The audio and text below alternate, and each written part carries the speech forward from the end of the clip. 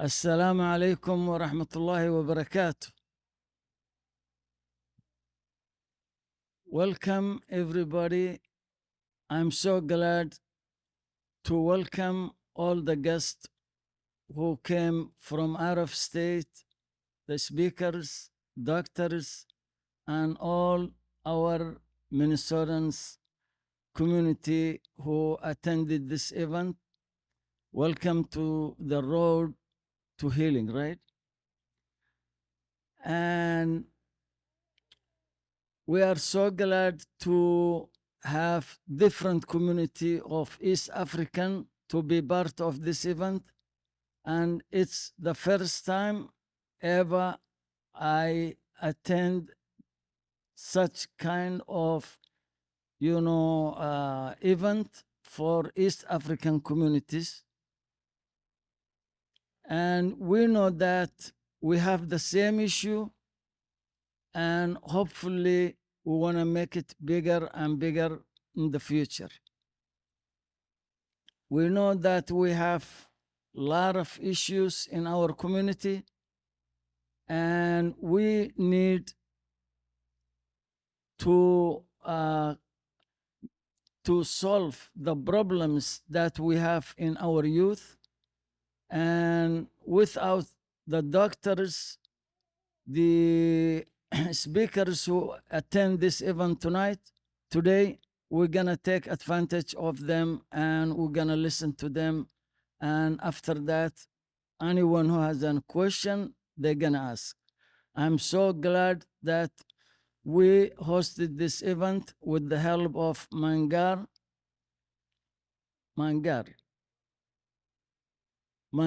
They did a lot of effort to make it happen with their partners from other East African communities.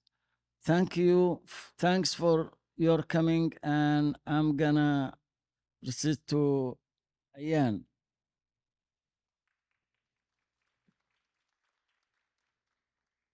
Thank you, Ader. Welcome, everyone. Ader is from the Somali Museum. They are the ones that have sponsored this event. We're very grateful to them.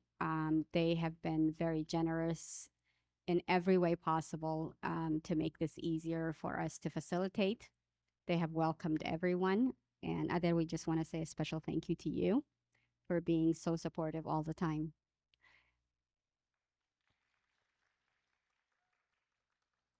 Bismillah. So my name is Ayan, and I am the parent of two children that have autism. I am the executive director of Maangaar Global. And Maangaar, just to give you a background, is the word for autism in Somali. It means unique mind.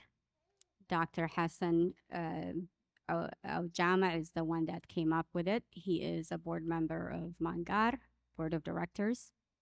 This is an organization that does advocacy work, policy work on a state level, working with legislators, helping families navigate services, county services, and advocates in the schools for parents to navigate the educational system, the medical systems, and we do a lot of activities, advocacy work in the communities as well. We do serve Somalis as well as Ethiopians and Eritreans and Oromos, and anybody else that really needs our help. We are very grateful to be here today. Our team is 14 members strong. They have worked very hard on this project. And I want to say a special thank you to them. I would also like to say a special thank you to our guests that came out from other states and those from within the state that have come to participate, given their time freely to come and educate us on many amazing topics on mental health. Our program today will be very intense as we're starting a little bit late. We will be covering several topics. One of them is substance abuse, stress and anxiety, There will be workshops on creative mindfulness, positive self talk, prenatal, postpartum, and African studies, positive parenting, trauma and suicide, cybersecurity, and voice of the youth. There will be entertainment from the Somali community, the Eritrean community, the Ethiopian community, and the Gambella community. We will have fashion shows. There's plenty of food for everyone in the cafeteria. Um, and I would love to again welcome everyone and thank them again for all their hard work. I will pass this mic on to Yoftahe, who I also thank for being part of this and contacting us to collaborate on this subject.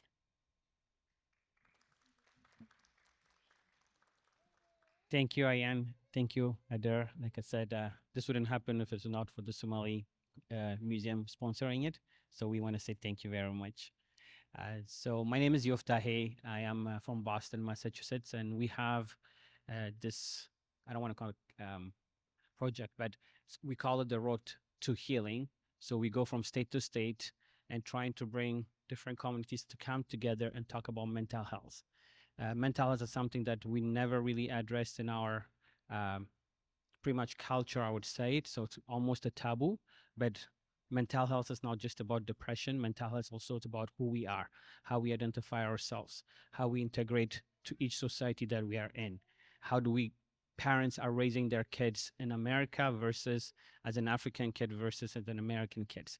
So there's a lot of conversation that we're going to be talking about, and I'm so happy to see so many kids in here.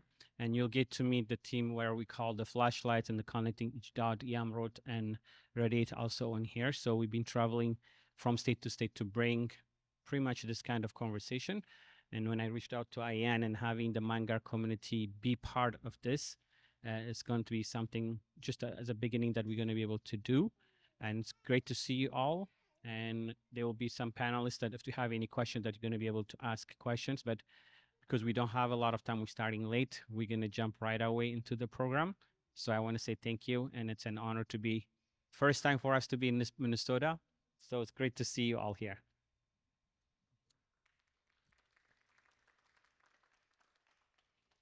Thank you. I forgot to add that our host for tonight will be Anisa Haji Mohammed. She will help introduce the programs. Like Yoftahi said, we're going to jump right in. What we're going to do right now is have the opening ceremony, which will be performed by the Somali dance group. They are a very energetic, amazing group, and we hope that you enjoy the entertainment. A note on mental health, it's very near and dear to Maangaar.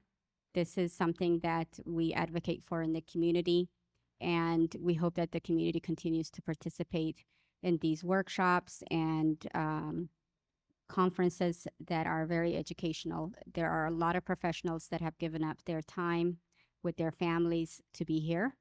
And again, we appreciate them all. A special thank you to all of them. Please give them a hand.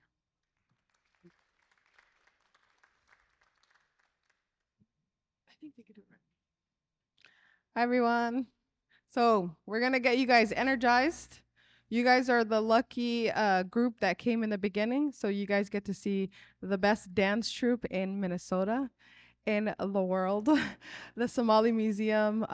So I just want to say for myself, Anisa Haji Mohammed is my name. I'm the program manager of Maangaar Global. And I'll be helping you guys today with the program and introducing each part and welcoming our speakers. For me, my background actually started in Fresno, California, where I grew up with a very diverse community of Ethiopian, Eritrean, Oromo, and very few Somalis. And so it's really beautiful to see everyone come together today. And I hope that, you know, this conference will be a good beginning and a good discussion and not the last time that we get together. But I'm going to go ahead and introduce the Somali dance troupe. They're going to come out and do some traditional dances, and we'll go ahead and leave the stage as they entertain.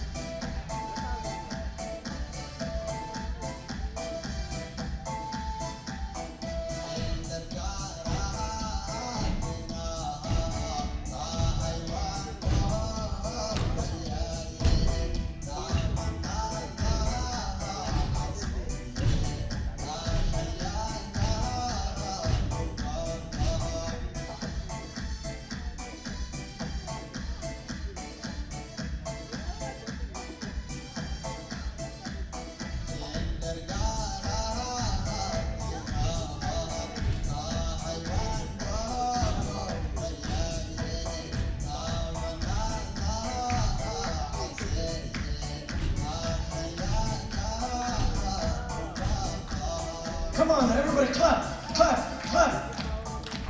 Sorry, sorry. Give it up for the Somali Museum of Minnesota.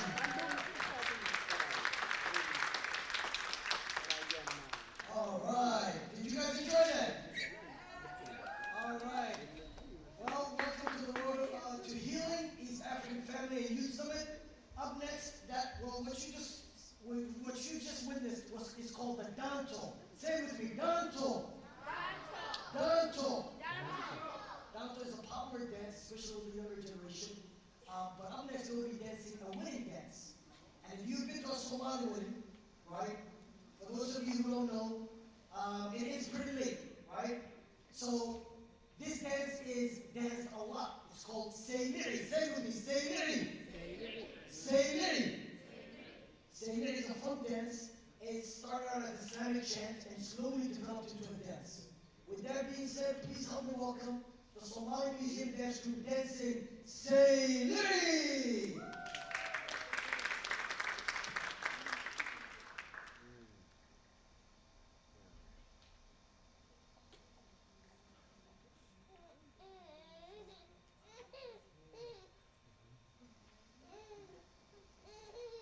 All right. 5, 4, 3, 2, 1. Let's go.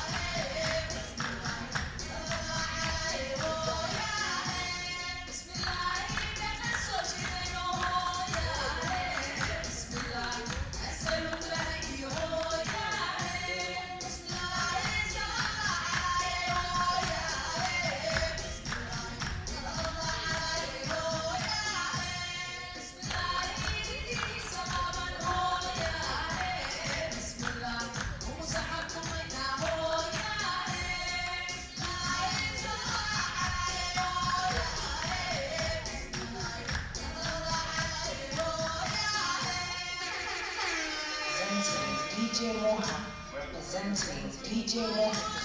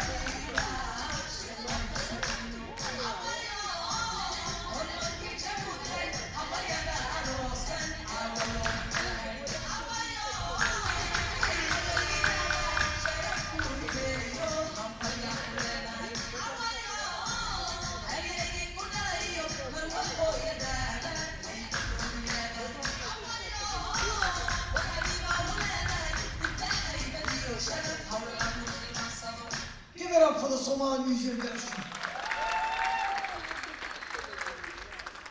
The Somali Museum is encourages youth to embrace their culture and use dance as a tool to build community. Many of them are college or high school students, also have jobs, but in their free time, they come to the Somali Museum to study their culture, right? With that being said, the next dance is a dance called Shirip. Say it with me, Shirip. Shirip. All right. Please help me welcome the Somali Museum dance troupe dancing. Shirip.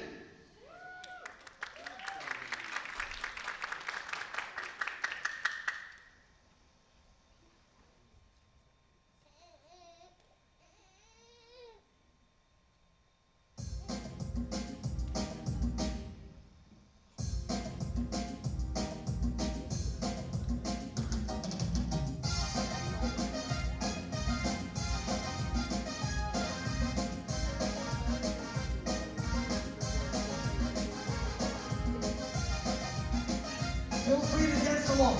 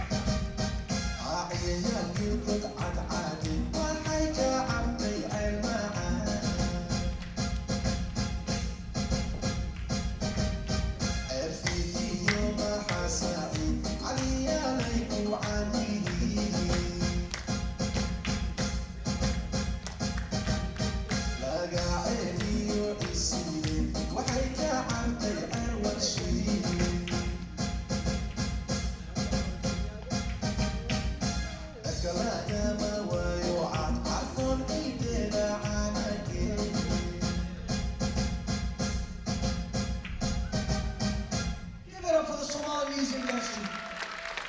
All right, it's engagement time. It's time to, get the audience to move a little bit, bust a move. Is that okay? We need volunteers. We need volunteers. Come on now. Don't be afraid. I know there's a lot of brave young men and women in the audience. Raise your hand if you want to be chosen. There you go. All right. As a matter of fact, anybody that wants to dance, just go up on stage. Go up on stage. Good. Let's have some fun. You can go this way. There you go.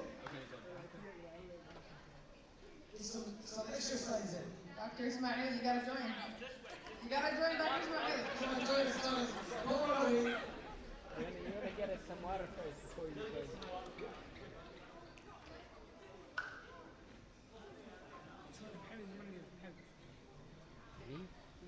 All right.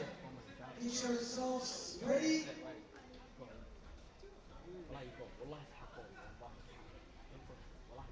All right. I need someone to kind of demonstrate, one of the dance troupe members. You're going to swing your arms from side to side. 1, 2, 1, 2. That's all you're doing. Side to side. And then you're doing that, and then when it comes to the chest part, the guys are jumping up and down, the ladies are moving their hands from up to down. Just like that. Up, down, up, down. All right, are we ready? Let's see. We're waiting for Hussein and Zainab. Come on, let's go. All right, come on, come on. Let's go. Give them a round of applause. They're feeling shy. Let's go. Trust me, you'll not regret this. All right. We're going to do, all right. And we're going to start in 10 seconds. I want the audience to cheer along, to applaud, to make some noise. Come on, they need cheerleaders, okay?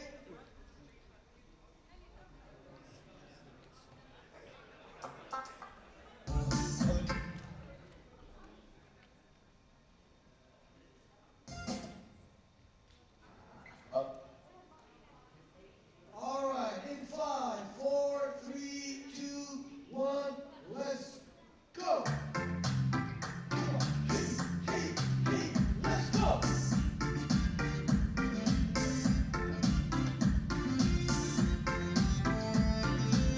Wow, they are killing it. Come on, guys, the ladies are doing better. You better catch up. Come on now, hey. Woo, clap, everyone.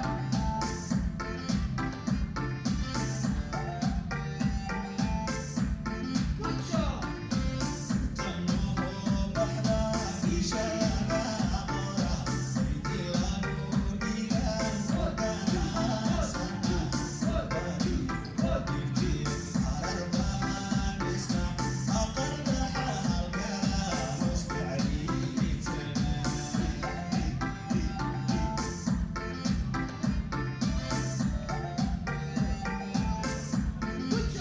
are catching up. You guys are catching up.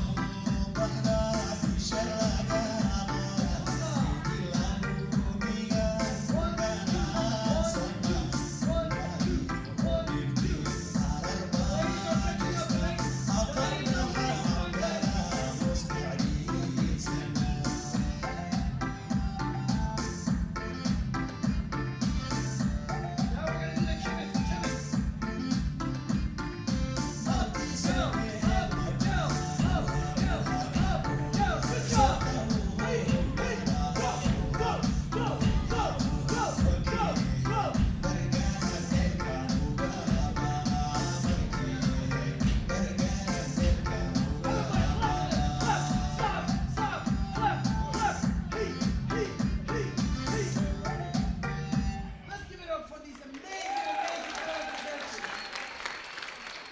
All right, stay there. We're going to declare a winner. All right? For those of you who think the gentleman won, make some noise. For those of you who think the ladies won, make some noise. And the winners are the ladies.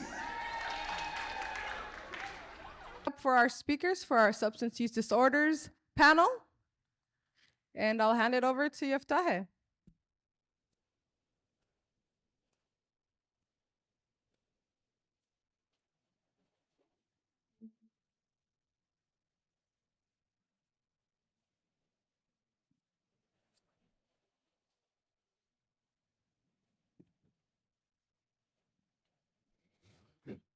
Hello, hello. I know we ran a little bit late, but thank you for being here again. So we have four amazing guests here. So we're going to introduce them first. The topic we're going to be talking about today is substance abuse. There is a difference between substance abuse, addiction, and then the behavioral addiction. So we're going to be addressing mainly today on the substance abuse addiction. So let me start from the end, I guess. Dr. Ishmael, going to introduce yourself a little bit, and then we're going to go in order. Yeah, and can you hear me? How about now? Oh, you can hear me. All right. And my name is Ishmael Amare. I am a neuroscientist by training. I currently work at the National Institute of Mental Health in Washington, D.C., although I'm here more often than I wish or I would like. And I worked for the last 10 to 12 years in mental health and addiction. Before working at the National Institute of Mental Health, I actually worked at the National Institute on Drug Abuse. And I was like the scientific advisor to the director of the National Institute of Drug Abuse. Before that, I worked in the office of the drug czar in the White House. So I've worked in substance abuse and addiction and mental health for the last 12 years. Before that, I was an academic. And before that, I think I was a kid.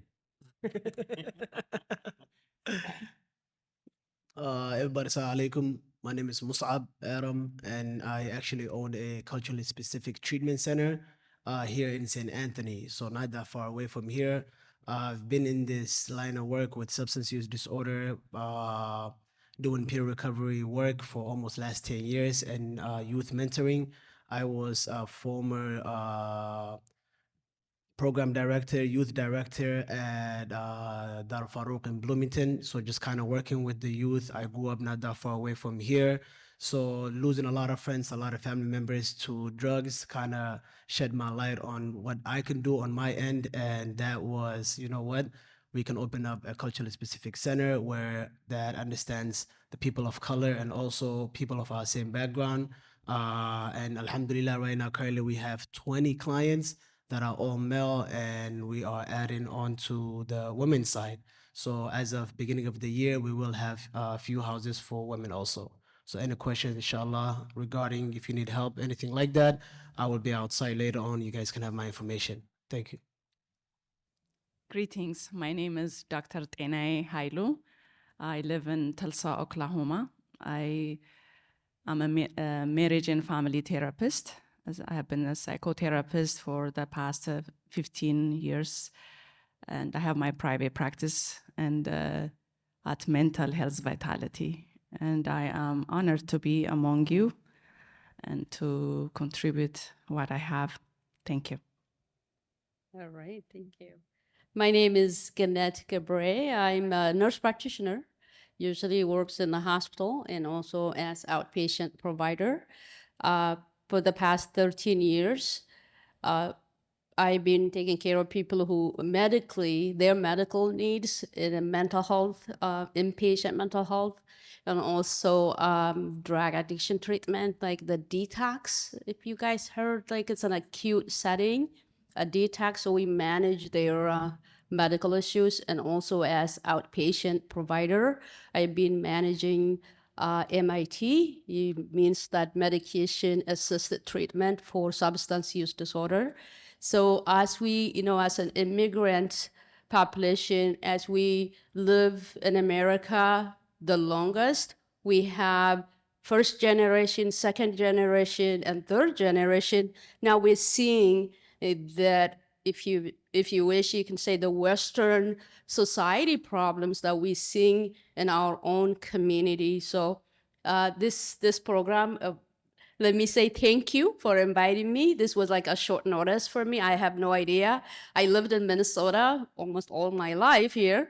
So it's really commendable to prepare something, a program like this is gonna be very essential for the community. Thank you. Thank you, Gannett.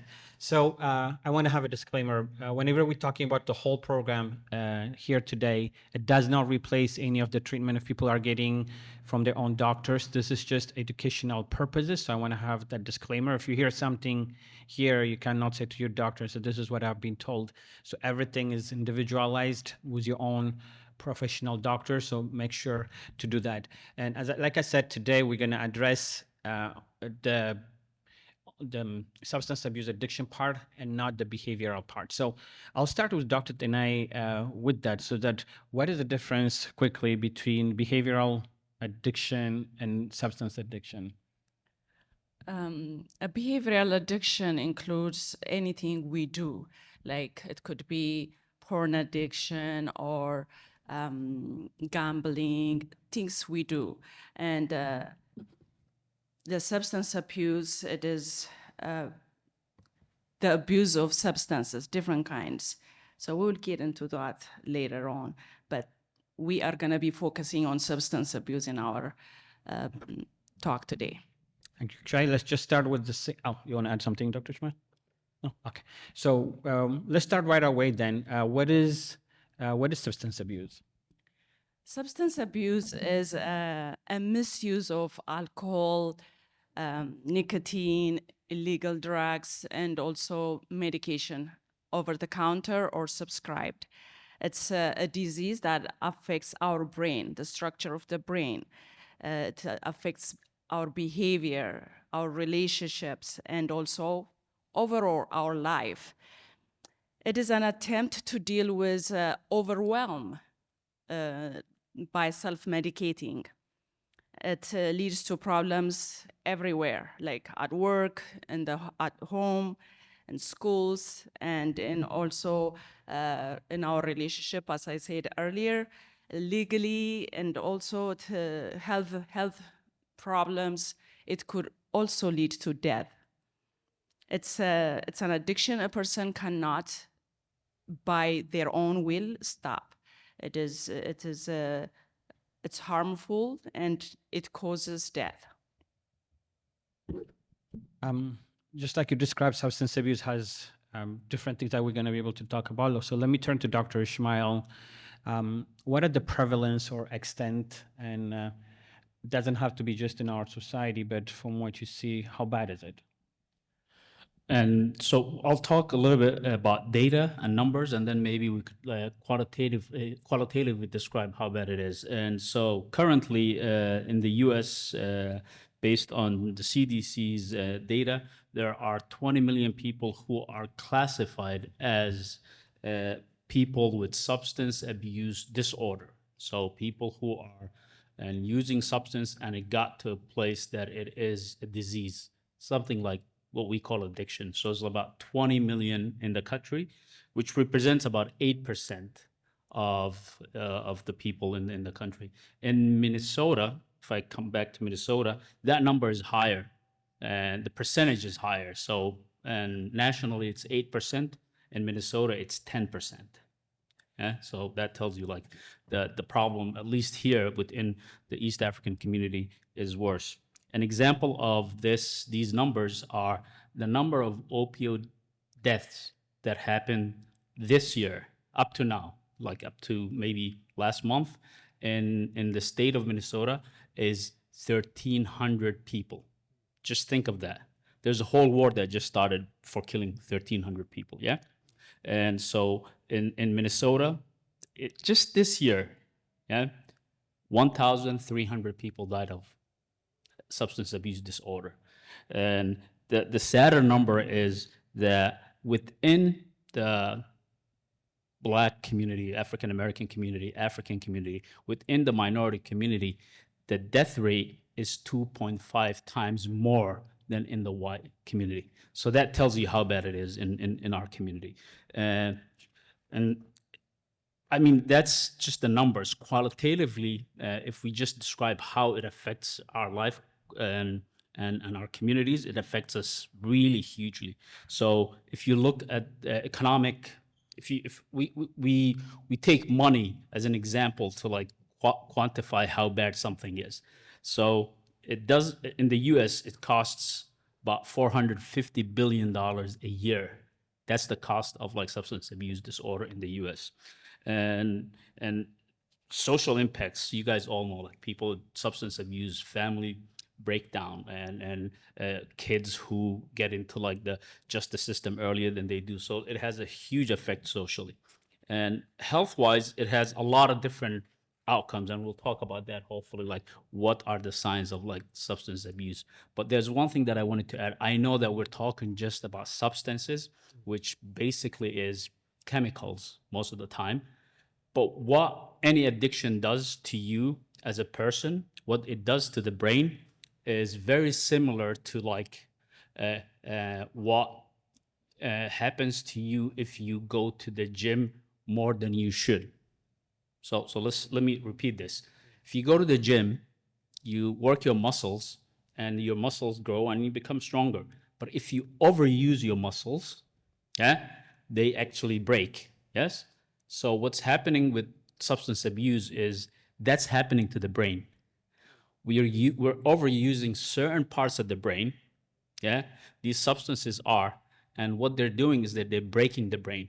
And that's really when someone becomes addicted. And that's what addiction is. And it's not something that has to do with willpower or has to do with like, I'll stop this. No, you're broken. So before you get to that broken level, broken stage, which your brain breaks, yeah, that's one you should be addressing, like the use of substance and abusing it. Thank you, Dr. Ishmael. Actually, what you just said hit home, because you just said there is a war that just got started for 1,300 people.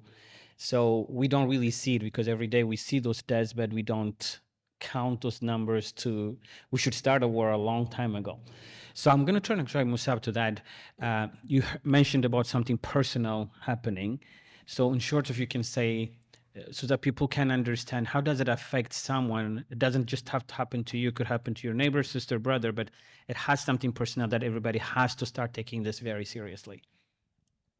Just like Dr. Ishmael just said right now, in Minnesota, that number being 10%, right? A lot of that is people that we know, especially the BIPOC community, the East African community. If you really do look at it, a lot of us, we have those personal stories. A family member, a nephew, a niece. Again, I told you guys, Edison High School, I grew up a few blocks away from here. And I was class of 2009 high school. Right now, we had our 13th year, like weirdly 13th year high school reunion. It's supposed to be 10 years. And if you look at a lot of the people that before we came into the ceremony and people came together, it was like the people that died, like within our own class. And the number is shocking. And we got so desensitized to where it became, we normalized it where it's, oh, somebody just OD'd, like, do you remember so and so? We run a lot of community groups like AA, recovery 12-step programs. And just 2 days ago, we got a text message from a sister that used to be in our program when we had the women's section, graduated, clean for 3 years, went back into the community. She used to do a lot of volunteering hours, and literally 3 days ago, she OD'd. So just like Dr. Ishmael was saying right now, once you're broken, unless people, it's something that you don't know when it's gonna hit. Like personally, seeing everybody that you grew up with and calling for help almost, right? And by the time you recognize it or by the time you realize it, it becomes too late. And that's when parents, especially from East African point of view, that's when parents are irritated with the kid. He hasn't been doing anything. He dropped out of school. Like he's not doing well in his life, so they push him out. And almost when they push him out, you see a lot of guys that are in the streets. So now even the numbers of people becoming homeless is increasing. Now when someone is homeless, that personally from substance use, what happens is now just for them to have shelter, they're breaking into cars. Now for them just to be able to get a warm bed and just eat 3 times a day, they rather go to jail. So it's creating all these problems and all these effects. And it doesn't start from people that we don't know. It starts from the people that are sitting here. If we're not paying close attention, if we're not seeing these signs early on, if you're not respecting the people that are teaching you guys this stuff or even educating yourselves, by the time we recognize it, it's too late. Yes, it starts with us. That's why sometimes we think it's someone else's problem, and then that's why we really don't address it. Ganesh, let me come to you quickly, because how we address it, the wording always matter. You were mentioning earlier. So what is the proper way right now, currently, you said, what we call it substance abuse, if you can start with that would be great, please. Yeah, thank you. Yes, the terminology to define people with substance use disorder has been demonizing. Let's say he's an addict, or she's an addict, or she's an alcoholic, or he's an alcoholic. That I think the research has been going on, that when we look at it, when those people come in for treatment, like inpatient, like a detox facility, like acute hospital, or in a community fund places, like it's a halfway for people who are being imprisoned. They found that when we call those people, that's our family members, our kids, our brothers and sister, an addict or a junkie, if you heard this word, that has been not productive to help those people with substance use disorder. So the terminology has been changed to, instead of drug addict, we say substance use disorder, because it is a disorder, by the way. I know you guys are going to talk about the trait, the personality trait that it tend to be addicted, but other people won't. So those are the things that the terminology. There is other issue has been, the approach has been changing also, is when after one person, any person with substance use disorder get into treatment, we're human, we make mistakes, and they relapse. In the past, how the treatment was like, okay, you're hopeless, you're gone, I can't work with you. The providers would say that include a physician, a nurse practitioner like me, a physician assistant who do those things, even counselors, those like mental health counselors, substance use counseling providers. But now we're changing the approach. We're changing the approach to say, okay, this is what happened to you. You made a mistake.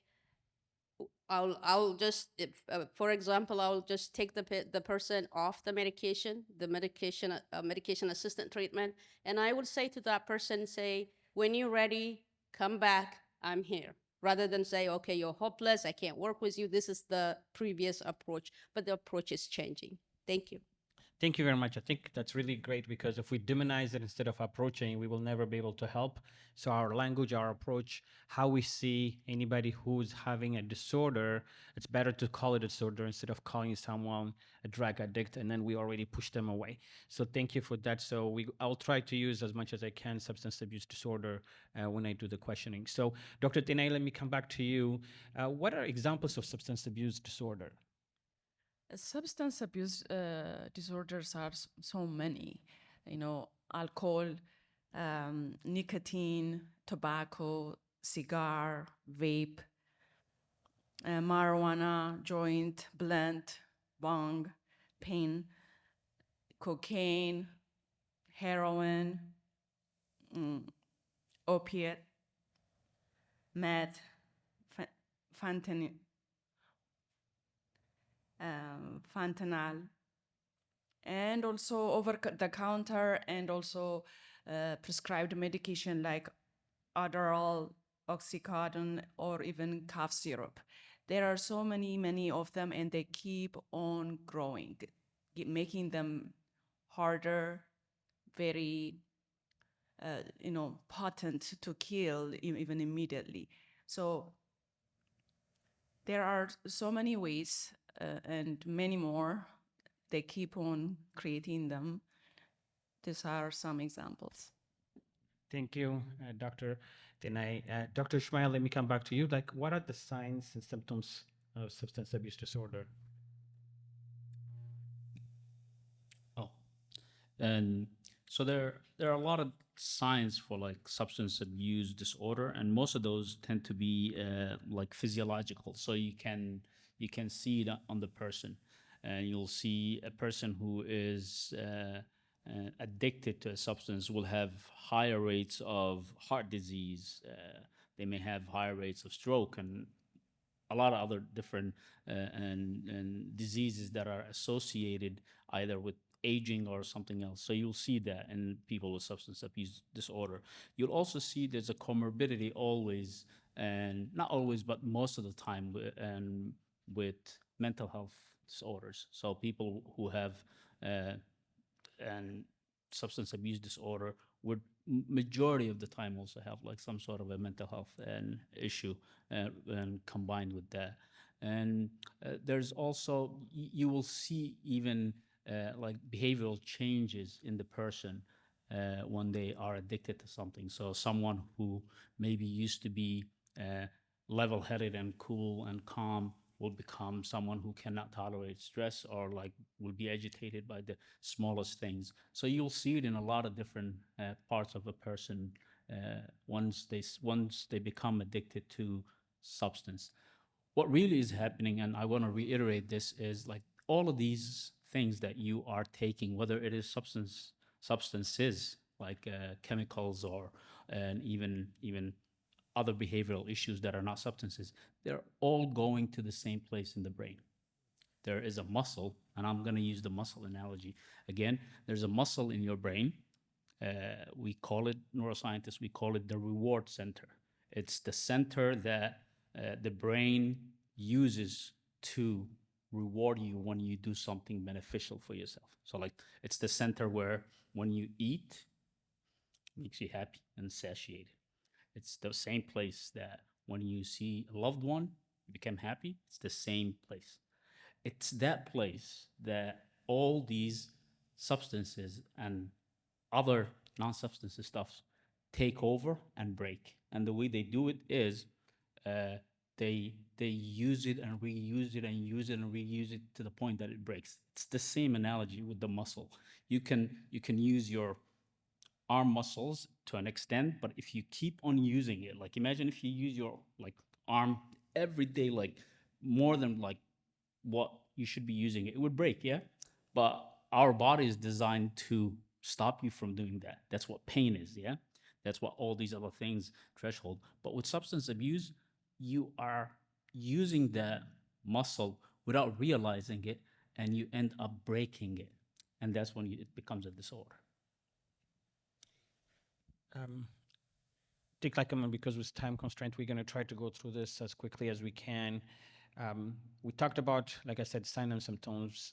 And are we more, there are some people who might be addicted, more prone to substance abuse disorder? Yes, addiction is, for some people, they could get addicted quickly, and for some, it's not that much.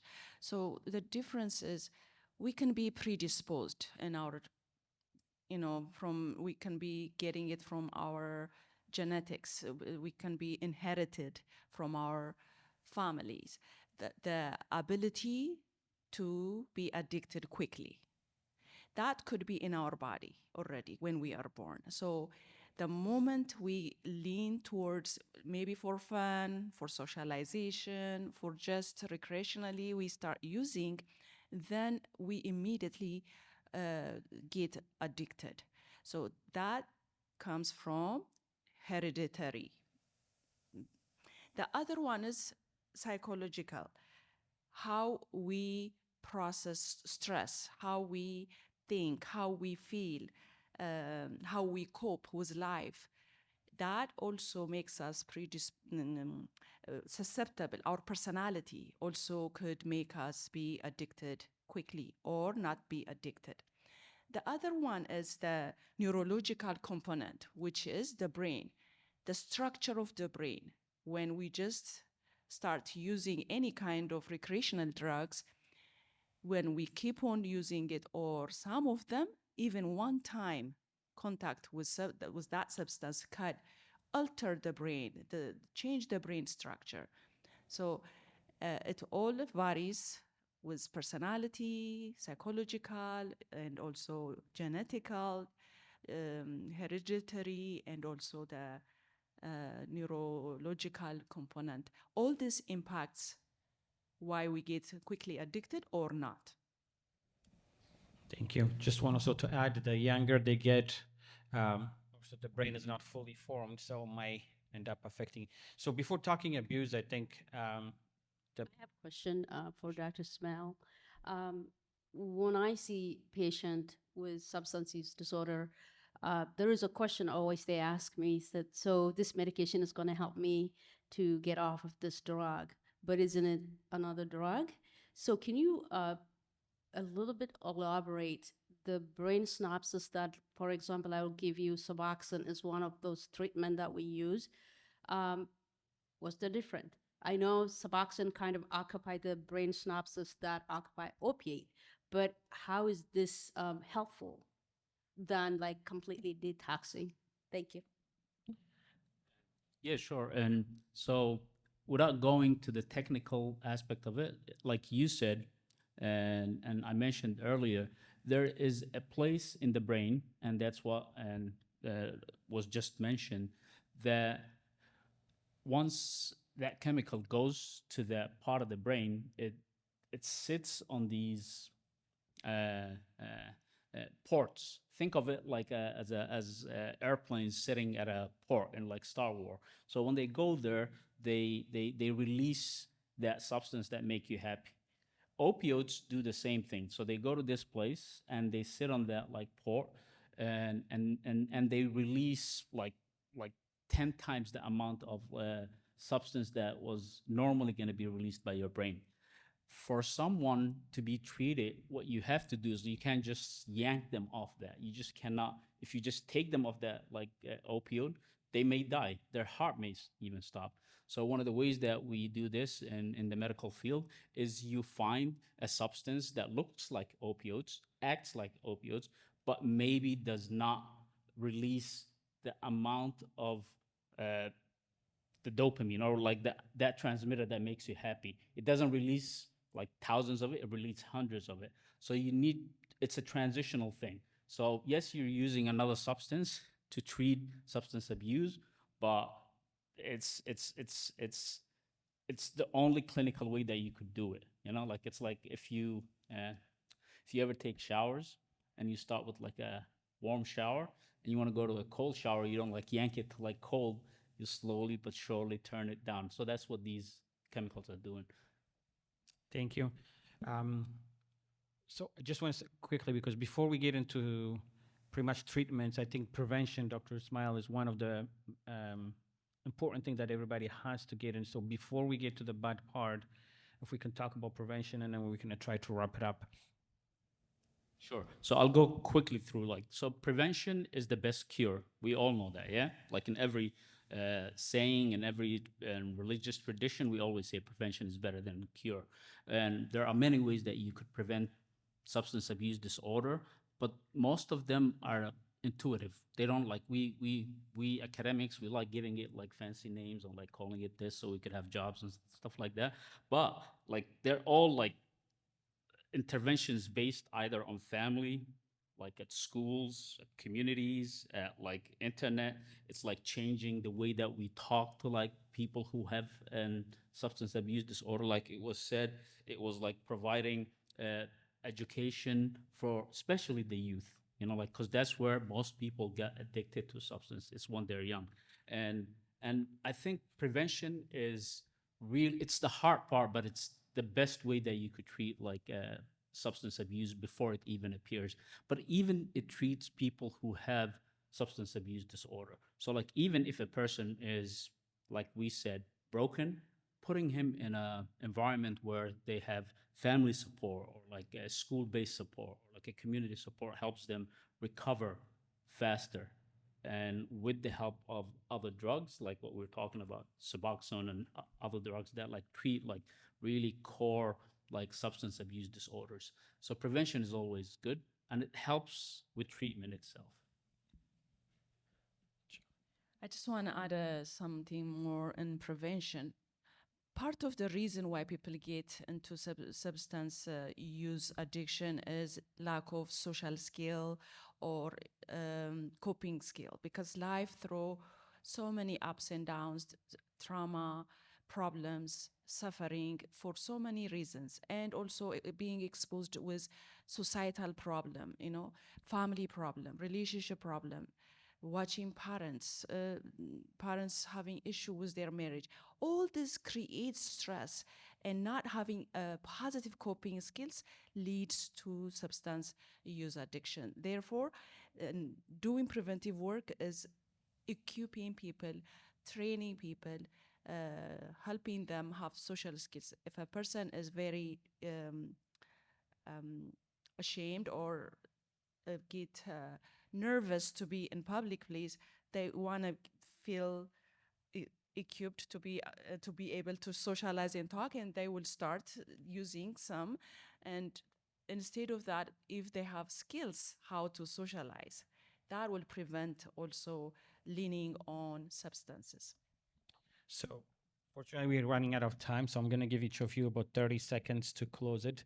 Let me start with Dr. Tanay, mentioning some of the treatments that you can as quickly as you can, and then any word that you say to close it, then we'll go to Gannet, Musab, and then Dr. Ishmael will close us. So the treatment has to be holistic. There is no one way. Therefore, The medical component model is important to take medication when it was being under the care of medical care provider. Psychotherapy is very important to address the root cause of the pain, the suffering, the reason behind the addiction. 12-step program is incredibly helpful, and support with family and community, collaboration, not seeing the person as bad, realizing this is our problem and we need to support and understand and learn to support, how to support. There is also a spiritual faith component that is very crucial for this treatment, and also having a support group. We cannot do it alone. This requires help.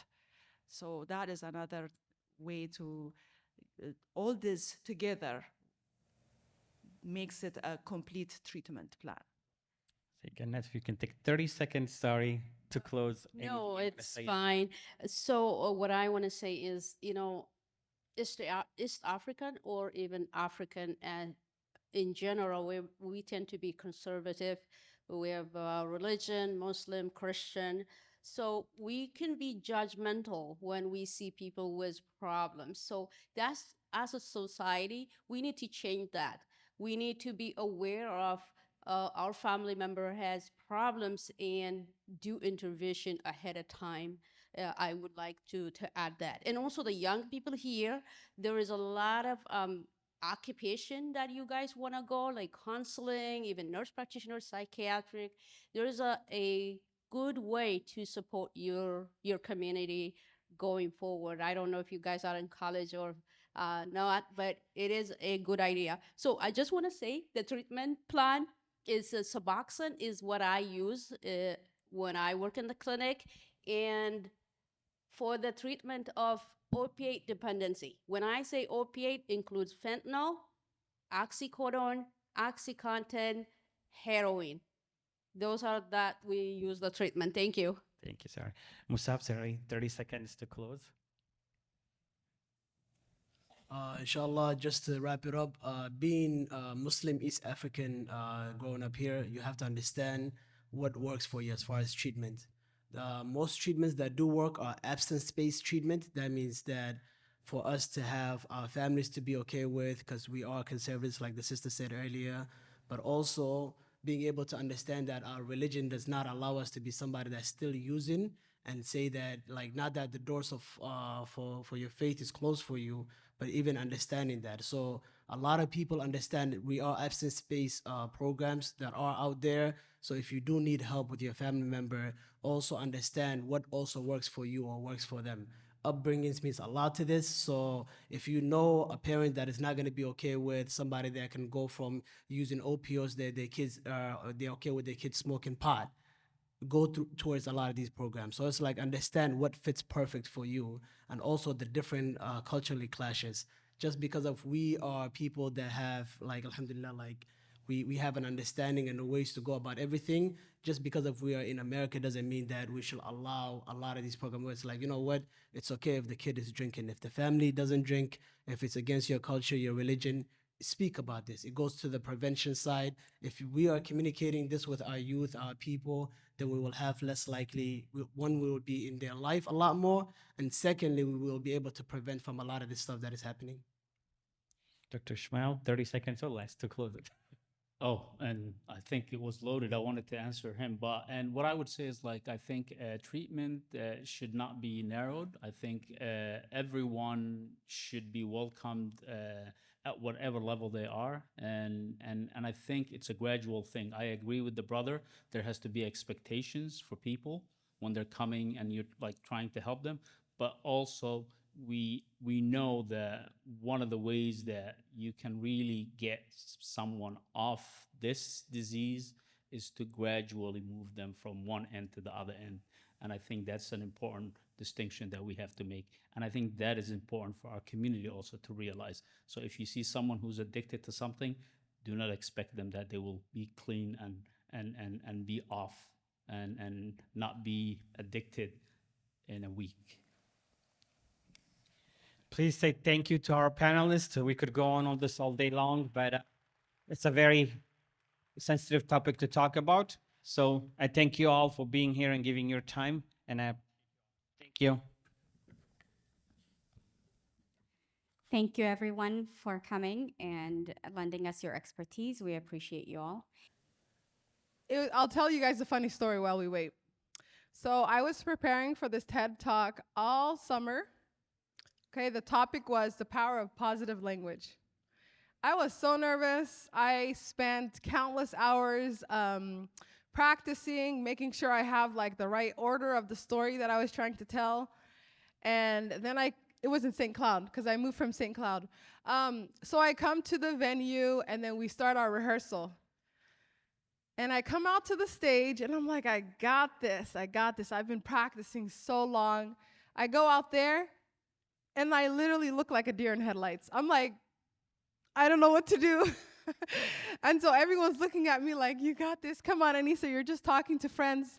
And I just could not get over the anxiety I felt. And so looking out, I saw like at the time there were a lot of empty chairs, and then there was my cohort, and I was like, I just don't remember the words. I was like, it's my story, but I don't remember the words. So it was very nerve-wracking for me. But you know, it had a beautiful ending. My friends Intisad and Jojo and Zainab, they all showed up, and they're like, Anissa, you got this. We went back to the green room, and we started practicing again and again and again. I don't even think we had lunch. We were just, and then I went out, and I didn't miss a word. So I went from like complete just blank to basically saying my 8-minute speech without a pause. So thank you to the community that helped me. I'm glad it didn't go like the same as rehearsal, because I would just move from the state of Minnesota. I would just not come back. Yeah, it would be too much.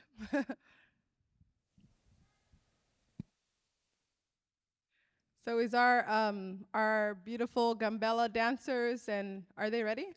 We're just waiting on them.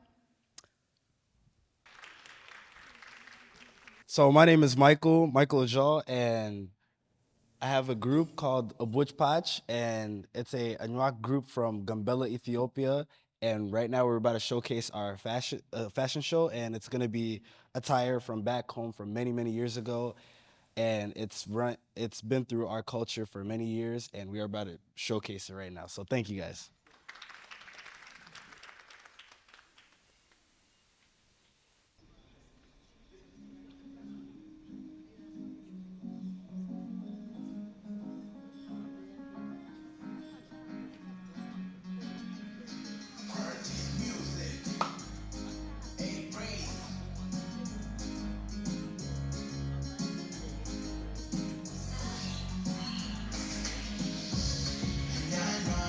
You're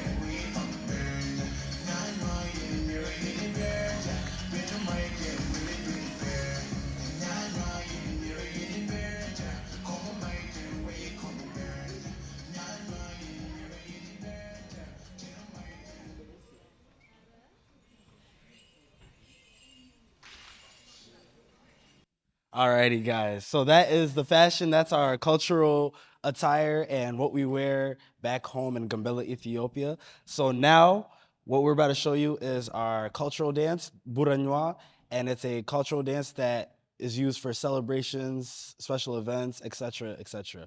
And this dance has been around our culture for so long, and we are grateful to know our culture and know this dance. So thank you, guys.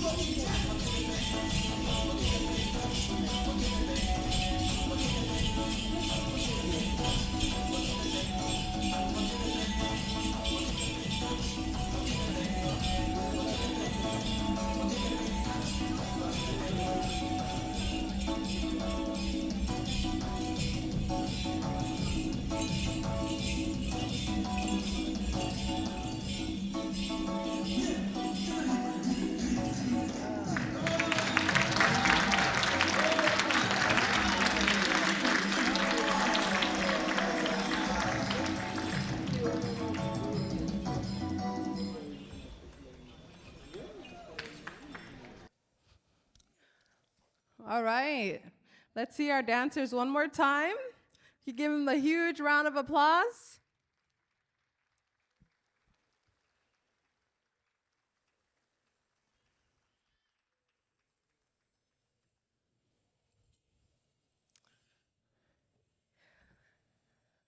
Beautiful. The fashion show was amazing. The dancing was spectacular. For me, I know I'm not the only curious one. Whenever I see kind of depictions of another culture, I'm always curious to ask questions. And so, Michael, if you could tell us a little bit more about the Gambella community in terms of diaspora, like where are you guys in the United States? Like which big pockets of cities do you live in? So a lot of us Anuaks, a lot of Anuaks like they moved here to the States, to Sioux Falls and Minnesota back in the early 90s and mid 90s. And then throughout the years, a lot of them started just coming through. And from there on, Anuaks, they would spread out. So we have Anuaks in California and San Diego, Maryland. We have some in Canada as well, in Calgary, Toronto, and a lot here in Minnesota and Sioux Falls. That's where a lot of them started. Oh, that's amazing. So I'm from San Diego, and I do remember as an ESL teacher, I had a lot of students. I pretty much taught at a school where it was like the little UN, everyone from everywhere. And so definitely I did meet a lot of members there. And so if I could ask another question, could you tell us about some of like the artifacts that you have, their names, what is the meaning behind them? So with a lot of names, I don't know. I'm not very well with the names and stuff. So right here, these bells, what are they called? Got it. These are called gare, and these are like bells. So then we can match and sync. So then when we're dancing and stuff, what are these called? We have like the spear. It's like dong. Yeah, we got like dong. Sorry guys, I'm not very good at Danoa, like Anuak language, but I'm still learning. But yeah, we have those, and then we have like cheetah skin all around us. As you can see, we have like a cheetah blanket here. Can't really get a cheetah skin in Minnesota, so. And then we have a wall, and then what's this called? A lada. So then we're like say like the males are dancing with the female, like they just whip them on the head with and stuff, and then the wall it's like to carry stuff and carry carry stuff, and then like carry the like food or just like carry stuff. Like, yeah. Wow, thank you so much. One last question so I can embarrass you guys one last time. I think it's incredible that you're so young and that your culture, like, you're like, hey, this is me, this is my culture, I'm so proud of it. And we have the Somali dance troupe that was here earlier. And so, and any of you guys could answer. My question to you is like, what draws you closer to your culture? Because the older generation is always like, the youth have lost their culture, they've lost the language, they've lost everything. And so how do you guys stay attached to it? Okay, this one I can answer without stuttering. So, so the reason why, for me personally, and all of us, why we're so intrigued and so in touch with our culture is because our culture, we don't want it to die down, so to say, because our older generation eventually they're gonna pass away, and we're gonna have to carry on the legacy for our culture and stuff. So right now we're starting young, and we're learning as like I started doing this dance. I learned this earlier this year, and I love this culture. Being able to learn and being able to be in touch with my culture, where my mother is from, and where my grandparents and my great grandparents. So That is. I thank you so much. I really appreciate you guys being here. You guys are awesome.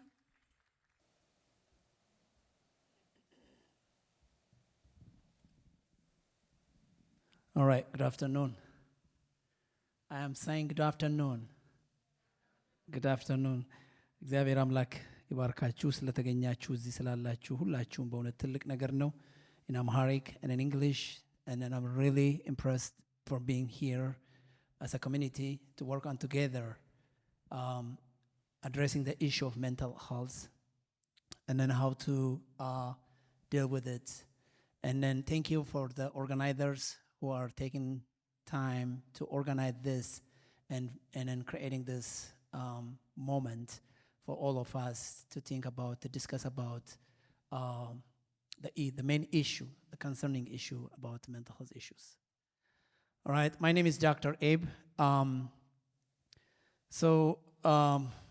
It is a big topic. I don't know if I'm able to share you guys the whole thing in about 20 minutes or 30, 25 minutes or 30 minutes. It's a big topic, but just trying to create an awareness about understanding trauma and its impact on East African population. This is the most important topic. And then I'm going to just give you kind of a brochure idea. It's not the details of information, kind of a brochure idea that everybody can, can have, think about trauma. Anyhow, I'm really impressed and blessed by seeing this. The users have been shown us this beautiful, beautiful, their cultural perspective and songs, because mental health is a culture, culture is a mental health. That's another topic. So if we think about the cultures, and if you're able to use up cultures, culture can help for mental health, and mental health is also another side of culture. So that is amazing. That's really, really amazing. I don't know how we continue with the PowerPoint. The next slide, I don't know if I keep saying that, but I wish if I would have, yeah, all right. So the first thing is what we're talking about is understanding trauma and then its impact. So understanding the trauma is the most important thing. A trauma, in this slides, what we talked about is what is trauma and then who's affected by trauma. And then how does stress, the next one, I mean, if you're able to show me. Yeah. Sorry, I'm just seeing my slide is going on, but this one still, yeah. So what is trauma and then who is affected by trauma? That's the first thing we can address within just 20 minutes. The next one, we'll talk about how does the stress responses system work? Because the cause and the root cause of trauma is a stress. It doesn't mean that, I'll talk about later, stress is always doesn't mean cause a trauma, but the root cause of stress, trauma is stress. So we need to address stress first, then we'll talk about that. And the next thing is what we are planning to address today is what is the impact of exposure to trauma? And then how that, impacting our daily life. Or if someone been, have had a trauma, and then how that impacting that person's daily life. And we'll talk about that. Especially, they took out my best audience. They're the users. I've been working with the users a lot. I love them. I would love for them to have this lesson, but they're not here right now. So when they told them just say, go to the next room, I said, what are you doing here? All right, I miss them. But this is the best thing because I work in my career, I'm working as a school-based mental health therapy with adolescents, dealing with ADHD, ASD, major depression disorders, anxiety, all kind of mental health issues, especially with African descent community peoples. So, and then we'll see that, and then how that the trauma can impact to, especially at early age, as well as the adolescents, and also like adults too. Trauma can affect anybody. And then the other thing we can talk about is what does this mean for school families? Because since I'm working in the school environment, how that affecting the school part, and then how's that affecting especially the daily relationship between parents and families. That is the other issue what we talked about. Okay, so when we talk about what is trauma, that's the next slide. It is very important to see this part.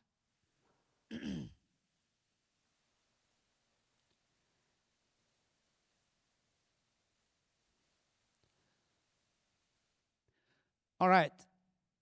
And then when we address about what is trauma, that's the most important definitions. I would like my audience to capture those 3 points. I make it in a very short way to let you understand about trauma. The 3 E's. The 3 E's. Those 3 E's are, the first one, the 3 E's are when trauma happens is always those 3 things can happen.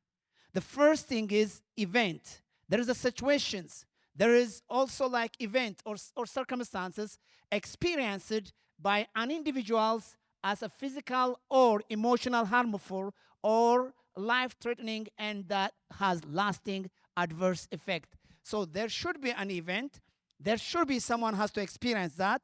And then that experience has led to kind of an effect, a daily life effect, emotional effect, physical effect, social life effects, and also it's gone on and on. So those 3 things has to be happened to define a trauma.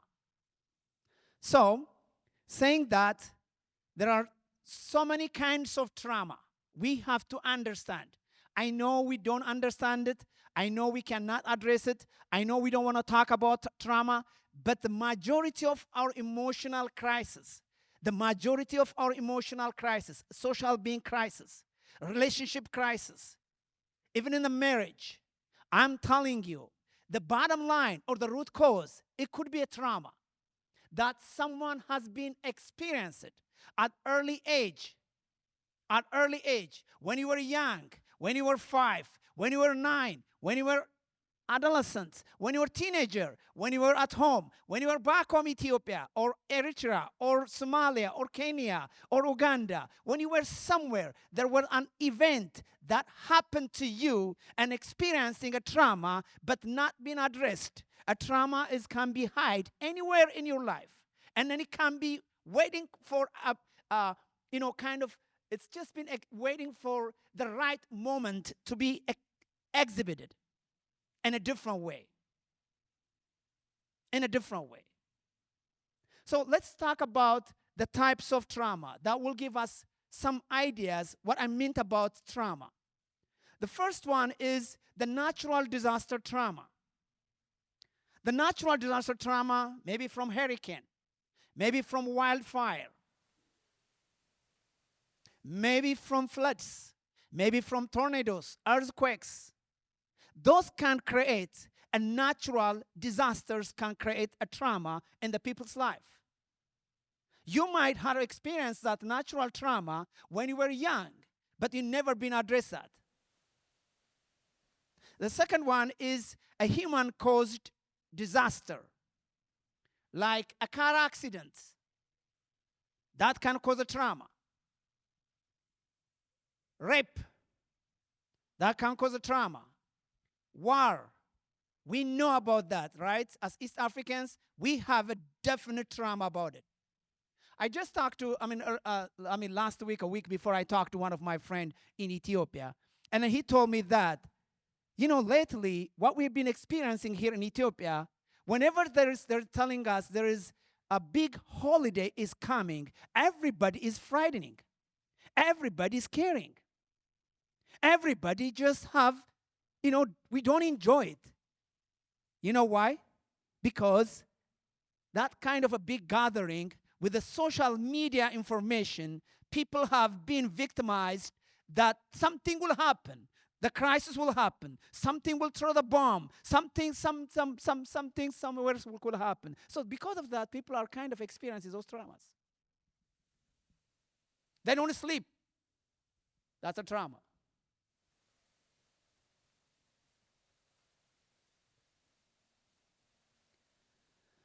The other one, I'm not going in details in each types of trauma because I don't have time. The other one is a community violence. You guys remember about the George Floyd incidents, right? Recently, I mean, like 2 years ago, what we had, right? Robberies, shootings, assault, gang-related violence, hate crimes, group trauma affecting particular community. Those are we call it a community violence that can create a trauma as well. And the other one, school violence, right? Right now, I mean, I remember that last week in the school where I was working, there was a lockdown. There were a lockdown, and it was, when there's a lockdown, all the principals, they already sent it out the email. They have to inform the parents, hey, we have a lockdown, something happened. You know what happened? Within 3 minutes, all the parents are by the door. Because why? We have been hearing so many school shootings, so many school crimes, right? So because of that, the parents are very reacted. They told them there's no shooting, there's no guns, there's nothing, but we are in lockdown. But the parents are responding. I'll talk to you later how our brains are working in our fight and flight mode when we are responding to trauma.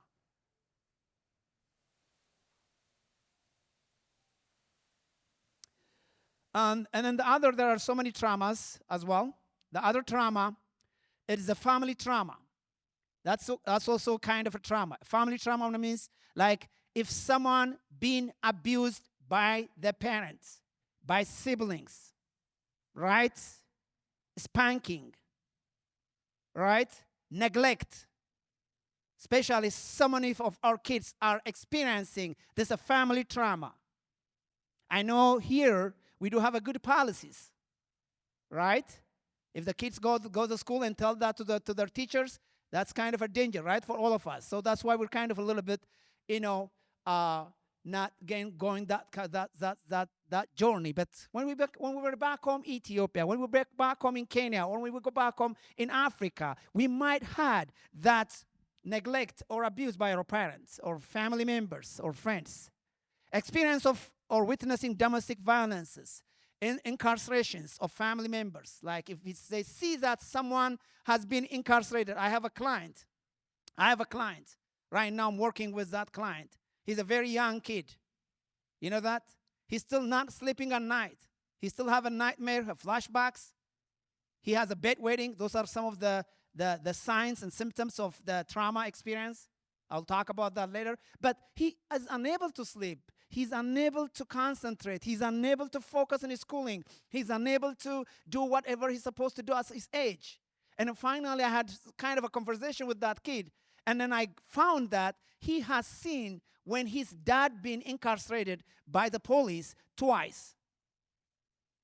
And whenever he hears the siren of the police car, he's always shocking. He's always crying. He's always looking for a place to hide himself. And when you bring him that kid in a place where it's a confined place, he doesn't want to stay in that room. He doesn't like staying in the classroom. Because why? He's not feeling comfortable. He's not feeling safe. He still have that flight and fight experience or emotional experience. Because of why? Because he has been experiencing at early age that incarceration of his dad in front of him.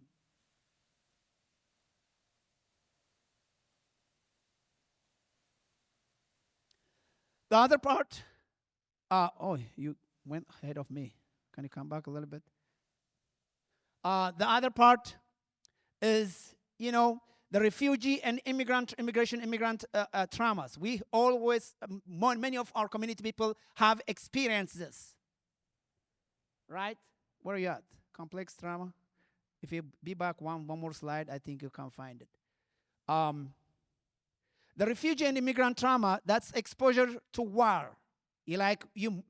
I just did my research, like 3 years ago. I finished this last May. And one of the research participants from my researcher, she told me that, they were walking from Somalia to Kenya in the middle of a night.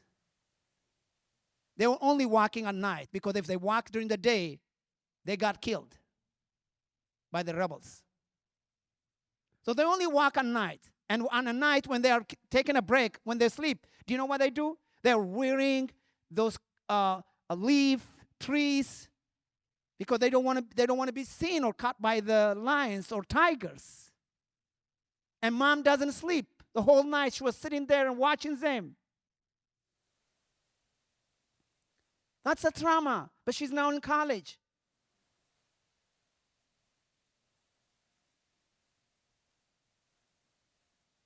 That's a different story. But maybe one time I will have next month at the UFM sharing about the findings and the research findings and recommendations. That's the most important thing because our kids has to be valued and academic equity has to become to be the part of the discussion.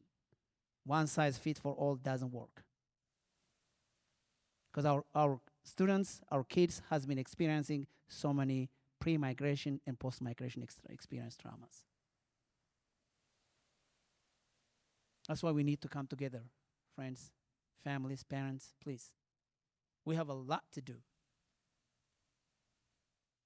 Especially like you've seen them, these beautiful young adults. You've seen them, those beautiful users. I always enjoy them. They're amazing, but they need our support. Seriously. So that's what it is. And the other part is a medical trauma. Medical trauma, like if you have in pain, injury, serious illnesses, invasive medical procedures, like people who are going through so many cancers and those kind of serious medical illnesses that can leave a trauma in one's life. Poverty, that also can have a trauma experience, can leave a trauma experience, like lack of resources, lack of supports, right? Mobility, financial resources, those are very, can have a traumatic experience for one's life. All right? Okay, let's talk about the complex of trauma. By the way, trauma can be classified into three. The first one is acute trauma. That means if someone is exposed to one kind of trauma, like maybe abusing by parent, or maybe neglecting by parents, or maybe exposing by war. If one person has been exposing to one kind of event and experiencing a trauma, then that's what we call it acute trauma. And the second one is chronic trauma. The chronic trauma is that kind of a trauma when someone's been experiencing two or more times in one event, like being neglected by the parent at early age, and also neglecting by parent during the adolescent, and also neglecting about when he's marrying. Those kind of things, if keep repeating, like right now, yeah, we have, that's a good example is a war, right? We had a war at one government. When the other government leaves, another war is coming. When another one is coming, another war, different war, different war. We are experiencing the same kinds of cycles of war. That can cause what we call it's a chronic trauma. So we don't trust the government. No one can trust the government. Why? Because we are whatever left to us is just a war. And that's why we call it chronic trauma. The complex trauma, this one, oh yeah, okay, yeah, thank you, you did already. Thank you, I think, yeah, you guys already got, right? I haven't seen, but you got it. So, right, acute trauma, chronic trauma, and a complex trauma. The complex trauma means the exposure of multiple trauma. Like maybe you got a fire in your house. You got a trauma with that. You're dealing with that. And then you are losing someone you loved one. That's another trauma. And then also like you find yourself in the middle of a car accident. That is kind of a complex trauma, means having a multiple events that can cause a traumatic experience in one's life. And all those can come together. We call it a historical trauma. When I was sitting there and then I was thinking about this time. Okay, when do I start? Because I have 4 o'clock appointment to go. All right, so then we're supposed to be starting this meeting at 2 o'clock. Anyhow, it doesn't happen, and then move to 2:30. We love these people, these great people, and then move to 3 o'clock, right? We have a historical trauma.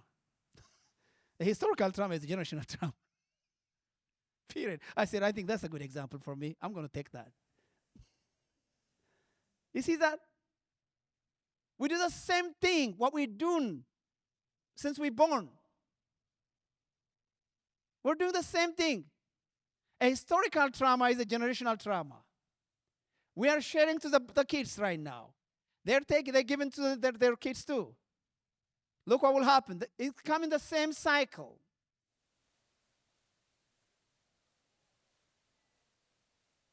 It's coming in the same cycle. Someone has to say, stop here. If one parent is divorced, the same thing could happen with the other parents. You know, I think Dr. Ahai? Yeah. Tenai, Dr. Tenai. Oh, that's my mom name. Love it. It's a beautiful name. You know, she was talking about earlier that how the generational, how one, hereditary situation can happen from one person to when you are dealing with addictions, right? That's what it is. Families, friends, please, please, we are in a real world, and let's do the real things. Let's be very genuine. Let's have dealing the right thing in the right way.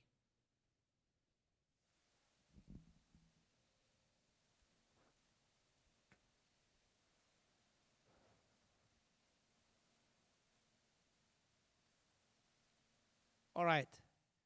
Let me say this one and I'll finish. They show me the time is ready.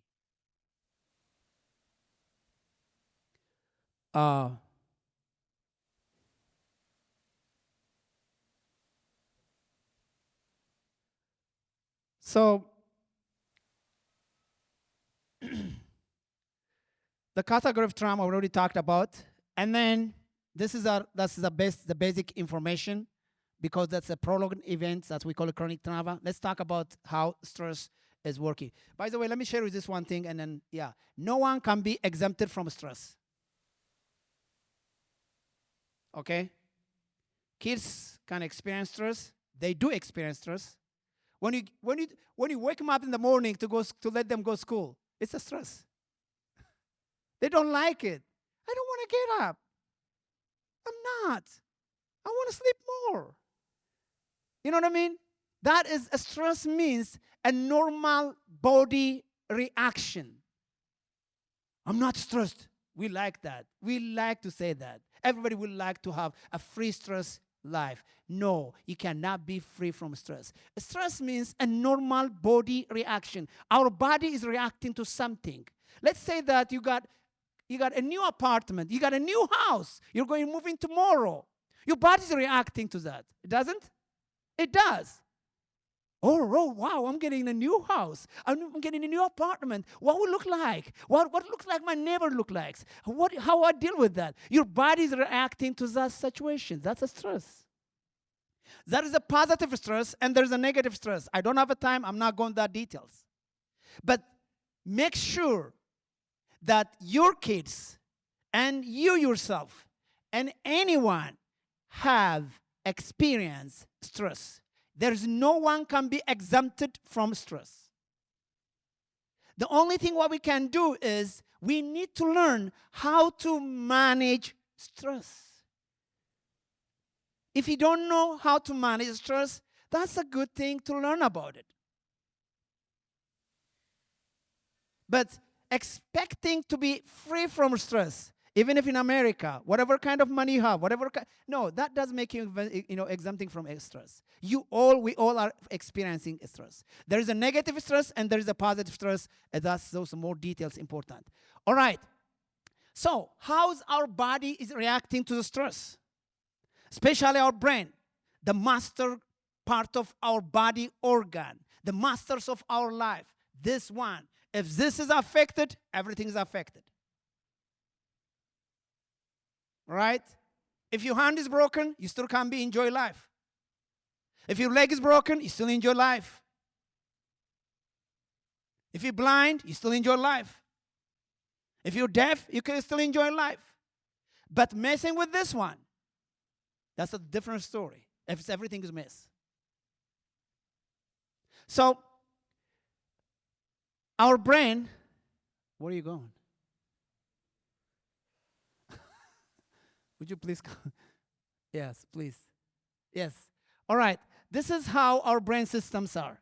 The brain stem. This is the main part of our brain that is controlling our blood pressures, our thinking, and our heart rate. You know, whenever any kind of situation is happening, our brain, this brain stem is the one thing that is highly functioning and responding. And the next one, the limbic system, this is the part of our brain system that's also working for our emotional regulations. That's the centers of our emotions. The limbic system and the brainstem, those two together are dealing in our emotional brain. I don't know how many of the clinicians are here who are, I don't know if you are familiar about the DBT. You guys remember that, the DBT, right? The emotion, the emotional mind, the rational mind, and the wise mind. Have you guys thought about that? And then mostly those brain systems are working for emotional brain part. All right, and then the top one, the neocortex, that is our brain part that is, it's starting to develop. Is starting to develop starting at the age of 7. It's starting to develop. That part of our brain is helping us for thinking, but it will be developing until the age of 26. Until the age of 26. To fully mature this neocortex, the thinking brain, it needs about, time to grow, time to mature, time to, things get settled. So this is how our body is working. Our brain system is working. Can I continue or can I stop? 5 minutes? All right. Let's say this one, I'll be done. I'll share you guys maybe another time, but since we have a time is constraint, I better stop because I would like to show you guys how our brain reacting to the traumatic experience and then that part. All right.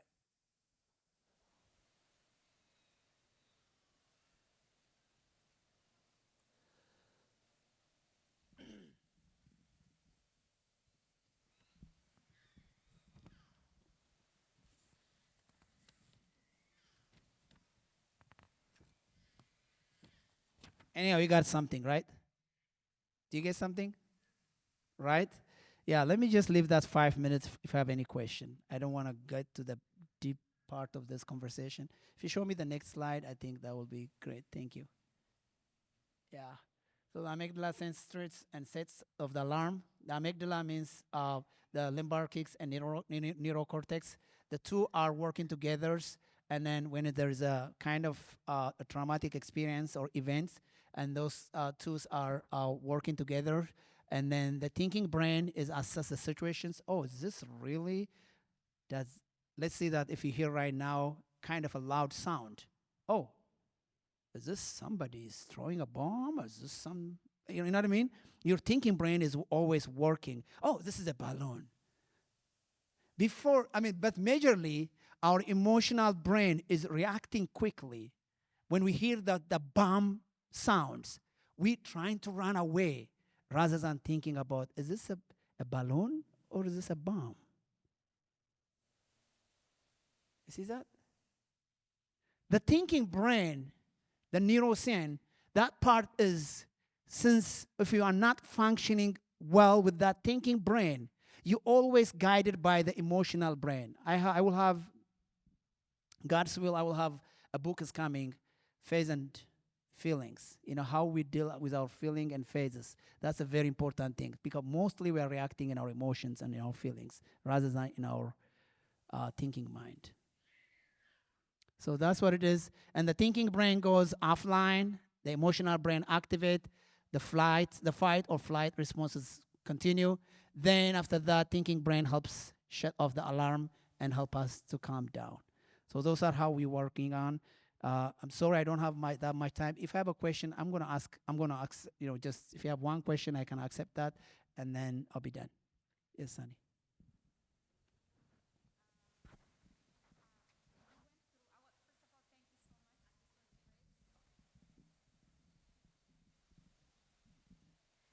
Thank you so much, doctor. This was great. I don't think there is a change in the type of trauma that you went through. There is no change through our life cycle, right? There is no change in the response or the response system. But I think there is a change in the way that we heal. The healing process is different today than we seen, or maybe my ancestor or my grandfathers went through. So can you talk a little bit about that? I think that's the main thing, the healing process. Thank you. Thank you very much. That's a good question. The healing process, and then once after someone been experiencing a trauma, as I said, a trauma is very tricky. It can be hide, it can be calm, hidden for a time being. And then I'm telling you, just waiting for a time to be. I mean, if you show me the next slide, let me show you that. Let me show them, please. Go with the triggers part. Yeah, we're going there. Just move on, please. Yeah, that will help us to talk a little. Common responses to trauma, like, you know. So during the school age, you know, we might have that fear, anxiety, worry, feelings of guilt, and all those kind of things are someone who been experiencing trauma can be exhibiting those feelings. Those are the very, by the way, feelings are normal. Feelings are very normal. Please do not ever deny about feelings. Anxiety, worry, fear, it's a feelings. It's normal, accepted. Usually in our community, what? We are trying to deny feelings. Please don't deny the feelings. In our session, in my session during the therapy, what I'm telling to my clients is any feeling is welcome. It's okay. It's okay. You know that, right?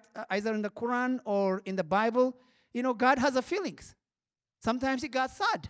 He gets sad, right? Sometimes he's happy. That's a feeling. That's a feeling. Please don't deny the feeling. Because the Creator even have a feelings, and then we have a feelings too. The first thing is the healing process, accepting the feelings. Never deny about it. You heard about the panel discussion people. They talked about substance use, right? Those peoples who are using those substances, drinking alcohol, using cocaine, drugs, do you know that what they're doing? They're not for being that bad. They're trying to medicate themselves. They're medicating their pain. They're medicating their feelings. Right? Rather than going to the clinic and be open and be transparent and have a discussion with the right person, they're trying to medicate themselves in a shortcut. They're drinking. They're using alcohols.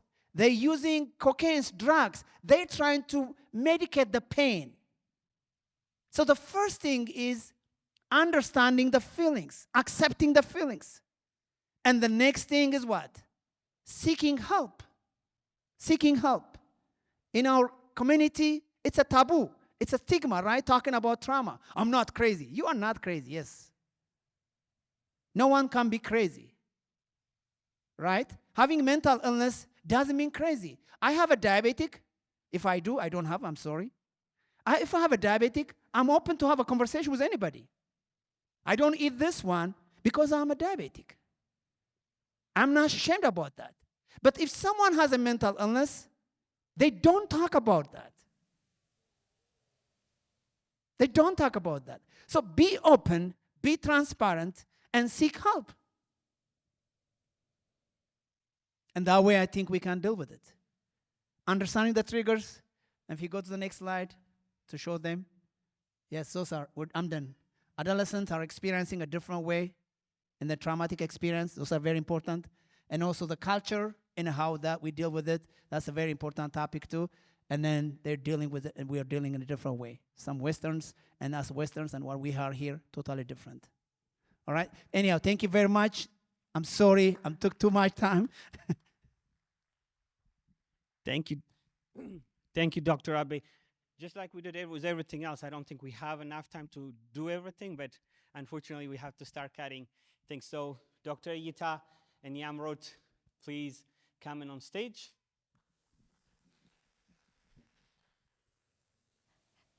Hello, everyone.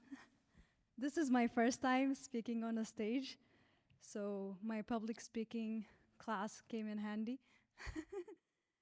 Um, so, ladies and gentlemen, estimated colleagues, and valued participants, I am delighted to welcome you today's panel discussion on this critical topic, prenatal and postpartum care. As we gather here, our focus is on well-being of expecting mothers and precious new lives they bring to the world.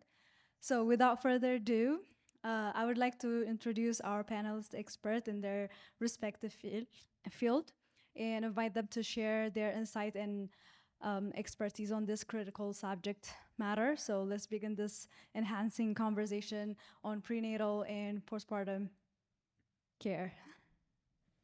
Thank you. Thank you for the invite to this. This has been a beautiful day. I've learned a lot so far, and I hope to add to the conversation. So my name is Iyita Gaga, Dr. Iyita Gaga. I'm a doctorally prepared certified nurse midwife, and I work in a hospital setting in Rochester, Minnesota. And I'm going to be talking about perinatal and postpartum mood disorders. So first, I want to start with the definition of those things. So perinatal, the perinatal definition of perinatal means occurring in and concerning with or being in a period around the time of birth.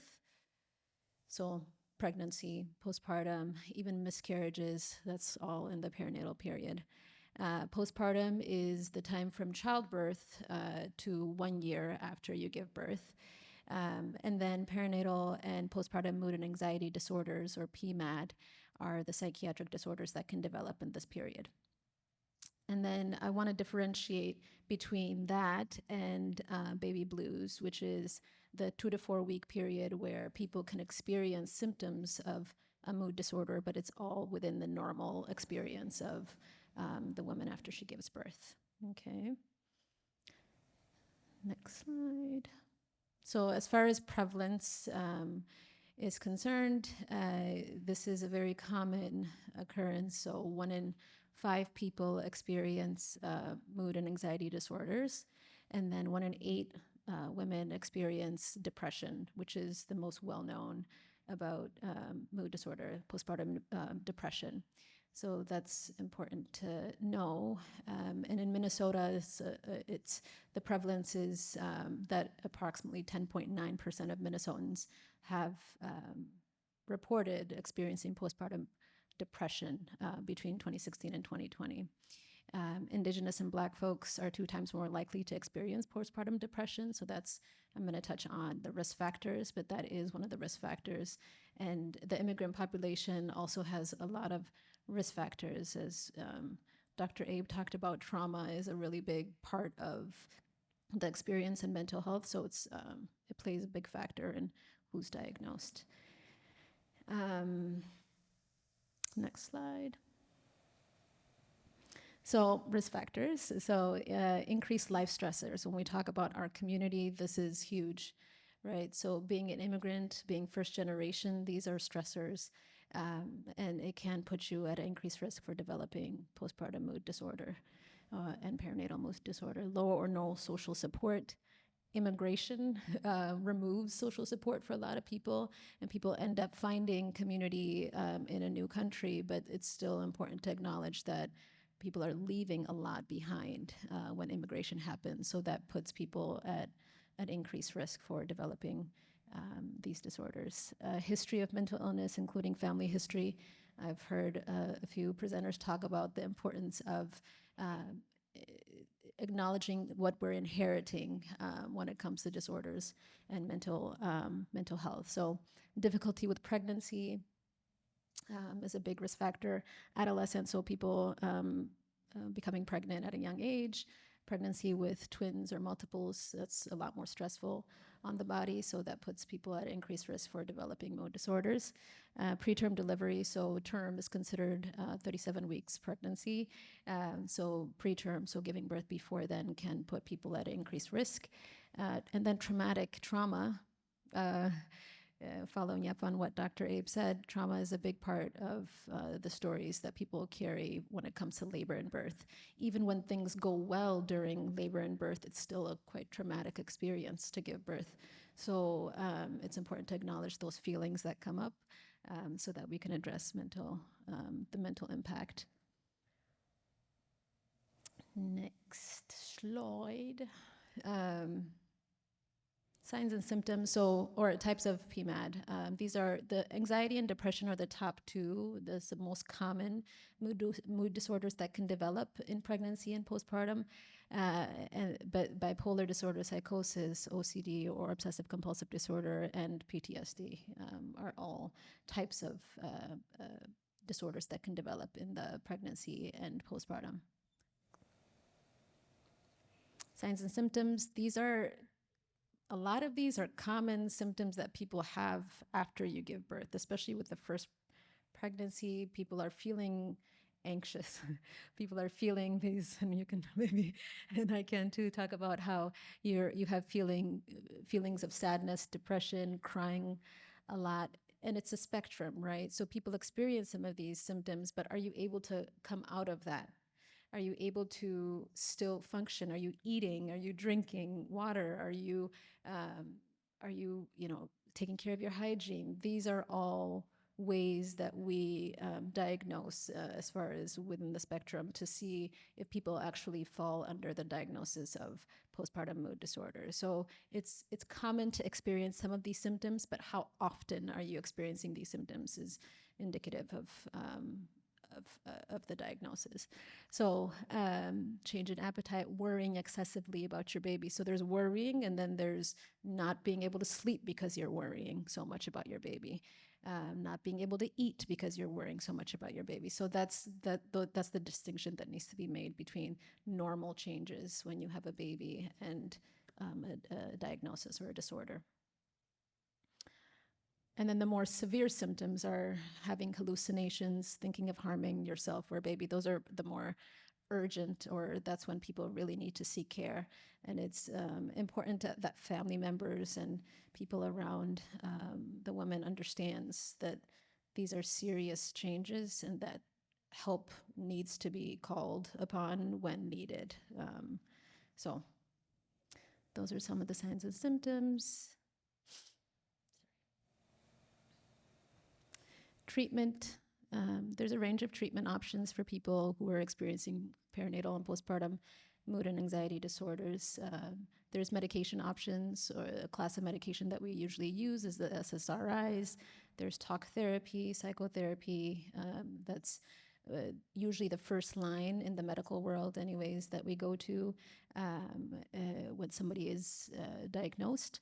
And then community care, support groups, are critical because in the medical world, we're only seeing people within those four walls, right? So it's important that we are building connections to community to be able to get people the support that they need in their day-to-day lives. And so events like this promotes community building and support. So this is why I'm so happy to be here and see this type of event happening. And then some other tips, talking about your feelings. Like Dr. Abe said, it's about acknowledging the experience and not normalizing the symptoms, right? I think we have a tendency to just say, oh, that's just a normal part, that's a normal part. But again, it's about recognizing how much those symptoms are affecting that person's life and really believing them when they say that it's hard, and validating the experiences is really important. Do not hide your feelings. Do not make any major life changes during pregnancy. So that's adding to the stress and puts people at increased risk is when they're making major life changes during pregnancy. Do not try to do too much or be perfect. This is the weight of motherhood in a lot of ways is there's expectations, societal expectations, family expectations that are on the shoulders of new mothers, expecting mothers. And it's really important to acknowledge that those expectations don't fit everybody, and so it's important to acknowledge each person and what their needs are and how best to support that person instead of relying on, oh, okay, they can do it because they're the mother. Make time to go out, visit friends, or spend time alone with your partner. Sometimes people tell me, like my patients tell me, that they don't have any energy to go out and make friends or hang out with friends after they give birth. And that's when I think community, friends, family needs to step in and really go meet the person who just gave birth where they're at, instead of expecting them to reach out and expecting them to do the work in maintaining relationships. I talked about this a little bit earlier. Next slide. Immigrant women face unique and layered challenges.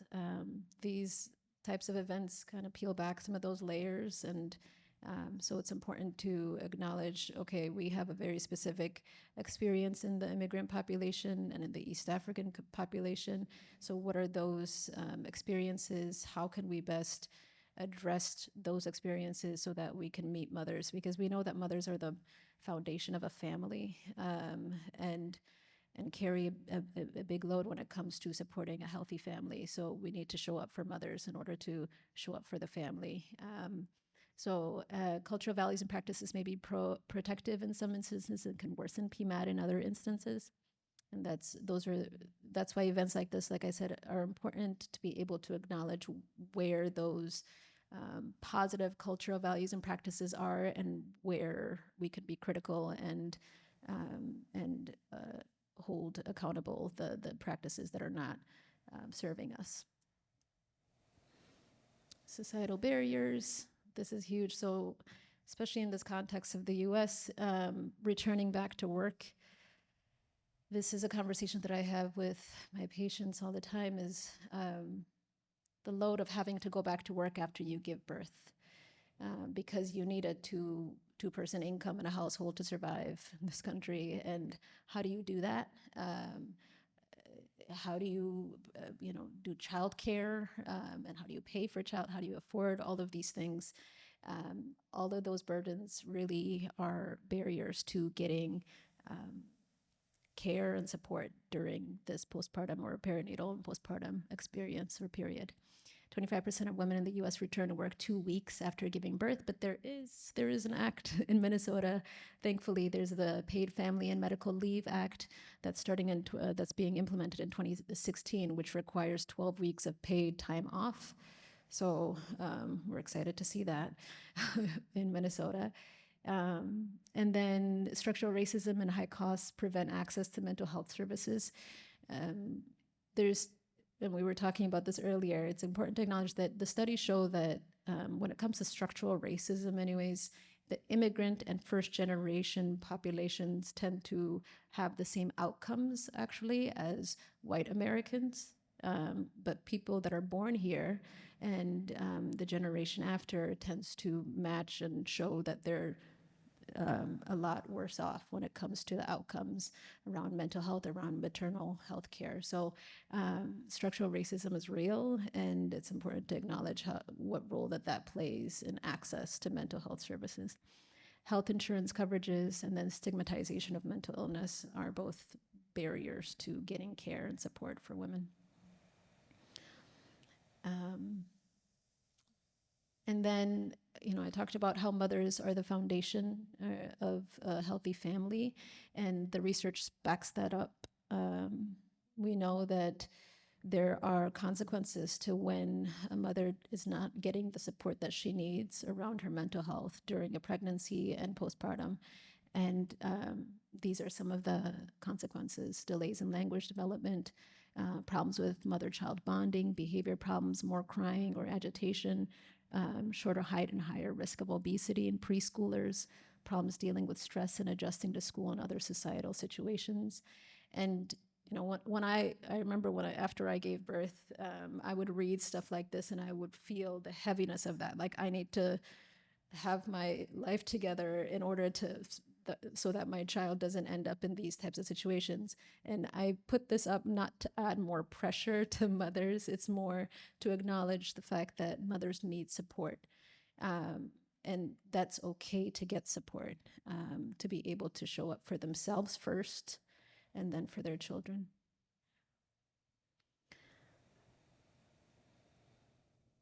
And then postpartum depression in men. There's more research coming out around postpartum depression in men, around the little research that does exist, say that 50% of new dads experience postpartum depression. So it's real. There's more research that needs to be done. But again, it starts with acknowledging the feelings, acknowledging the experiences, and that when we do acknowledge it, it shows us that actually men are also carrying a big burden when it comes to becoming a new parent. And it's important, especially there's this idea that men need to be strong and not emotional, and it's important to break that down and acknowledge the feelings so that we can make sure that the child and the family is healthy. These are some of the resources that I found for people that need it. I'm sure there's a lot more, but check it out.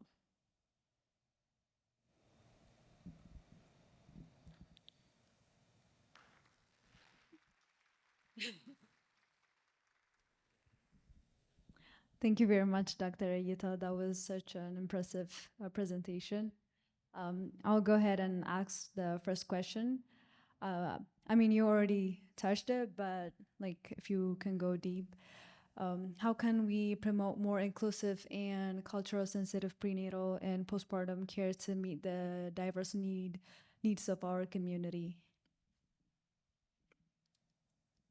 First is acknowledging people's experiences. It's culture is vast. Culture looks different. Even within a culture, there's so much diversity.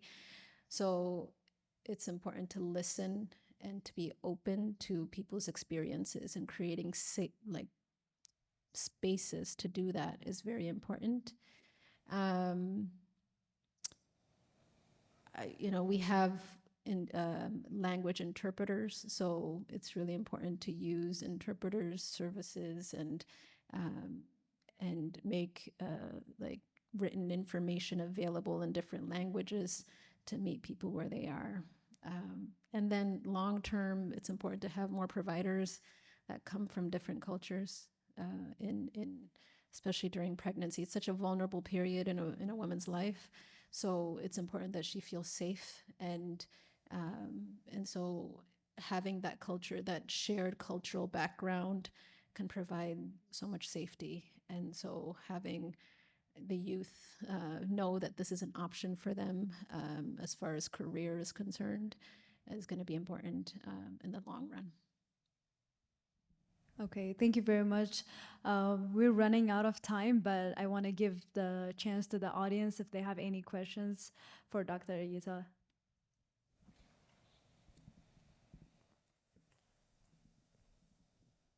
And I'll bring this back.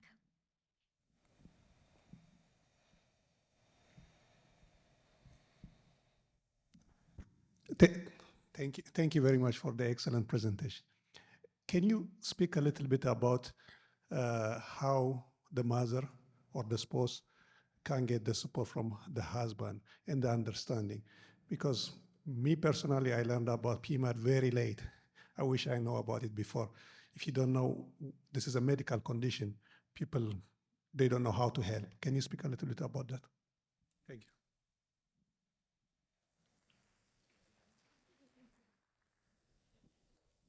Thank you. Thank you for the question. That's a beautiful question and a very important one. There's a lack of information, even amongst women, around PMAD and the experience of pregnancy and postpartum. I feel like most of my job is education, because especially when it's the first pregnancy, because there's a huge gap in knowledge when it comes to pregnancy in general and postpartum experience in general.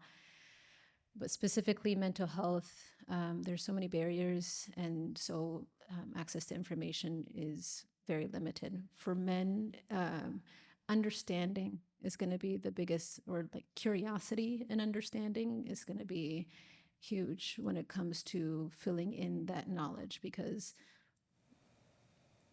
you're not experiencing it. So it's really all about opening up space to acknowledge the experience that the woman is having. Now we're in an information generation, so information is available, but it does take curiosity. It does take interest in knowing more about a woman's experience around pregnancy and postpartum. And it's so common that people are unprepared for the experience of perinatal and postpartum mood disorder. It's very unexpected for a lot of people.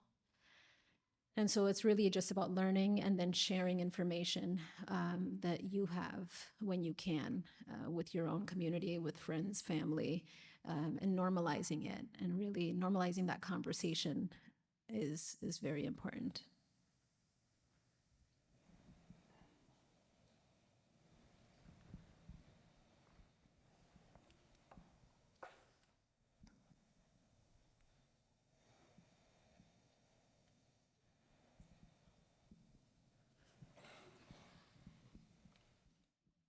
I don't have a question. Thank you so much. It was so nice to hear your detailed presentation.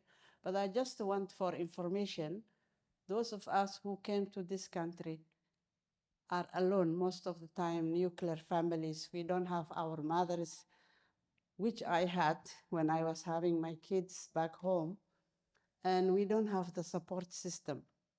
So that is one of the triggers of postpartum depression. So I just want you to know that there is a service called doula service. Doula is an old lady or someone who has the experience from your community who will be paid by the government, by the system here in United States, DHS, if she serves to a woman who just had a baby. But we have to request for her. We have to know where the doulas are. We have to, and they are available, their lists are available in all the maternity centers in this country, especially Minnesota. I know the Fairview system or Elina system, wherever you are having your baby, there are a list of doulas from Somalia, from Ethiopia, from Eritrea, and they will stay with you the first few days, the most difficult days after having a baby. So I hope that if we can get more information and distribute among our community, these ladies are very useful. Those I know, the Somali doulas, they used to be nurse midwives in Somalia, but they cannot have the license here. So they are just working as doulas. They make money and help the women. Thank you. And correct me if I'm wrong, but Dr. Ida, are you not a doula? Are you a doula? No? So I want to clarify the difference between a doula and a nurse midwife. Doulas are amazing. Thank you so much for acknowledging doulas, and that's a huge way to make sure that the woman is feeling supported. So thank you for acknowledging that. Doulas are different than nurse midwives, and a lot of people think that we're the same, and but we work really closely together with doulas. Doulas provide that emotional and physical support during the labor and birth and postpartum too. Nurse midwives are more on the medical end of the spectrum. We do provide that psychological and emotional support too, but doulas are critical for making sure that the woman is feeling supported. So thank you.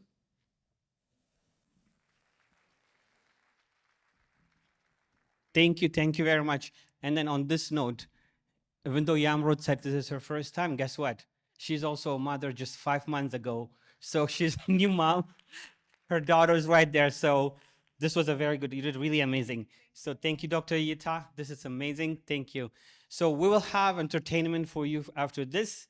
So we'll have the Ethiopian kids and then perform first, and then the Eritrean kids are gonna come and perform after that, and then we'll be back to the panelists. So once again, thank you very much.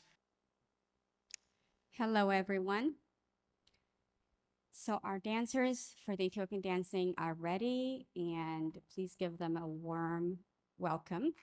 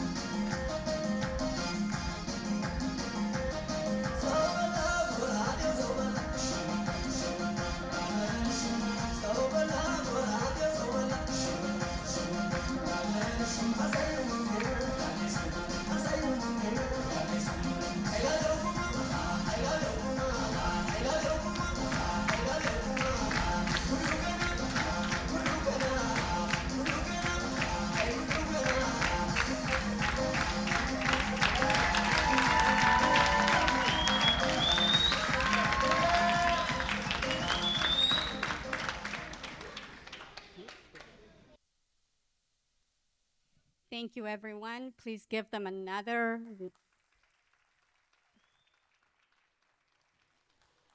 So these are college kids that have been practicing and have worked really hard to come and perform for us. And we're very, very proud of them.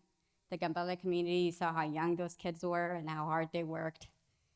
And now we're gonna see even cuter little ones that are gonna do a fashion show for us.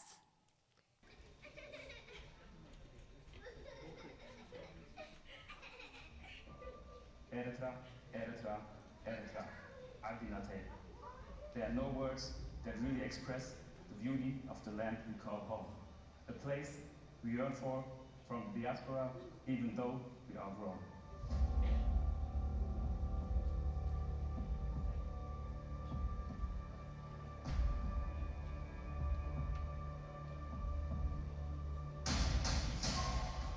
Abundant diversity and contrasting landscapes, from the highland close to the sun to the deepest lows with abstract shapes.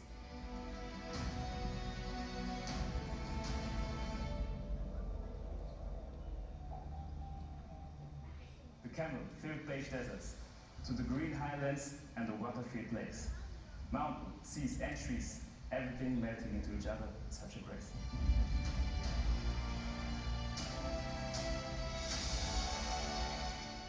A slice of paradise at the Horn of Africa and basking in the love of their own people.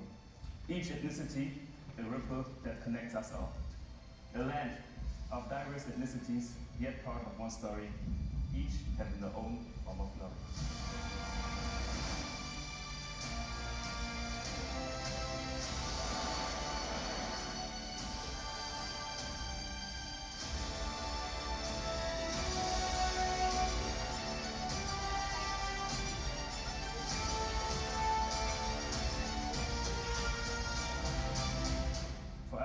are part of Eritrean soil. Forever, we are part of Eritrean land. And we are strength in numbers.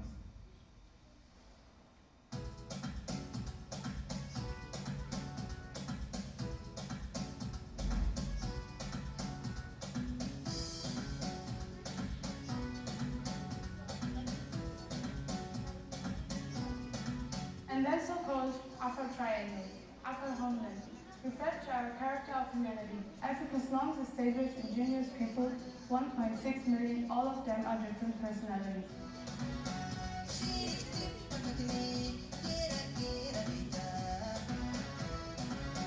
For the season that brings, for any spices, extractions of salt is where the love arises. Maangaar, the piece that reminds and was elected to resolve conflicts of big and small sizes.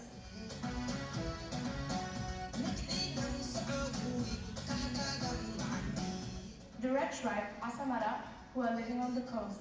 The white Adamara on the mountains of many pastoralists they host.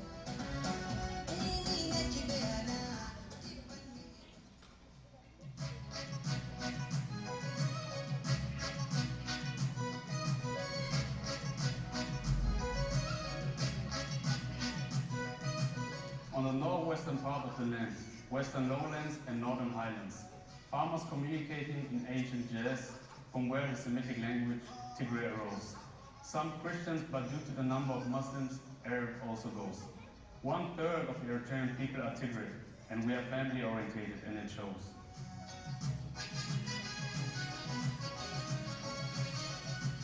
Camels and donkeys are used as means for transportations. Folklorists, riddles, and poetry are used for inspirations.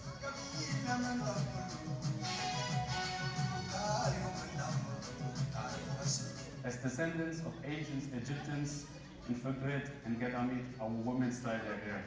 Singing and dancing, moved by the rhythms of drums and mazenko, nothing we can compare.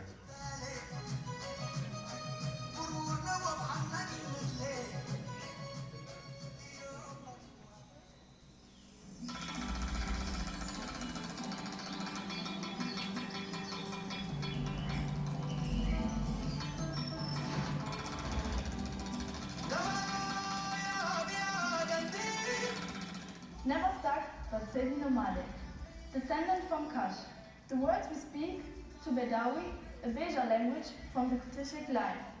The lifeline expands to the Sharia law, a law to enshrine.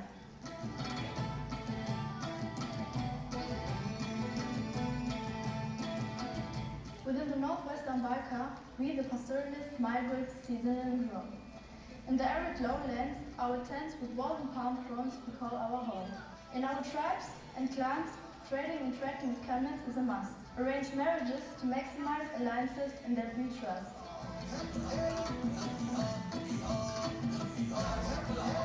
For all time, I heed to my roots. For all time, I'm part of his blood. For all time, I'm Beja Hetera.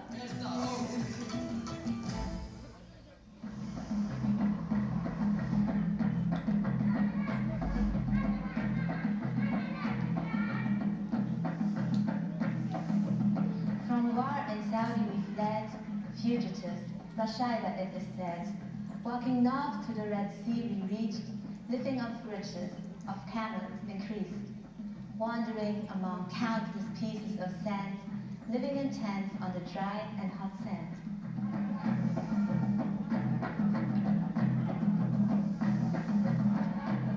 Our woman faces are masked, but radiates the beauty beyond the veil, flavored in black, silver, and bright colors, accompanied by men whom the turban and kaftan covers. Ethnic Bedouin descendants in the coast living, to Allah we give our thanksgiving. We are Rashida, we are one.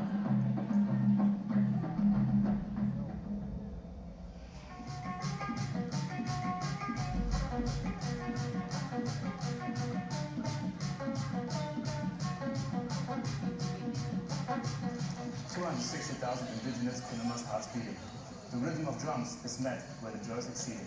Religious rules and dance songs awaited, showcasing endurance and courage. Shatta, the ritual was created.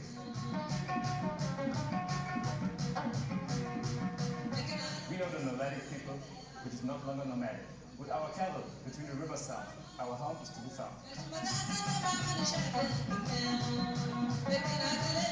In Gashbarka, she wears the crown. In all her pride, the mother's lineage is the best sound.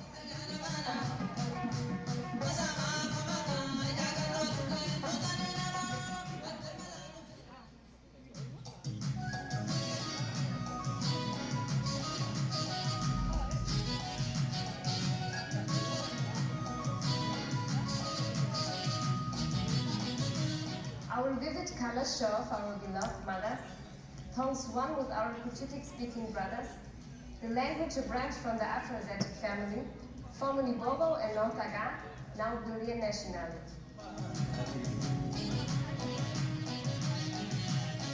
The kinship roots, with only love as its foundation, not limited to blood relations, but real connections. And Karen's surroundings is where we raised as a family. The crops we together as one community happily.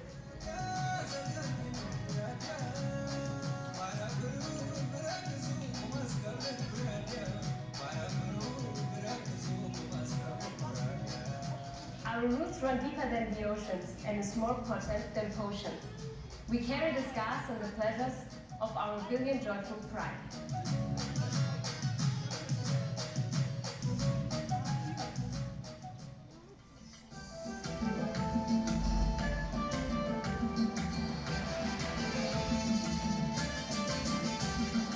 Once Baria, now Nara, with the meaning sky heaven.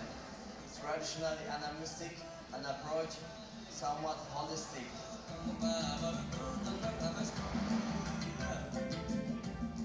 Islam, it guides our belief system it describes. The first 9 Musaran settlers, and now we are divided into 4 sub-tribes: Higer, Mugarak, Koita, and Santora. You will find us southwest of Eritrea as subsistence farmers on smaller plots of lands, home to women where they can own land without stating a demand. Under the rule of the Nazar, our independent tribal leader, with strength and dignity we uphold our borders. Stay, letting love, peace, and brotherhood be our heart's true rate.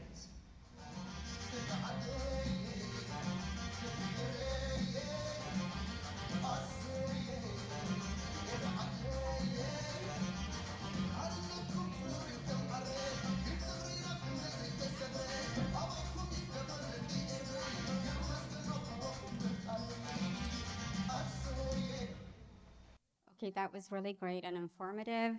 Please help me welcome the Eritrean community to the stage. They have the cutest little kids. Come on up. Here you go.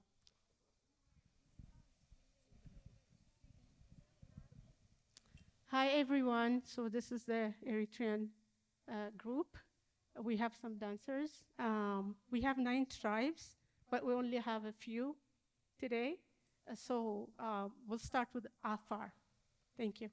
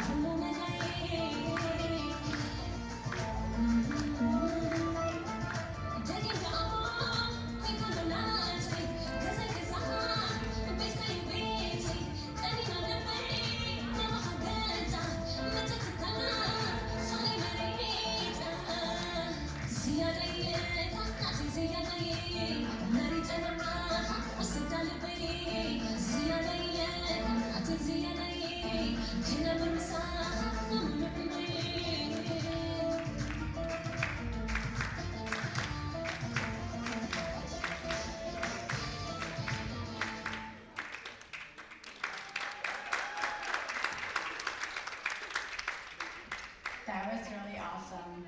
Please give them another hand. Thank you, everyone. So we are close to the time that we will be doing trauma and suicide. We will take a 5-minute break because we're waiting for one of the doctors to come and present. If the young men that were going to put the tables back can please do that now, that would be great. So we'll do a 5-minute break. Thank you. Please help me welcome Dr. Tenaye Hailu, Dr. Ebian Bashir, and Dr. Ahmed Hassan.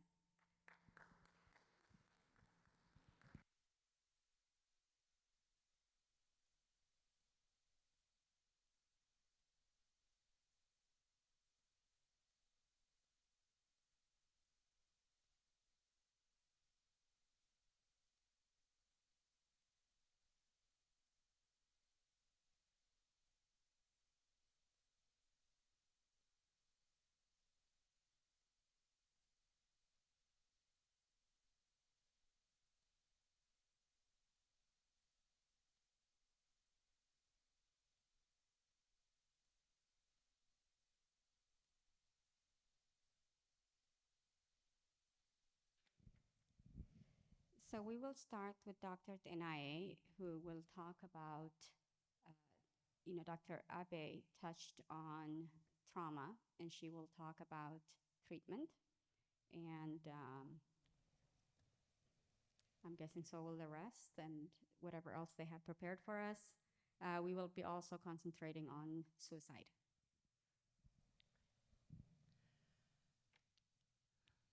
How are you guys doing? Okay, great. So we learned about, the meaning, all the details that we need to know earlier, and now we're gonna focus on treatment. What can we do? Earlier, we learned that trauma impacts all of us. There's no one exempt from trauma. We can ignore it, but it's not gonna leave. It's gonna show up in different ways in our life, whether in our marriage, whether in when we're raising our kids, at work, in our community. Everywhere there is trauma response. So what can we do? I think it's very important to make peace with our life, with our past. So to take time to reflect back to our life and do the work of making peace with our past. Sometimes to do this kind of in-depth work, we need support. Psychotherapist, whether it is a marriage therapist, licensed professional therapist. To do our work, we need therapist.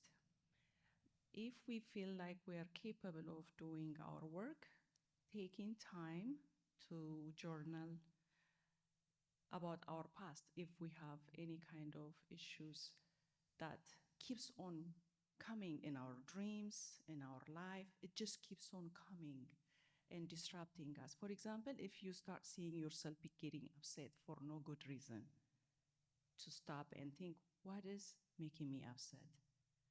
To journal, to write, to find out. And if it is beyond your ability, to seek help, professional help. There are so many different kinds of treatment modalities like that therapists can help you. Some people, I don't even remember to go in depth to work through all of it. It's okay. There are different ways to get the help we need to make peace with our past.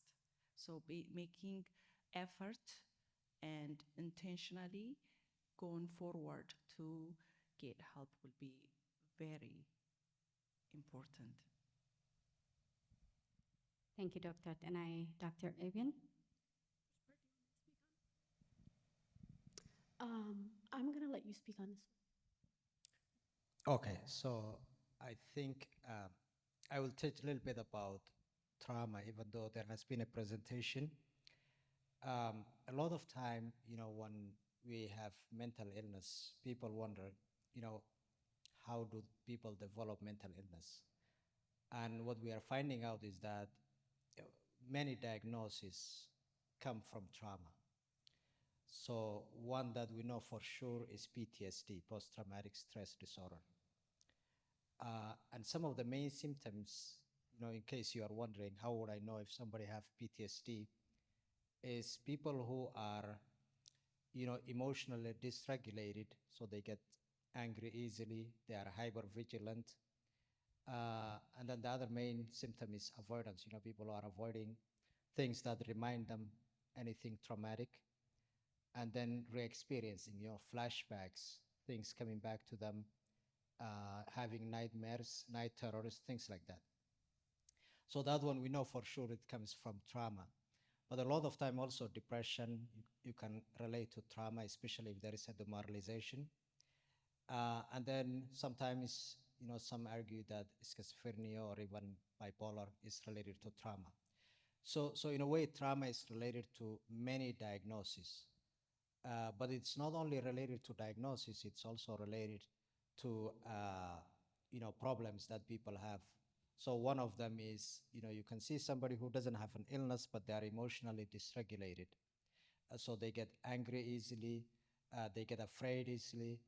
So sometimes you can trace some of that to trauma. I mean, other times it could be some other stuff, but a lot of time it could be related to trauma. So, and then, the challenge a lot of time people wonder is,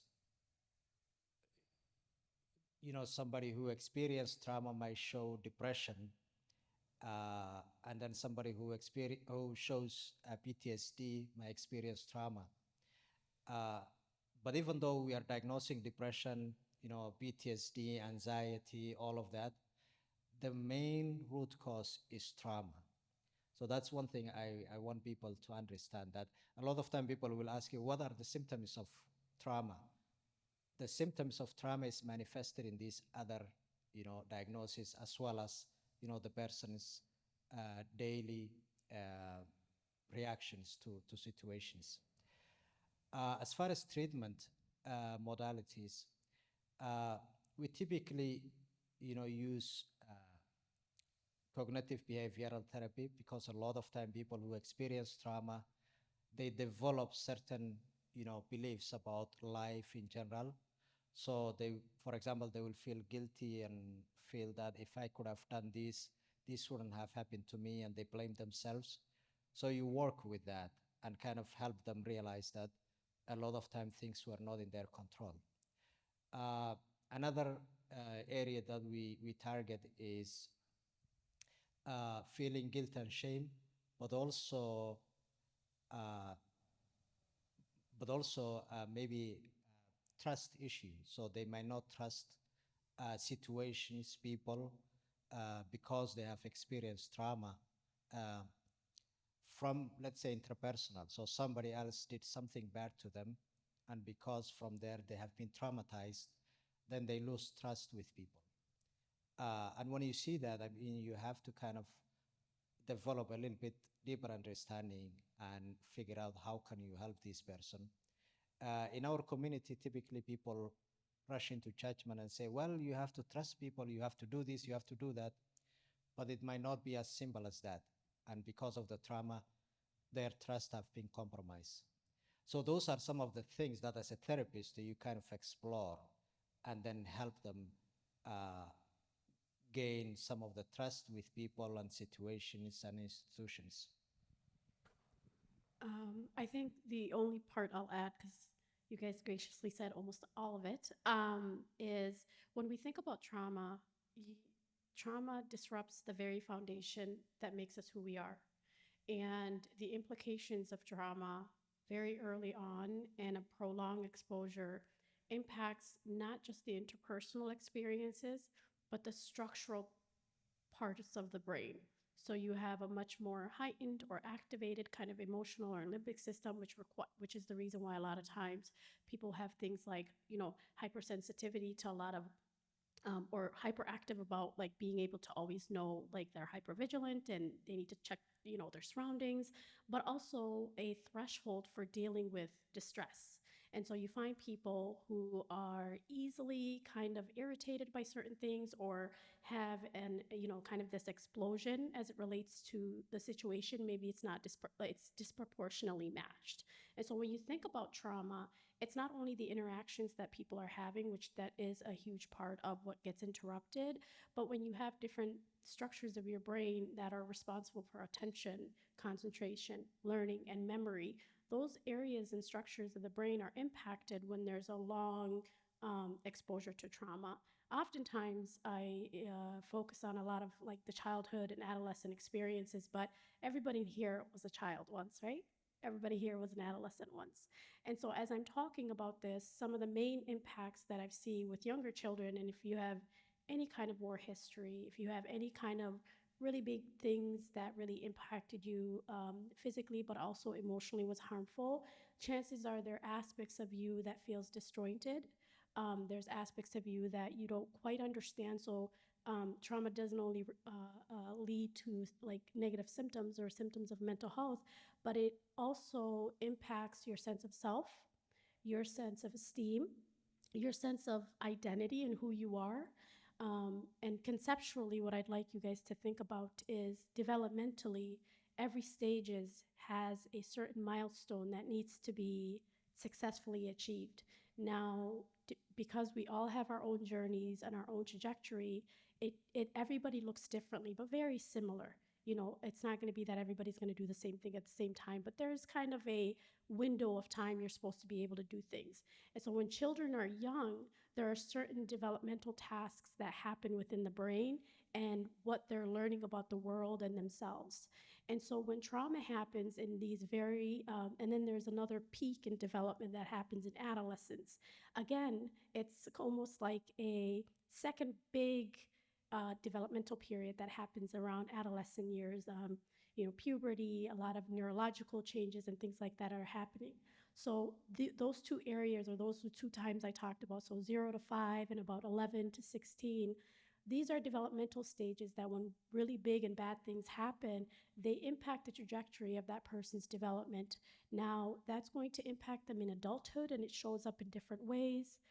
It shows up in relationships. It shows up like what Ahmed was talking about, Dr. Ahmed was talking about with regards to relationships, and then, of course, depression and anxiety.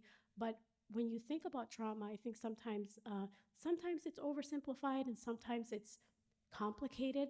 But when you think about trauma, think about the personhood. And trauma impacts the very foundation of that personhood, their attachment, their relationship, their mood, their mental health, their psychological well-being, and their physical well-being.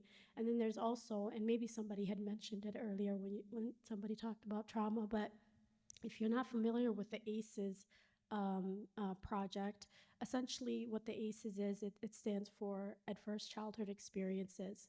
And there was a research that was done by the CDC as well as Kaiser Clinic. And pretty much they were doing a research, and when they ended up finding out, and I believe it was 17,000 participants in this research, but what they found was that early experiences to trauma, early childhood adversity, not only impacted mental health, but it also impacted longevity of life, and it also impacted physiological health. And also what they found was that people who had X amount of ACEs, what they called an ACEs score, which is really a number of all the difficult things that you've had, if there was neglect, emotional neglect, physical abuse, sexual abuse, like just a whole host of things. And what they found is that people with higher ACEs also had coping mechanisms that really impacted their physical health. So some of these people coped by taking substances, others coped by not taking care of their health, or some of them because of socioeconomic statuses and people just, having a really hard time being able to financially provide, and the strain that goes into having to figure out life also impacted that. And so, and of course, there's a lot of different ways where people try to lessen the distress that they're dealing with. But nevertheless, what they found is that when people have had these really bad things happen to them, they not only had psychological difficulties, but they also had physical health issues like cholesterol, diabetes, high blood pressure, and some of these very serious health issues. Thank you, everyone. That was a very detailed and well-explained aspect of trauma. When I go back to the disability community, those of us that have organized this event are mainly parents of children with disabilities. And we do see that in our community, a lot of the prolonged stress creating all kinds of mental health issues for families untreated, left untreated for a long time. The trauma of disability in our children is, and the stress that comes with that is prolonged. We do see the anxiety that develops, the mental health issues that creep up that are not well addressed in our communities. And we hope that at another time that would be something we can discuss and help educate our community. The next thing that we're going to go to is suicide, and Dr. Tenaya will lead us on that. I have certain questions that were prepared about suicide, and I'll go ahead and hand this over to you, Dr. Tenaya.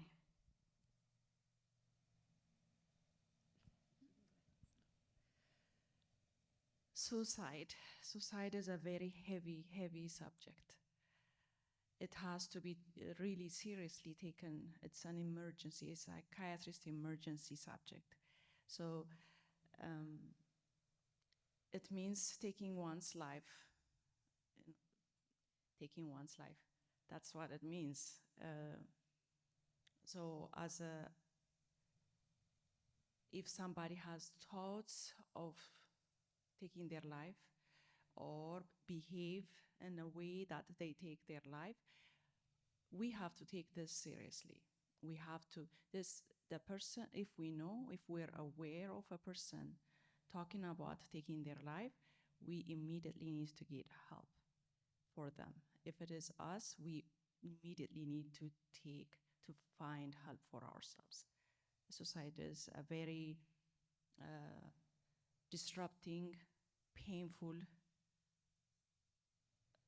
urgent to, in our society and community. So many people have taken their lives. So we need to learn a lot about it.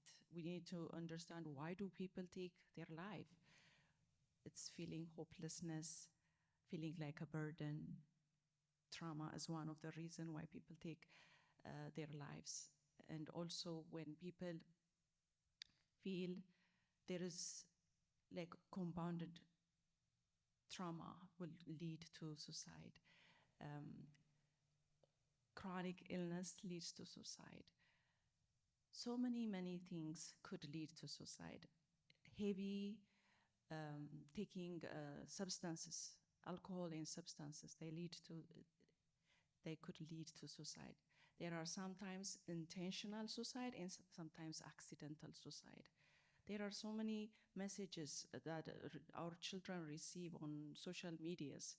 They're receiving messages glamorizing how to do some things to get euphoric experience, and while they are trying that, they could pass, and we will find them. There are also reasons why people take their lives. They are bullied, they are depressed. We're raising our kids in two different world, you know, where we came from, our culture, our way of thinking, and this community, this society, this culture that we are raising them. Sometimes they feel lost, alone, and scared. So we have to be seriously examining our life and our children's life to really be aware of this kind of traumatic event in our community. We cannot ignore it. It's not going, it's not leaving. It is here, it's among us. So we need to learn how to talk about it. I will come back to it. Thank you, Dr. Denai. And Dr. Ebian, may I ask, what do we need to know about suicidal tendency? Tendency. I always like to start off with demystifying this. I think oftentimes what happens is we hear suicide and it's like, you know, and yes, it's definitely scary. But I'd like to, for a second, kind of dig a little deeper as we think about what the brain does, right? Our brain's main sole responsibility is to keep you alive. It doesn't matter how it does it, it keeps you alive. When it feels that the overwhelming stress on the, you know, external world is one that they can't, you know, the mind, the body cannot figure out, then usually what happens is the brain gets flooded what we called endogenous opioids. Don't worry about that. All it is a bunch of neurotransmitters that really overwhelm the brain. And so what that happens is it turns into people essentially coming up with answers on how to solve the problem when they cannot figure out any other way. And so it's almost natural for the brain, the one thing that keeps you alive and its sole responsibility is making sure that you're surviving. When it comes to a point where it says, hey, we can't survive this, I think there's a place where we can pause, right? Because there's a lot of cultural issues or, you know, cultural difficulties and changes that happens also when you have a whole culture coming into a host country that don't necessarily have the same values and things like that, right? And then there's a disconnect between families and understanding what's going on with the person. So when you think about this or when you hear it, I urge you to kind of step back and just think about what I just said. When somebody is having suicidal ideations and suicidal thoughts, it is that their system is quite overwhelmed and don't have any other way to kind of figure this out. It's you know, I'd hate to say it this way, but it's a natural process. And what our job is to figure out, what do we need to do to help that person, to support that person? And what kind of an environment do we create where somebody can come out and say, hey, I'm not doing okay, I need some help, right?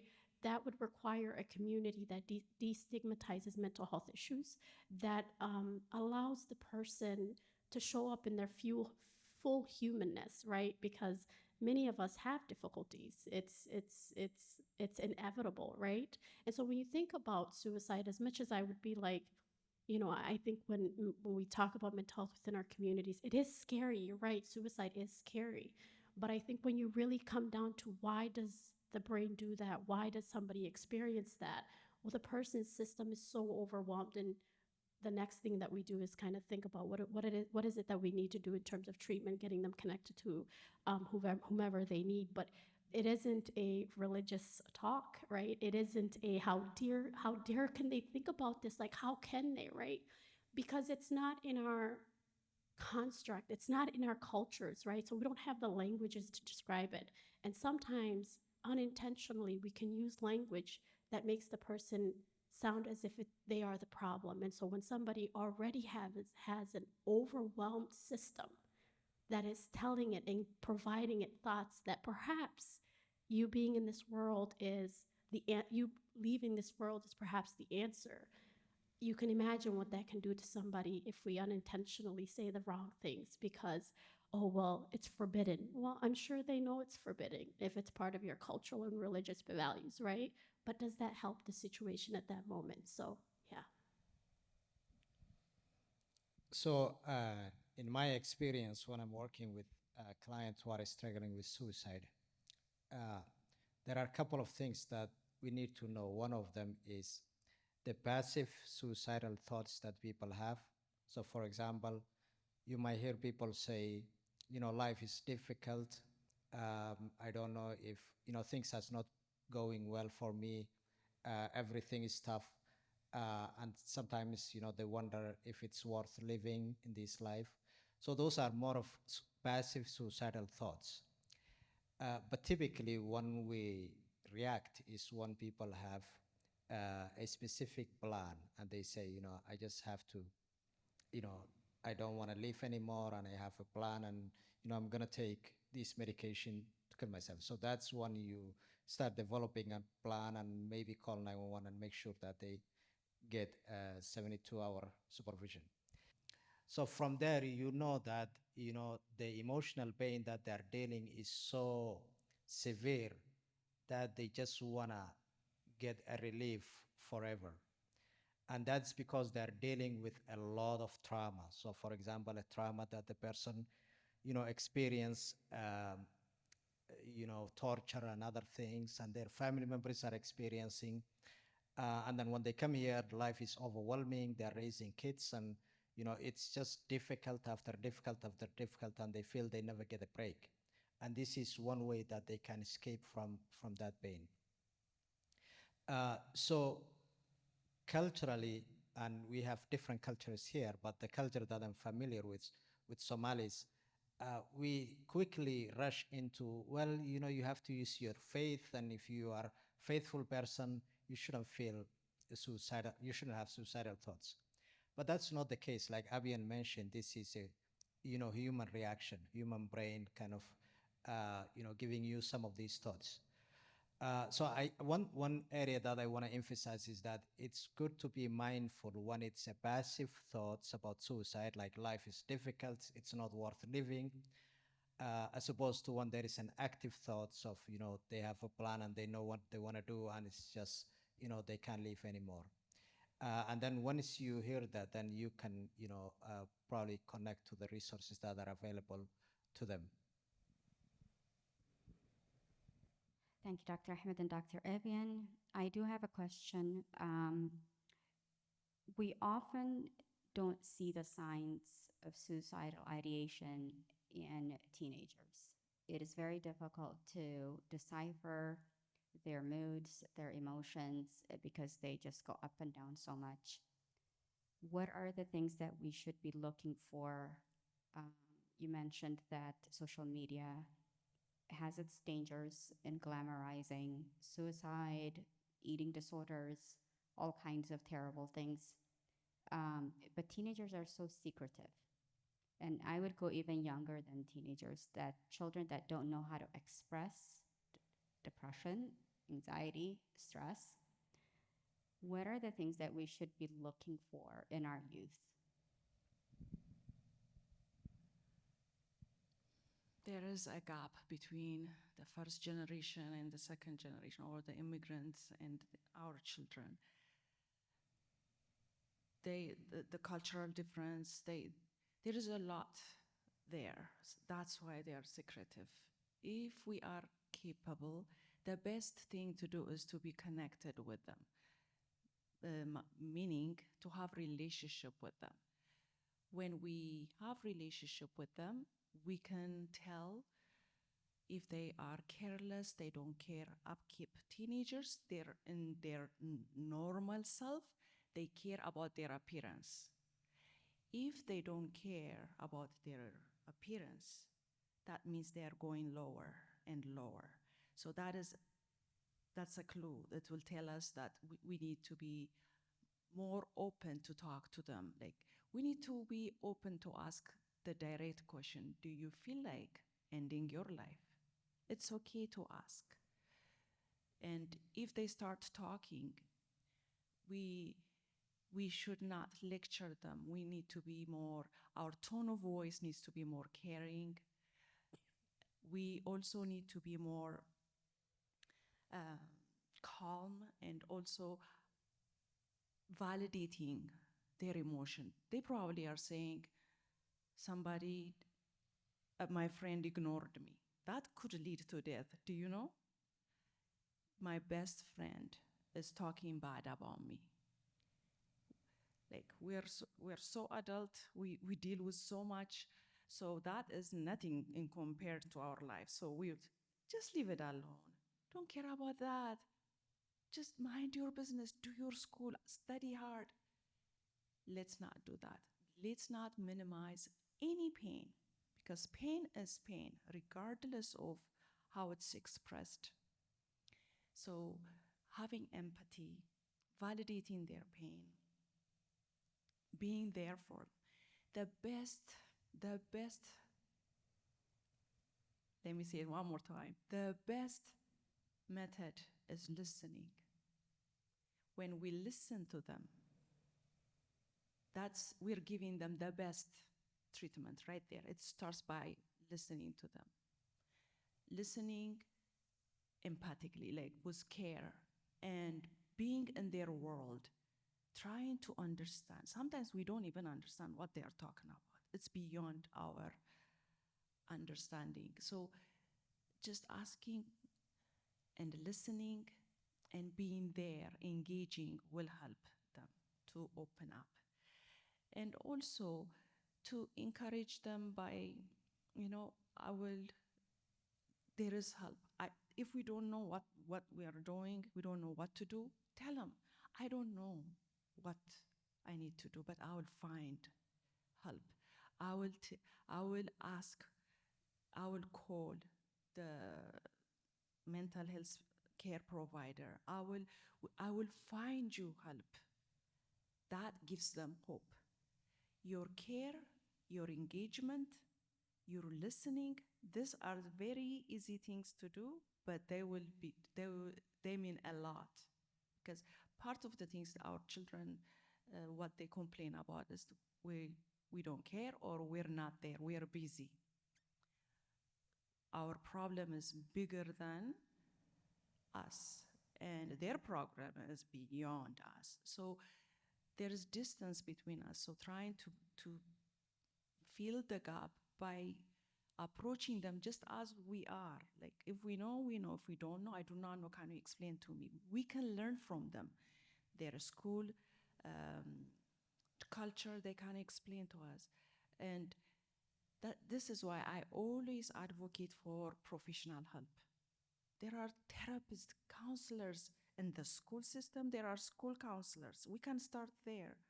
So there are some schools that they provide counseling services in the school. So we need to sign up. We need to get educated about it. We need to learn what is going on in our lives. So if we pay attention to them, they will open up. Thank you, Dr. And I would like to invite everyone for their closing statements. Thank you for all that you have contributed. We appreciate it. But some last words would be great. I don't know if I have some last words, but I did bring some pamphlets I'd like to give to the audience. And maybe I would just offer that in order for us to create space to allow someone else's humanness, we have to allow ours first. And so as we think about our own mental health, oftentimes this is a community that's near and dear to me because we do such a good job serving other people and working hard and doing everything we can to take care of our kids and this collective nature, which is amazing because I come from that culture as well. But in order for you to show up fully and healthy for the people that you love, you got to start within yourself. And that's what I'm going to offer. I agree with Abian. It's really difficult to listen and be there for somebody when you yourself have a lot of issues that you are dealing with, or even, emotionally not at a place where you can take other people's emotional pain. So self-care and taking care of yourself is very important. But also, I mean, if you want to provide a space for people who are struggling with mental illness, including trauma, it will be good to be like the reason I mentioned the metaphor earlier is that our elderly population, for example, will not going to tell you I'm having suicide or I want to kill myself, but they will tell you in a metaphoric way, that things are not going well, life has been tough, I feel like I am dragging a mountain, or some other metaphors. And I think it will be important to not just respond to what they are saying literally, but kind of a little bit becoming a psychologist and looking at the underlying issue, why this person is saying what they're saying and what's behind this. And from there, if you respond to that, then I think that response will be more helpful as opposed to just literally responding to what they're saying. So I guess that's one area that I feel it will be good if we practice more of that, because culturally we want to problem solve right away. And as you probably know, a lot of people are not looking for solutions. They're just looking for somebody to be there for them, to validate their experience and emotions. And sometimes don't even give them a solution, just be there for them and hear what they have to say. Thank you. Dr. Denai? Thank you. I want to highlight the self-care. Everything starts with us. If I don't have it, I cannot give it to you. So to give that level of attention to our children, we have to give attention to our well-being. So I encourage to get help if you need help. There is hope, there is help. There is no total cure, but there is treatment, there is help. So this is ongoing. It's not like one hit wonder. I just went to a therapist and I am okay now. If somebody has been suicidal in the past, any kind of mental illness, you have to keep up your well-being. It does not go away completely. So maintaining self-care and treatments that work for you is very crucial. So there is hope, there is help, and continue taking care of yourself, please. The greatest gift we can give to our family, our children, our community is taking care of ourselves. Take care of you, especially all of us immigrants. Giving and also our belief systems, giving is a good thing. It starts with ourselves, by taking care of ourselves. If I am not here, then I am not here to give to others. So my well-being is very important. So take care of you, love you, respect you, and pay attention to what is going on in your brain, because our brain is it serves us well. It is a very impactful aspect of our life. So let's take care of our brain, our emotion, our action, our behavior, our relationships starts with us, with me, with you, please.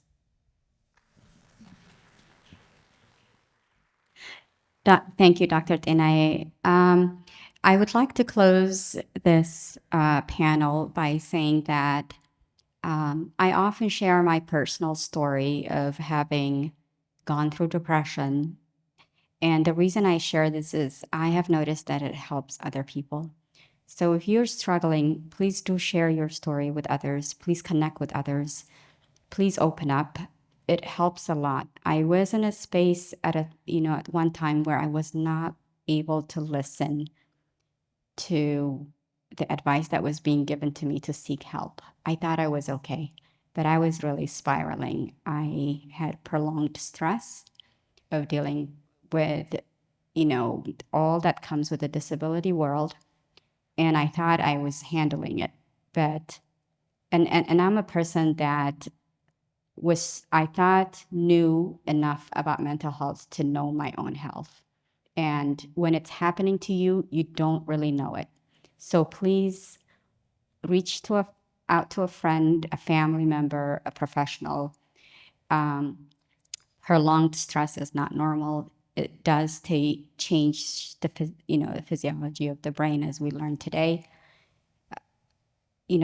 Put yourselves first. Like they say when you're in the airplane, put the oxygen on yourself first in order to help somebody else. And with that, I want to thank everybody for attending, and all the professionals that came to give their time so freely. We really appreciate you. We hope to do this again. We will move on to our next programming, which will be, I believe, stress and anxiety. Thank you, everyone.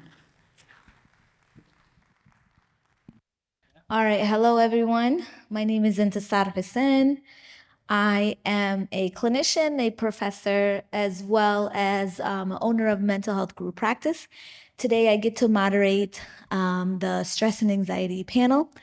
And what we're gonna do first is we're actually gonna have the PowerPoint being presented by Jacob. So I'm gonna hand it over, and then we also have Dr. Ismail. Shortly after the presentation that Jacob is gonna do, we're gonna go into our Q&A. All right, thank you very much. I think we could just put it up there. Could go to the first slide. Well, I guess everyone is tired. Can we stretch a little bit? Your hands, because I'm also tired. All right, so my name is Jacob, and as you can see today, I'm gonna talk about how the stress impact the brain. I think we already heard a lot of information about what the stress does to us, how we do stress out, but I'm gonna touch on how it kind of like change the structure of our brain. Okay, next slide. So I was born in Gambela, Ethiopia. It's in the western part of Ethiopia, as you can see. And one thing that I want to mention is that I'm a genocide survivor. My people were killed in Ethiopia in 2003. A lot of my people here in the US, they immigrated here after staying in refugees for so many years. So I think that is very familiar, and it's kind of like familiar with most of the community that been here. I'm very sure that a lot of people, they stayed in the camp. So when we talk about the stress, trauma, and everything, I want you to understand that that is something that I also went through, that my family and my people also went through. So my education background, I went to the University of Minnesota here, and I studied neuroscience. I actually live with my parents now here. So after I finished my school, I did research on stress. So how the stress and anxiety impact our brain, the genes in our brain that are expressed in our brain, different part of the brain. But now I work at Mayo. So on the next slide,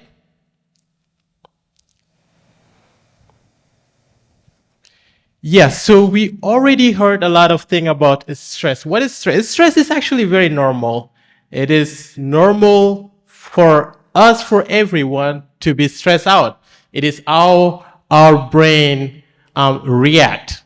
And I think one of the things that I want to mention is that, so stress is like pretty much, what would I say? It is like a smoke detector. You know that is smoke detector in your room? So it is there to alarm you if there is a smoke, or if you're cooking and you burn your food, it will beep, and it's kind of like telling you that something is happening, something dangerous is happening. So that is pretty much like the stress. What it does is that it triggers the brain when there is something that's a threat. The brain senses it, and what the brain does, it sends information to the other part of the body. It sends a warning, like something is going on. So basically, it is very important, because if we don't have it, then we would not be able to know if we are in danger or not. And I think one of the other things that I want to mention is it's pretty much like pain. So it protects us. Pain might be, we might think like, oh, I hate pain. Pain is not, but pain is important, because if we don't feel pain, then we don't know that something is harming us, right? So stress is very important, and I'm very sure a lot of you have experienced it. You know, I think when I took my my exam for American citizenship, before you enter into that room, you kind of like have your heartbeat rate goes up, you know, yeah, high blood pressure, you know, you start feeling it. It telling you that something is going on, so you need to pay more attention, you know, when you're paying your bills, you know, when you cannot afford paying your bills the month, you know, COVID, when you move here into this new country, and you know, when you lost your job, you stress out. So stress is very important, because it also motivates you. So when you're stressed out about something, you try to find a way to solve it or work around it to come up with the solution. So it motivates you to do things. But too much of it, if you have too much stress, then that is where the problems comes, right? It's pretty much like one of the examples that I mentioned before. If the alarm is going off, even though there is no smoke, there's no fire, but keep beeping, it's annoying, right? So if your brain, if you keep stressing out and you cannot calm down, or you cannot stop stressing out, then that would impact your brain, and it will lead to serious health problem. We could go to next slide. So I picked this. You don't need to worry about it. I'm gonna break it down. So this paper is, I think it came out in 2009. And what they did is they studied how stress impact the development of the brain, you know, before you're born, you know, when you're born, and then at the teenager age, and then when you're adult and when you're aging. So I'm gonna, if you could go to the next slide, and I'm gonna pass that because I will break it down. So go to the other slide. So prenatal stress. So this is actually very important for pregnant women. So when you're pregnant, your baby, the brain is very immature, it's still growing, it's still developing and differentiating into different parts of the brain. So what happened is that when they studied this, they studied this on mice and also compare it to the human. So when the mother is stressed out, there's these hormones like glucocorticoid. You don't need to remember that, but let us say, so it is hormones. The mother produce more of it, and what happened is that the mother could pass it to the baby through placenta. So usually this hormones is very important for the maturation of the brain, like the growth of the brain is. So it plays role in that. But if you have too much of this in the child, in the womb, what happens is that it will delay the maturation of neurons and myelination in the offsprings. And the other thing is that there's going to be these hormones that will be released in the central nucleus of amygdala. For example, this corticotrophins releasing factor, this is one of the genes that I studied when I was at Dr. Lemos' lab. So you would have this in your amygdala. And why did I mention this? Amygdala is an important part of the brain that plays role in fear and anxiety.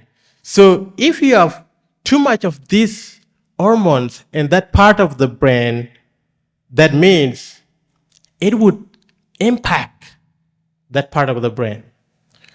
So I think Dr.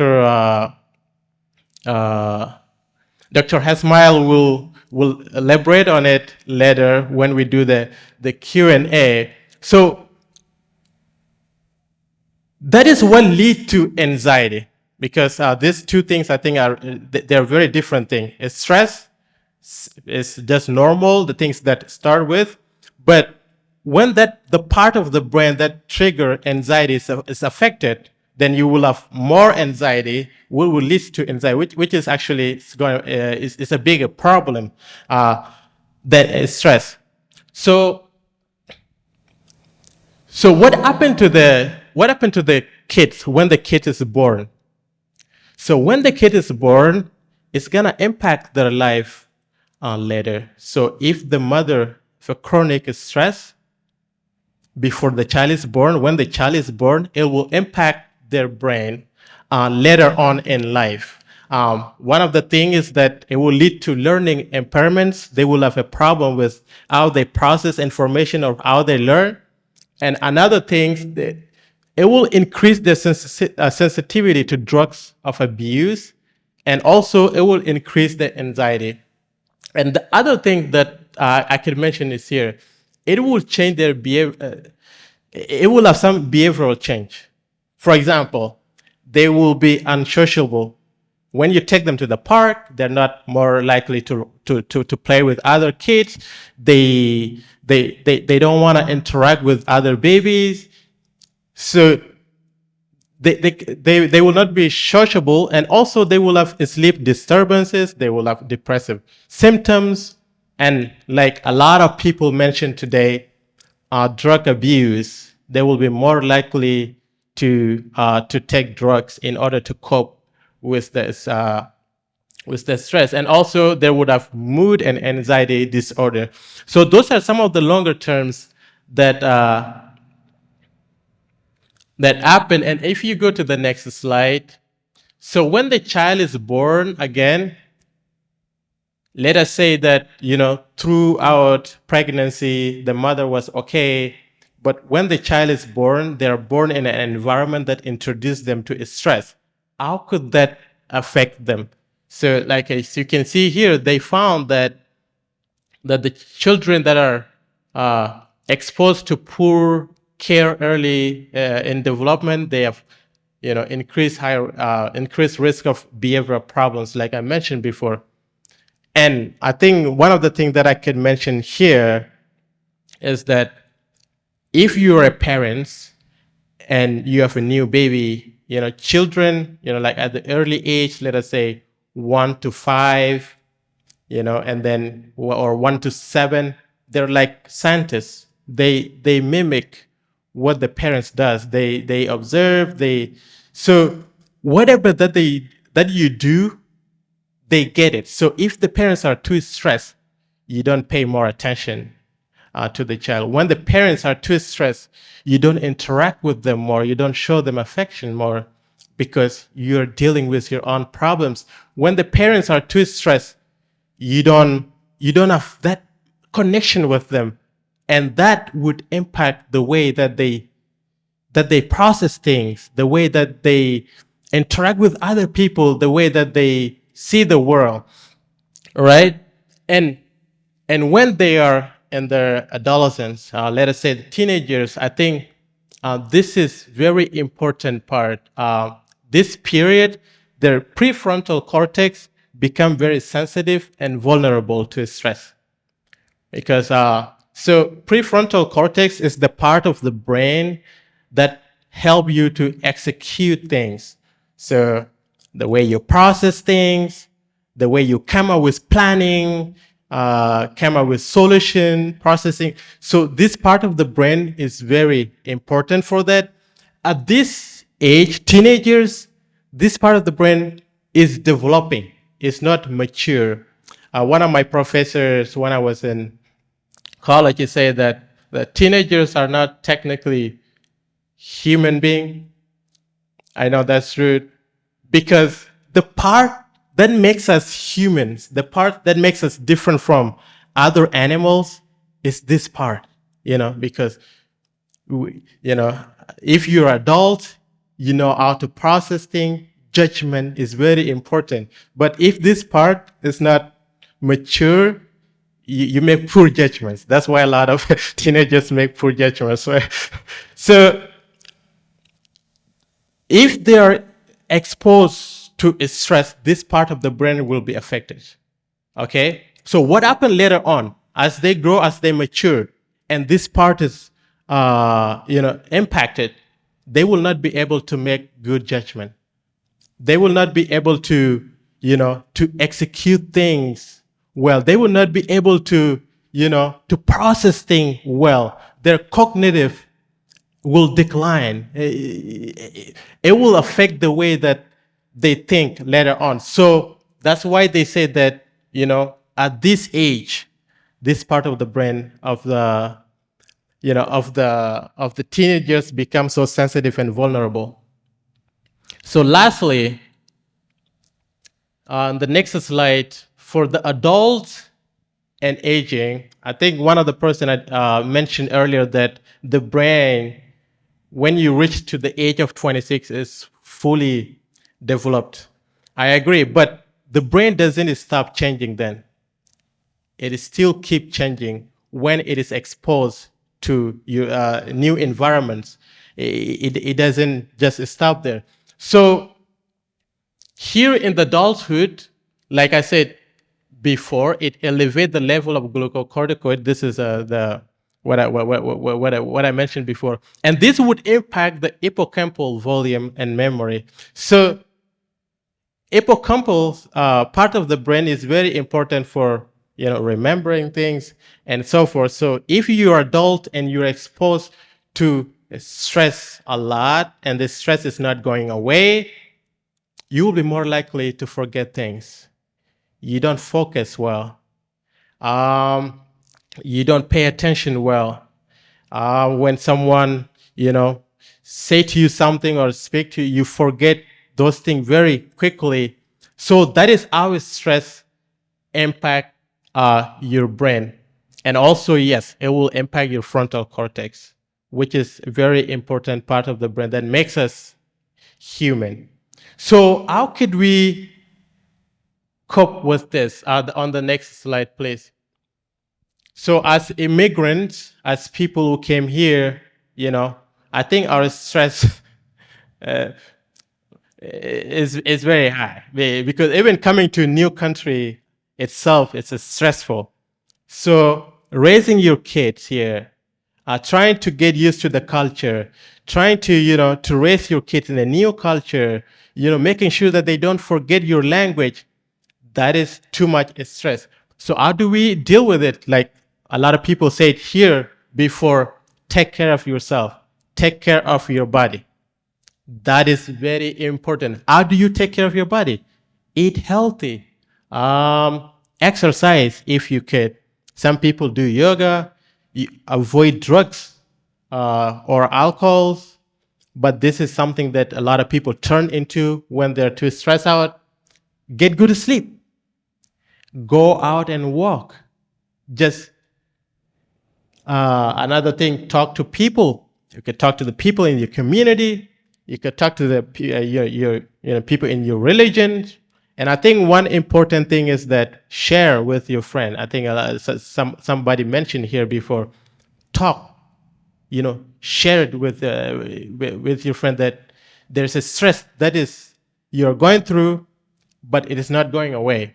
And take a break I would say that for the kids, for the young adults, most of the time they stress out through things that they see on social media or other things. Take a break from social media. Put your phone somewhere, forget about it, take a break. And if the stress really persists and you continue to be stressed out, but you don't know what is going on or what you're stressed out about, you're just confused, but you're stressed, but you don't know what is making you stressed, please seek help. Talk to someone, or a psychologist, social worker, or a counselor. That is what I want to end with. Thank you very much. Thank you so much, Jacob. All right, so we're gonna go into our Q&A, and I would like to start with Dr. Smile. What are some common signs and symptoms of stress? Before you answer that, can you explain to us what is the difference between stress and anxiety? And thank you, and thank you for everyone for staying so late. It's almost 7 o'clock, and I bet you won't remember anything that I say. But what I will do is I will probably teach you one thing today that hopefully would maybe help you remember what I say. Yeah, and I promise you, this is the latest research that came out of the U.S. government. So I work for the U.S. government. I should say that. I didn't even tell you where I come from. So I'm a neuroscientist. I work at the National Institute of Mental Health, which is at NIH. It's the #1 research funding institute in the world.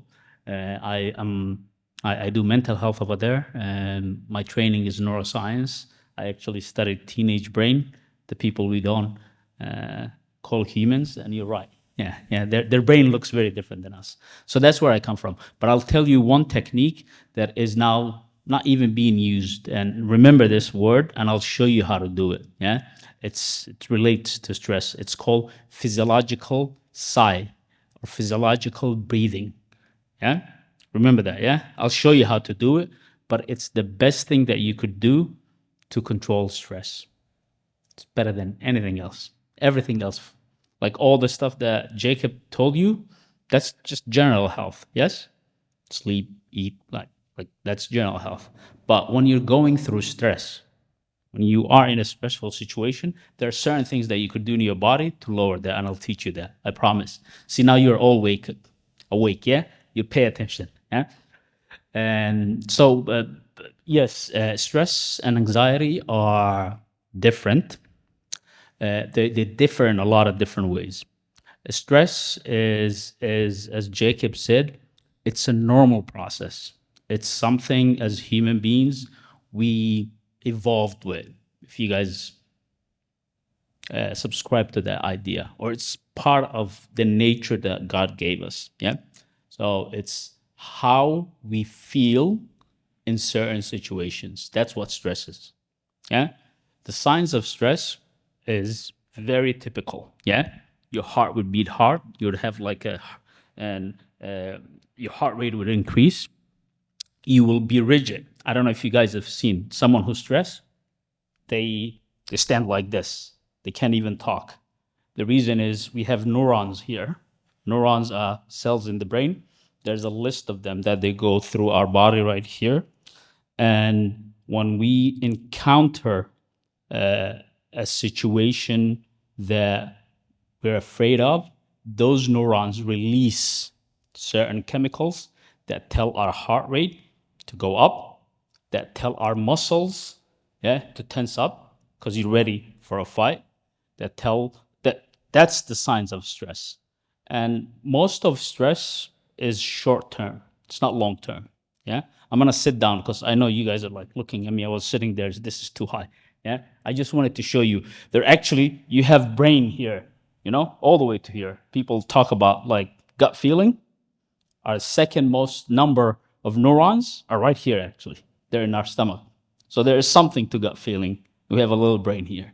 So those neurons change your physical, like they change your physical situation. And it makes sense. It's something that we evolved with. If we didn't have it, we will probably perish. We would not even be here. A lion will eat us or something. You know, I'm talking when we were like in the savannah.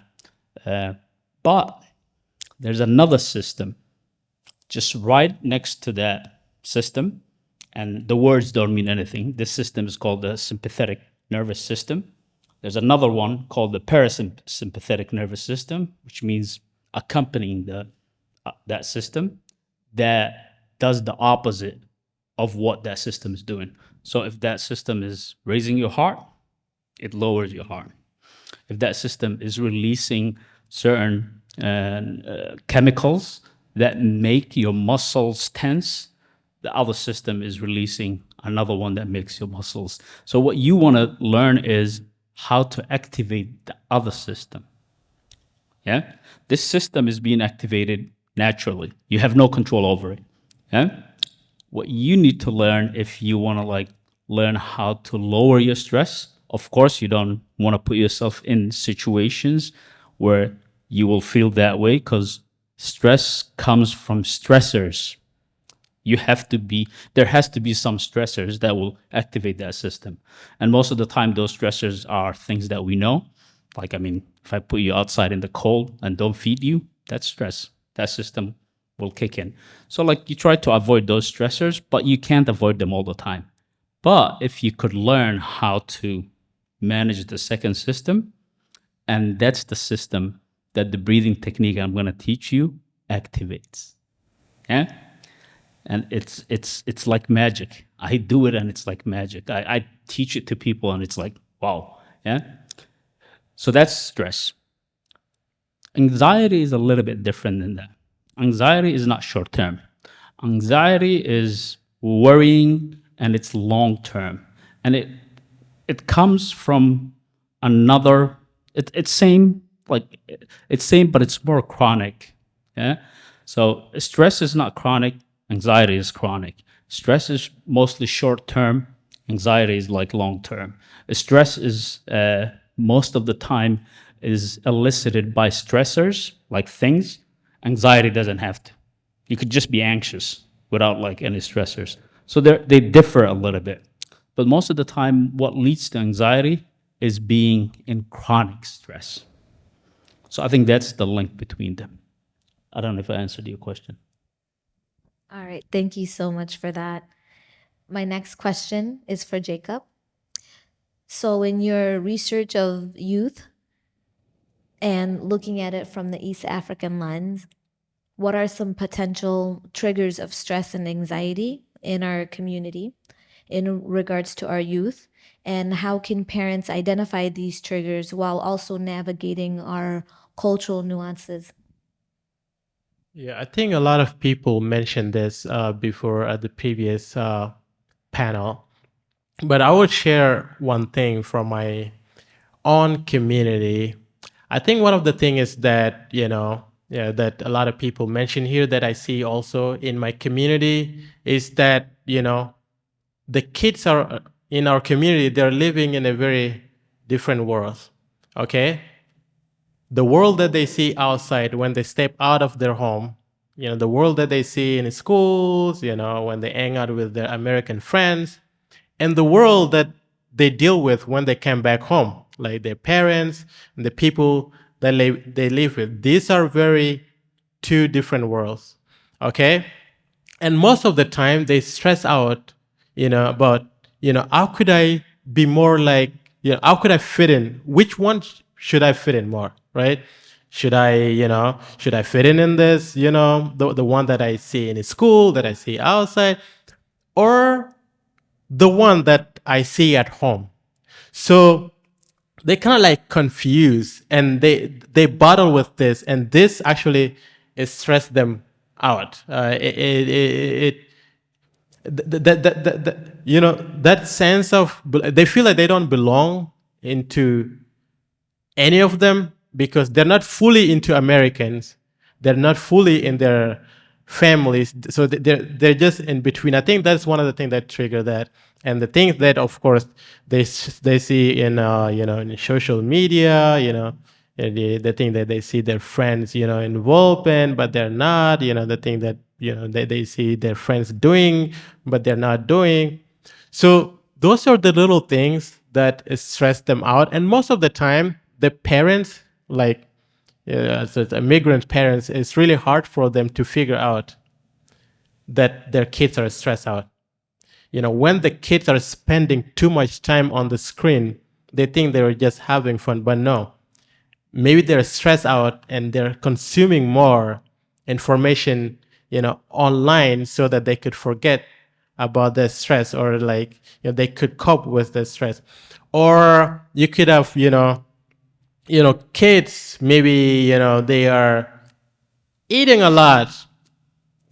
We think that's normal, but maybe that's how they're trying to do. Or maybe they're avoiding eating food.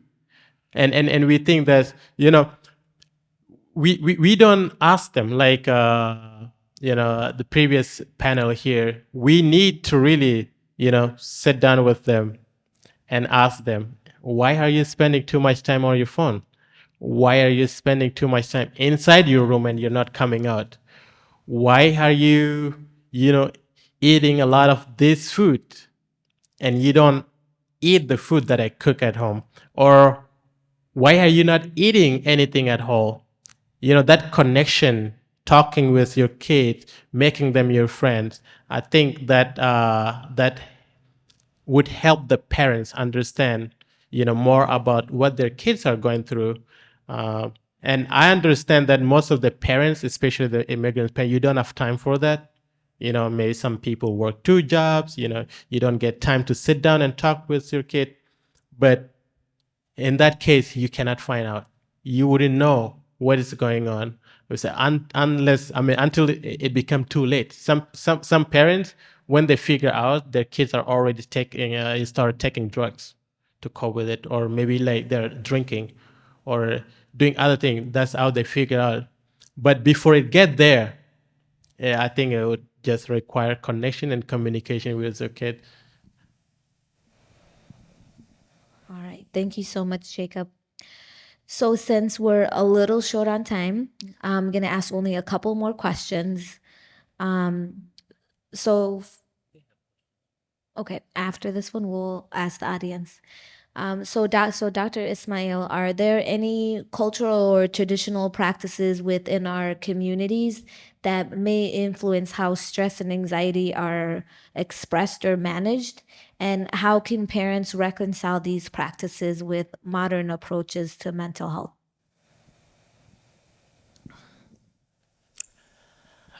And I'm not 100% sure if there are like cultural practices that we do to deal with stress. I think what we did, and at least the community that I come from, we go to spirituality a lot. And I think spirituality is very important. Actually, it's one of the most important ways to like stay healthy, at least mentally healthy. And it's a good way to like deal with stress. But I'm not sure if there are like culturally like adaptive things that we do. Yeah. What I think is there may be some cultural things that we do that increases our exposure to stresses. Yeah. Because we don't pay attention to what stressors are, and we tend to like put ourselves in that environment, or like our kids in that environment. So maybe that's something that we do unconsciously. But I think what I have seen, I think our spirituality is a very, very big tool that helps us with a lot of life stresses. All right, thank you for that. So in that question, I often think about in the Somali community that Nagnol notion, where if mothers are overwhelmed and stressed and taking on so much, some of the practices that are negative is this feeling to like brush things under the rug. Nagnoliskadik, the saying that be strong, you can do this, instead of allowing an individual to express their stress or anxiety. So Ayan has a mic for the audience. If anyone has a question for Dr. Ismail or Jacob, please raise your hand and Ayan will take around the mic.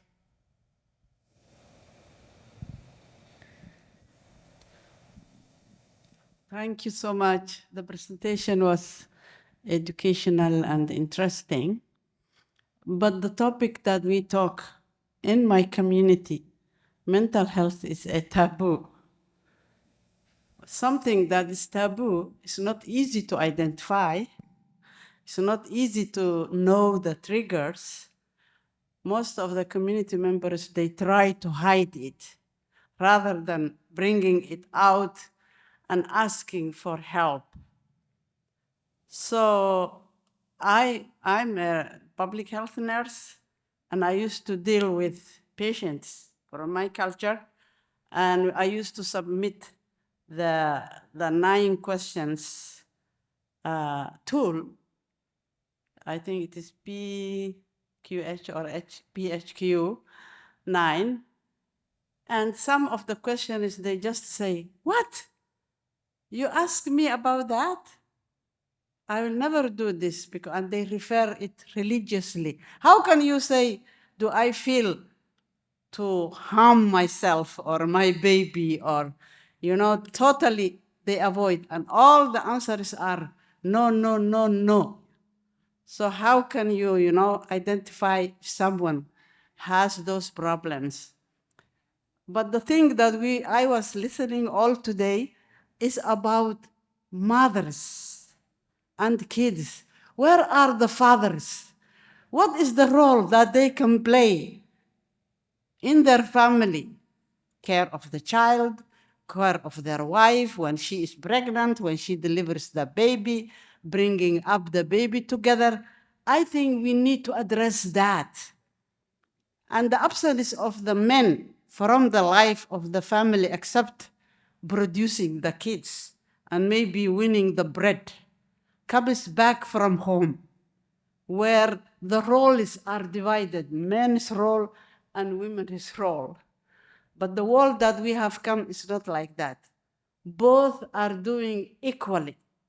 So I think our communities must start educating men from before their marriage, even in the school curriculum, that both men and women have equal role in bringing out their families together. But when women are left alone with 3, 4, 5 kids without help, of course, she's going to become crazy, and her kids will have drugs or drink alcohol and everything, because she cannot care all 5 kids at the same time. So all of you people working in the mental health, as well as others, we have to educate our community how to be responsible, how to bring men back to caring for the family. Thank you. Thank you. How about your Ashley? And Edo, I don't know if you had a question, but I agree with everything that you said, 100%. No, yeah, that's very good. You wanted to vent out, you wanted to like say your mind, and it's good. It's good mentally. It's good also. And what I would say, topic ugu dambeeyay imika ka hadlayna. See, I switched. Sorry. And this last topic that we're talking about right now, stress and anxiety, actually are the ones that we're good at. In our community, we don't hide our stresses. Yeah, I don't know if you noticed. Everyone will tell you they're stressed out. Everyone will tell, yeah. So these 2 topics that we're talking about right now, we're actually good at this. But the other things that you're saying, you're right. But one thing I would say, and I'm not saying this because I'm a man, I have 2 kids. I raised them. I changed their diapers until like they were like, so I'm not gonna say like that's not here and there. But what I would say, Edo, we all have to look in the mirror. Inamadani ragga noqonaya innikaa soo koriya. So we have to also address that. You know, kolkaad soo korinaysiin waa inaad si kale u soo korisiin ninka laftidiina.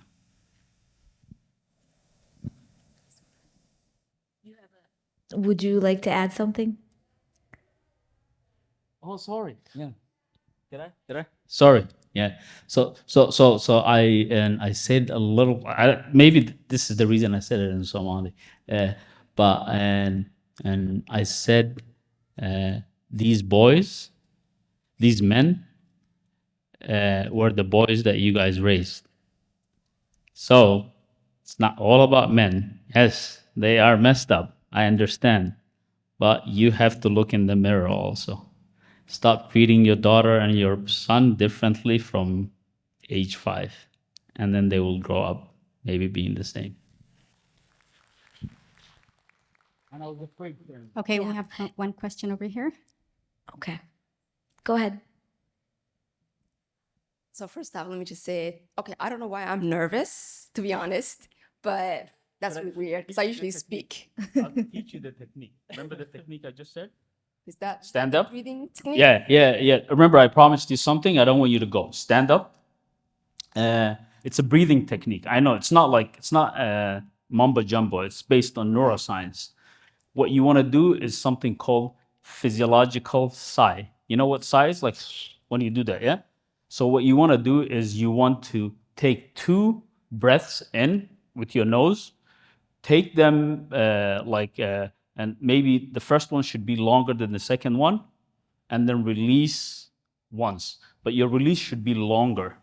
That tells your heart to slow down quickly in like 10 seconds. Yeah? So do this. Whenever like I was looking at you and I was getting a little bit nervous, this is what I was doing, even when I was sitting down. Yeah? This is what I was doing.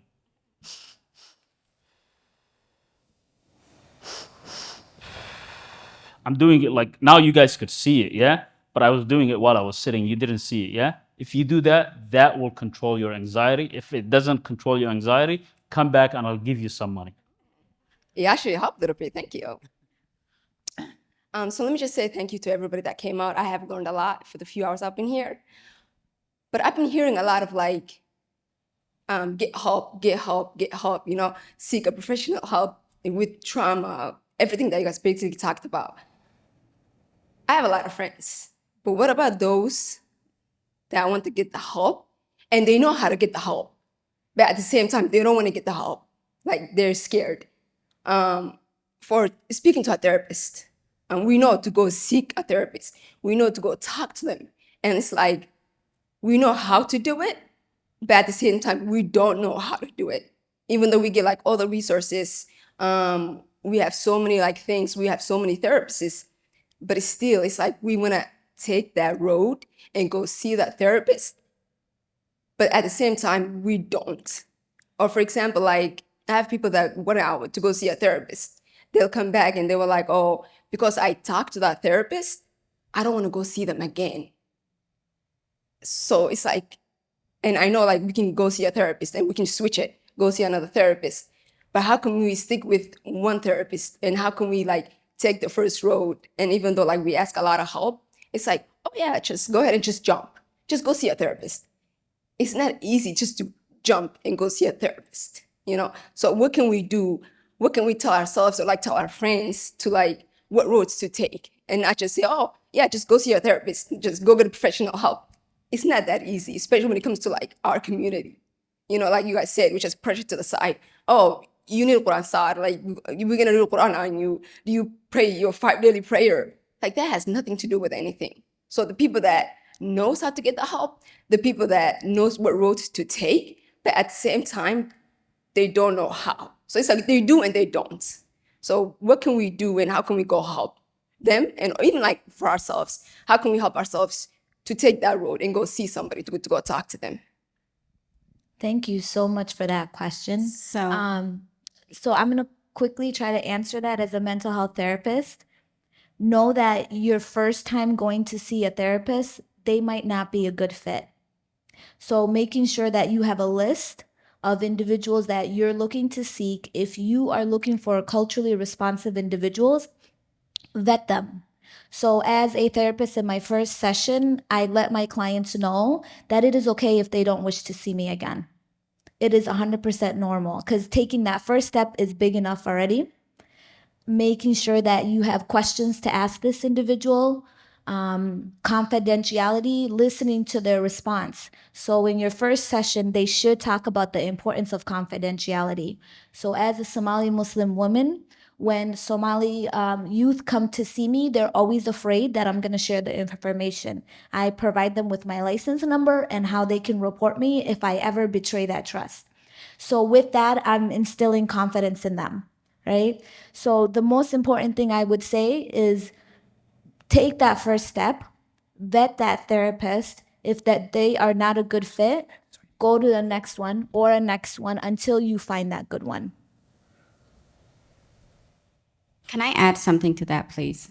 On a personal note, I shared earlier that I have gone through depression, and I'm somebody that didn't have any issues seeing a therapist that was outside of my culture, and I had a lot of people talking to me about going to seek help and see a therapist, and I was not in a place to listen to them. But a friend that was very persistent, that would not give up on me, kept haunting me and asking me to see a therapist, shared her personal story, and that's what changed my mind to go seek help. And the person that she connected me with was somebody that was culturally and linguistically responsive. That made all the difference in the world. So sometimes culturally we may feel like somebody outside of our culture may not be helpful, or we may feel that someone within our culture will betray our trust. But like Intisar said, taking the first step is usually the hardest. But once you do it, it does get easier. And to keep going until you find the right therapist is just the journey. So I just wanted to add that.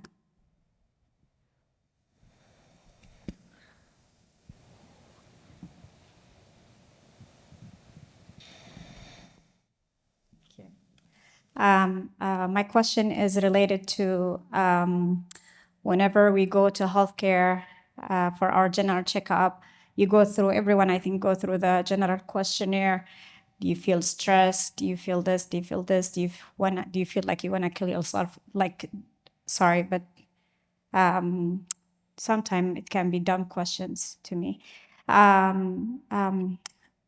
believe one of my friend went to the hospital to the check, and the doctor right away, she said she's stressed, and right away her doctor prescribed prescription drug, which is an anxiety and stress drug, which I think these had come with tons of side effects that we really not aware of, and we are not told of those side effects that come with those medications. What's your advice? I think we as a community, we don't have enough information to understand the side effects of medical drug or medical devices or drugs. What's your advice on that? How do we help all? I always say no. But again, I mean, sometimes it can be severe, but I think the medical industry is trained to give tons of medications with tons of side effects. So how do we deal with that? Thank you. And so I think the key answer to your question is always trying to find a good provider. Yeah. So finding a good doctor will help you answer those things, and a good doctors won't jump to like just giving you drugs if you don't need drugs. Yeah. Drugs, like at least for anxiety and like we're talking about stress and anxiety. Stress, I don't think you need to take any drugs. There are other tools, breathing tools, like just learning how your body reacts to something and then being there, aware of it, and then controlling it would help you. Anxiety is a little bit different. It could be debilitating, could change things in your brain.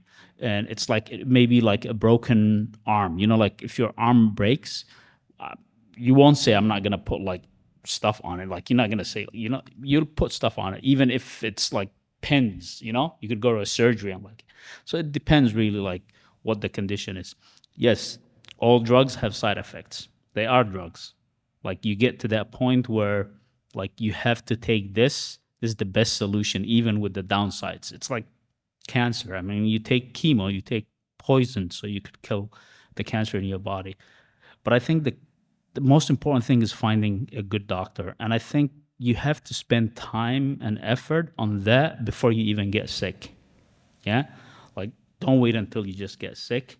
Try finding like good practitioners, because you have children, you have family, you're always going to be taking someone to a doctor. So like developing a relationship and finding a good doctor would help you. Yes, I won't jump into drugs, but I'm not going to also tell you don't do it, because sometimes it's very important, or you won't get out of that cycle. Yeah. But yes, they have side effects, unfortunately.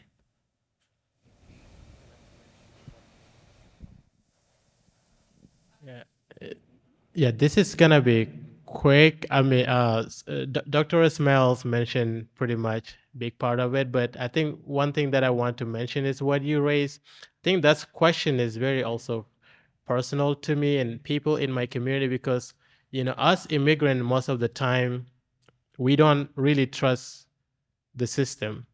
Sometimes we feel like they're out there to get us, or they're trying to trick us into something. Because when we go there, we see the white people.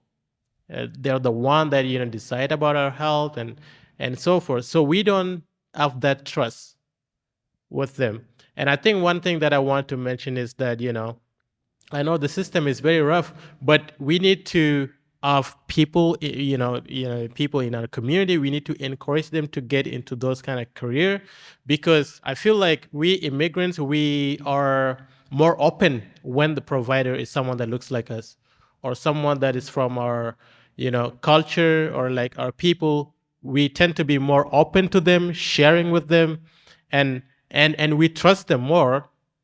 And also we do believe that that they understand us more, because they are from our community, or they have been through the same background that we have been through. So we tend to trust them more. I think what you mentioned is very legit. And yeah, a lot of us immigrants, we have that kind of what would I say, we don't trust the systems.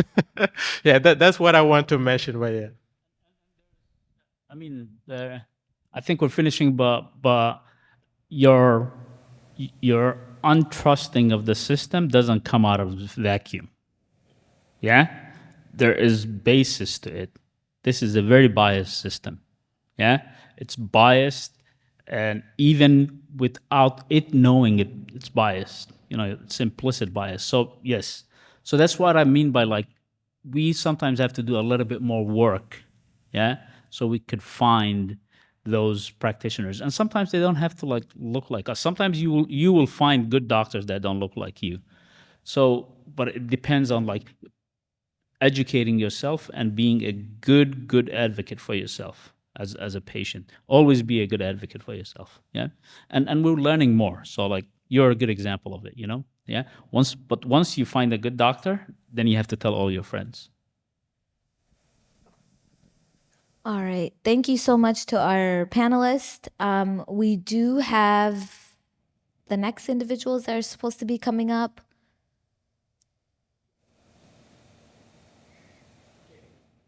You're getting up here? All right.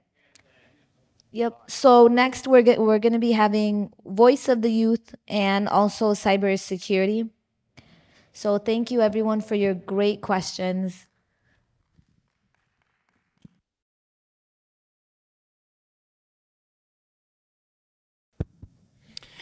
Hello, everyone. Thank you again, Zinette. It's an honor to have you in here. I think most of you should definitely know who Zinette is. She's been accomplished, writing 3 books, and then on cybersecurity, her story is definitely very inspirational for our community. So, Zinette, it's an honor to have you. Just a little bit about yourself, and then we'll get started. Yeah, thank you so much for having me, and it's a pleasure to meet you, Tahir, too, in person. I know we've been connected for quite some time online. So my name is Zinat Kamal. Thank you so much for your patience. I'm a wife and a mother of 4. 3 of them are here somewhere. I'm a multi-award winning cybersecurity advocate, currently working as a cloud security engineer at Best Buy headquarters here in Minnesota. I'm also a 3 times published award-winning children's book author. My books are outside. I know some of you had a chance to look at them, including books on Proud in Her Hijab, children's online safety, and cyber careers. That was my latest one, titled See Yourself in Cybersecurity. I immigrated from Ethiopia 10 years ago. I'm a career changer, so I used to work in the legal field, but now I had a passion to transition to technology. Now I work in cybersecurity. I recently also gave a TEDx talk, my first TEDx talk on this very topic of empowering children on their online safety journey. I'm a recent Georgia Tech graduate. I just graduated with my master's degree in cybersecurity. And particularly, I'm passionate about educating and empowering children about online safety and cybersecurity for children. That's a little bit of introduction. Thank you. I know cybersecurity can be a whole day training. We're going to try to do it as quickly as we can in 15 minutes, giving you the main points. When we grew up, our parents told us to go to our bedroom, we were safe. Nowadays, kids are told to go to their bedroom or somewhere else. If they have their iPhone, they have the whole world on their hand. That anything that we cannot really protect them. So how can parents and caregivers to ensure online safety for their children? Yeah, and he's done this twice. He's done this one time. He was fighting for the mic, but I survived. So yes, you have something to say? Yeah. All right. So now let the mommy do. Okay, he's done this before. He's very so for parents. Ilham, get daddy. Daddy. Daddy and Okay, he's gonna come, okay? So when it comes to online safety, like you said, we often assume that our kids are safe as long as they're at home and as long as they're behind closed doors. And I knew that because during the midst of the pandemic, 2 of my kids got hacked while gaming online. You know, that time where everybody was online, they're doing their education and their socialization through the gaming. And during that time, 2 of my kids got hacked at different times on 2 different scenarios. Even though as a mom, I do my best to, warn them, like use a strong password or don't talk to strangers, that still happened. So it kind of opened up my eyes, like we're not doing enough to protect our kids as much as we're very quick to give them the tablets and connect them to the internet, but we don't really take the time and effort to educate them on how to navigate it safely. So that was the reason why I published the second children's book, which is Oh No, Hacked Again. It talks about the whole scenarios of how my kids got hacked and one potential online predator was my older son. So on the TEDx talk, I'm going to share that. It's not live yet, but I'm going to share what I shared there for parents that we fail our kids, honestly, like, because especially me coming from Ethiopia, I didn't have the access to the internet, but you have the access here. And then, we just feel free to give them, like connect, and here you have it. And we're all are guilty of it, including myself. But we need to be, one of the things that I share is like, we need to have an open line of communication with our kids about online safety, sharing the risks about cyberbullying or the phishing and scams that happens, which sadly the online gaming world is also one avenue for that. So we need to be able to educate ourselves as parents, first of all, be aware of the risks, and then talk to them, the kids. We need to be aware of what they're doing online. Like we may not have time. I don't have time to sit down and play games with them. That would have been ideal. But in my case, my kids already create accounts for me to play with them, Roblox and the Minecraft, but I don't have time to sit down and somebody's got to wash the dishes and do the dinner. But at least be in the know of what they're doing. What apps are they using? What are some of the settings, the default settings that are out there? Because they usually put in an older age instead of their actual ages, so that they can, trick away some of these things. Because I found one of my daughters did when she was 7, she filled it there as 13, so that the default security settings apply to them. We need to be making sure that what apps they're using. It's not usually the gaming apps that have problems. It's usually the chatting platforms, Discord and stuff that they interact with. We're not saying that what we resort to as parents, especially from African parents, including myself, is like to take away the tablet, disconnect them like when we're mad at them, but that's not sustainable. So what we need to do is just empowering them, have a conversation always about the risks, and then remind them. And whenever something wrong happens, for example, let's say potential online predators who target children for human trafficking and a lot of those dangerous things that they target children, so that they can be open to us and come talk to us when those things happen. So there are a few of those things, but mainly I would say like lead by example. Like as parents, we need to be good role model with responsible internet use, to build connection, share knowledge, and contribute meaningfully. We don't need to be engaging in behaviors that would that the kids can emulate, because the kindness also applies online. If the parent is showing that kind of behavior online, the kids are going to do it too.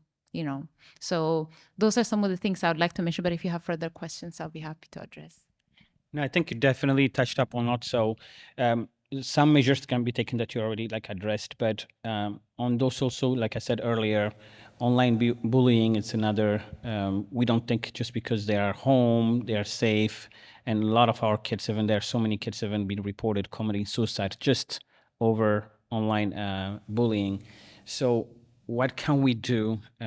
Because when we think they are safe, but they're not really safe, and they are being bullied, and we don't see physical harm or other things. Yeah, you're right. That's one of the things I talked about at the TEDx too. So cyberbullying is the electronic posting of mean-spirited messages, and usually that is done anonymously. Hiding behind closed doors. Some of those things that are going to be said online, that those people won't say it in front of you, just so you know. So it's obviously with children's use of social media and messaging platforms, that's one of the biggest online threat is cyberbullying, because 9 million children in the United States are affected by cyberbullying. And the impact of insults, harassment, and rumors can have that negative mental effect on children. And according to a study that I shared on the TEDx, I'm going to share it here. According to a study published on Journal of Medical Internet Research, young victims of cyberbullying are twice as likely to attempt suicide and self-harm. So what you mentioned, Yoftahe. So just last year, a 15-year-old boy with big dreams from Chicago took his own life after a relentless cyberbullying from his school peers. So we need to be aware of the signs of cyberbullying. For example, if there are abrupt changes in behavior or aversion to devices or withdrawal from social activities, we would be able to proactively intervene and protect children. And at times, the parents know it, they report to the school doesn't do anything, so at least it's a coordinated effort. Like when the school hears about it, they need to take action, because for bullying there are some strategies, but usually when it comes to cyberbullying, usually it's hard to address it, because it's happening online. Like, what can we do about it? And it does have a mental effect. So again, going back to that, what I said earlier, like if we have that open line of communication between a child and a parent, a child and a guardian, and possibly if educators also can collaborate on this, I think it would be easier to proactively stop that, and for the children to come, because usually children, they like to deal with it on their own, because they don't want to, they would assume that nobody would listen to them. So we just need to be aware of the signs, and I keep asking them, like, what I do that with my kids, like, what's going on, what's happening. Usually what they say is, how's your school? They say it's fine, but you have to use the different tactics, like to ask them, like, have you noticed anything unusual? They're just asking them different questions to prod them so that they can tell. It's not about them. Usually it could be on other people that's happening. So I do that with my kids as well. Thank you very much. I hate rushing through this as anything else, but as parents, this is not something sometimes we cannot do by ourselves. How do we partner? It could be schools or other things. What do you suggest what kind of partnership should be created. And then if you can close it, because having someone like you in this field opens up for other kids, especially we may say this is not for me, it's for others. You being in that field opens up door, especially for a lot of girls and things like that. That image is really wonderful, very important to have. So if you can say the partnership that we should create, and then what can they do in order for our kids to be involved in the field they are in? Yeah, so it's two questions. So I'll do the first one quickly. In the US, even though we have some tech classes that the kids take, we don't have cyber-related education. Less than half of K-12 students receive cyber-related education. That means they have the tech and the gadgets and everything, the tablets. COVID time, they've all were using laptops and everything, and at home there's no problem. We have internet. So, but the schools are not doing it. So I would say championing K-12 cybersecurity education at a young age. That's very important. And that's why I wrote the two books, is to have them as a conversation starters. After they read it, they would be interested to ask questions. When I go to schools to do author visits, the kids, oh, okay, this is author visit. We're going to hear a book. But when I ask them, like, who plays online games? Everybody raised their hand and they share their stories of getting hacked and everything. So you have to find a point where you can connect with them so that they can listen to you, instead of saying, like, use a strong password, use multi-factor authentication, or don't share your password with other people. So that's what I try to do. So we need to have more resources on that, support the authors like that, especially in our community, because those are conversation starters. And then partnering also with the schools so that we can have this type of resources and people to come and talk about it. I think that's one of the things that I think about. And the last question that you ask is, I work in cybersecurity. So my latest book is See Yourself in Cybersecurity. That's about the career that exists within cybersecurity. So the field that I'm in is mainly, it's not diverse. It's mainly white male people. You don't see people who look like me in that field. So that's my goal for me to change is, I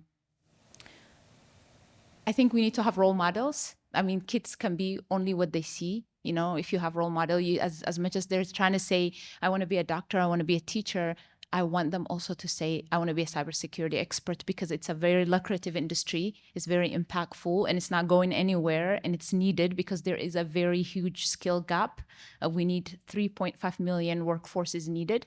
So my goal with that book, See Yourself, is to inspire them so that they can see themselves regardless of their background, that they can be in this field, and then to see the possibilities. Because adults, active on LinkedIn, people ask me daily, like I get daily tons of messages saying, I want to do what you do, but how do I get in? They say, I want to get into cybersecurity, but they don't know that it's a very broad field. So you can have multitude of roles that are covered in there. You can be an ethical hacker, because the media shows us that if you work in cybersecurity, you only have to be a hacker wearing a hoodie. That's a Hollywood problem. But I just want to show, I covered 13 roles within the book to show that, kids can be in these roles as well. So yeah, role models are very important. And then again, children's books, the resources, that's how they can get the exposure. We can only create the exposure. We can't make them do anything other than what they want.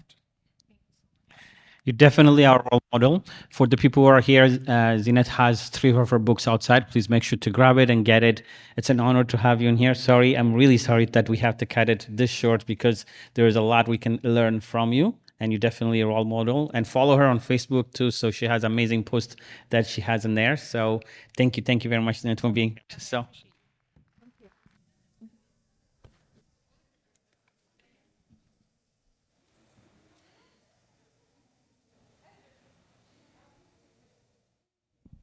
Okay, so I know we're very late, but this is a voice that has to be heard.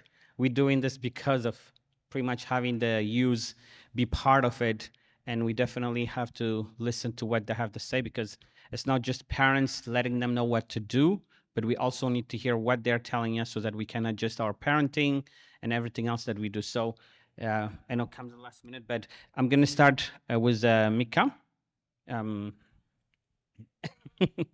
So in your group age, how do you see mental health, or what is mental health? Whenever you hear mental health, how is it being discussed?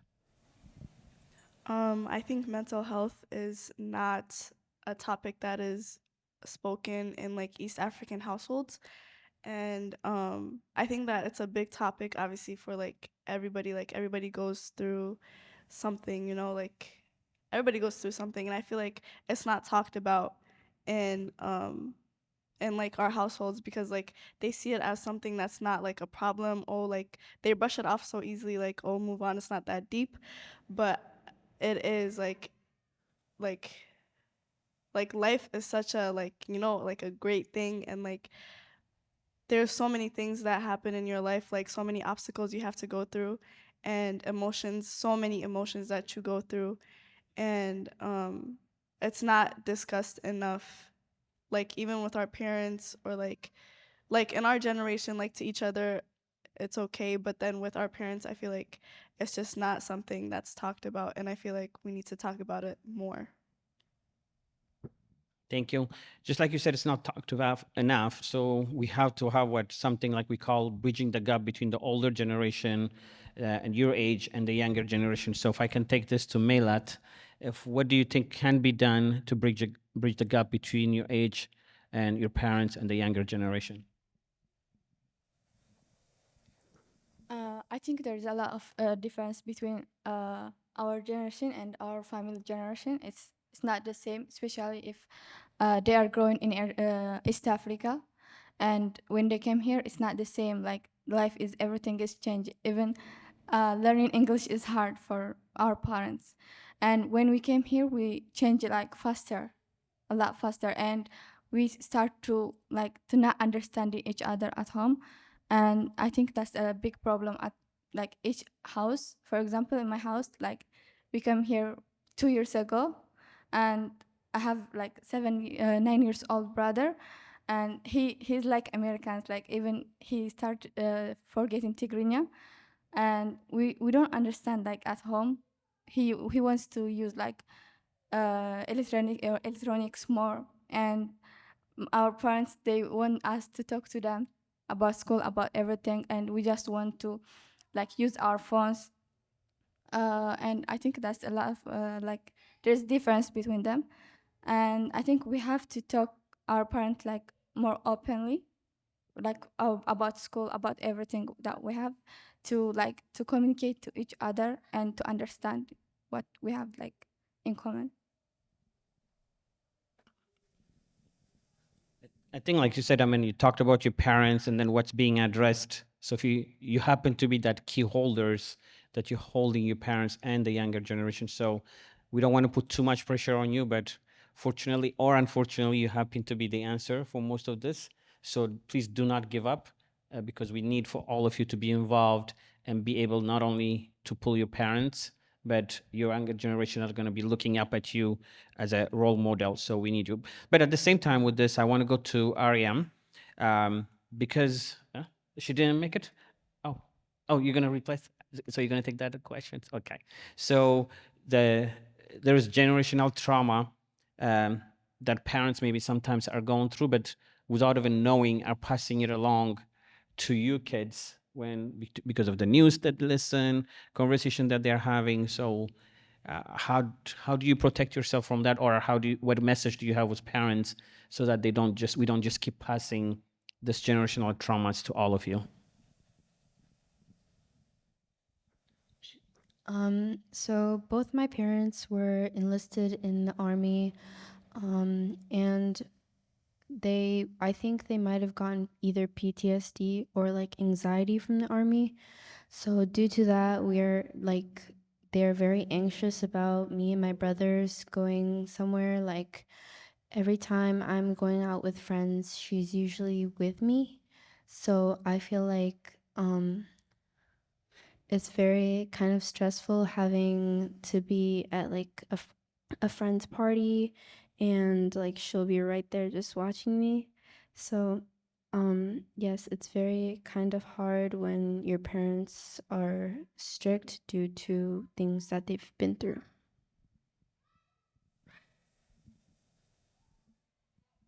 Thank you very much for sharing that, because without knowing sometimes what we say to our kids, it's really going to affect them and how they're going to manage. And then if they don't have the tools to how to handle it, we're going to have to be very careful as parents to make sure what we are exposing our kids. Sena, let me come to you. because of trauma, because of not knowing how to grow up in here or not being able to communicate with our parents, sometimes the group age might turn into what I call drug use or substance abuse because they can have it accessible very easily than it was before. So how do you see it, and then what do you think should be done in order to not to be trapped or fallen through those So when it comes to drug use, especially in kids, I feel like now technology has changed and it's really easier to mask drug use with like e-cigarettes and stuff like that. And I feel like a lot of parents might not know what that would look like, what an e-cigarette is. And so like beforehand, especially when it comes to like tobacco use or any other drugs, you are able to smell it off of someone, you're able to see certain things, but now it's probably harder for parents to see the signs or be able to even acknowledge the fact that their kids are using drugs. I also feel like peer pressure is a very big part of that when it comes to drug use. You're seeing it more in schools. A lot of schools are having trouble. Like I'm sure you guys all know and see it. Like in your high schools, middle schools, even elementary schools. A lot of the work that I do personally is like tobacco prevention work. So we're seeing that a lot of younger kids are seeing e-cigarettes in the schools and the bathrooms and things like that. So I feel like the first step of kind of like as a parent would probably be education and like teaching yourself or learning or taking trainings and making sure you're able to see certain signs or know what type of drugs are being used by kids. Obviously, it's not only like the parents, it's also our like responsibility to not use certain drugs, but we also need to know how addictive they are as like the young generation. We need to understand that they are very addictive, especially nicotine, and just understand, like especially e-cigarettes, I feel like people don't understand. We don't have enough like research of what's even in them. So it's really important just to educate yourself and put yourself like in those spaces to be educated and be open about drug use. Thank you, Saina. It's very important what you just said. It's the kids taking responsibility as you can, but at the same time, the education or the communication that you have to have with your parents in the school. I mean, it's very accessible to buy drugs right now, and just in middle schools. So that's very, very scary from the way it is. Rabka, let me turn to you. Not just in Ethiopia, but all over most Africas right now, we have a lot of ethnic conflicts, and sometimes how we discuss it, we don't really see how it's going to be affecting you. So how do you think it should be discussed, or what do you think the solution? Because you all coming in from different community, being together, it's also a message we're trying to send in. So what should be done, or what do you think some of the solution might be? Okay, so I think the solution would be creating unity to like each from each tribes and all the Ethiopians, not only the Ethiopians but also the East African in general, because I think the young they they are facing a lot of complex that our parents, and because of that, sometimes it's difficult for like younger generation like to gather together and just share ideas and communicate to each other as people from one nation or people from one country. Sometimes it's very difficult for us to like to make unity or to make peace to each other. So I feel like parents should try to like train their children how to like respect people out there, or how to talk to each other, or how to view ourselves when we're in public, because it's affecting the young generations.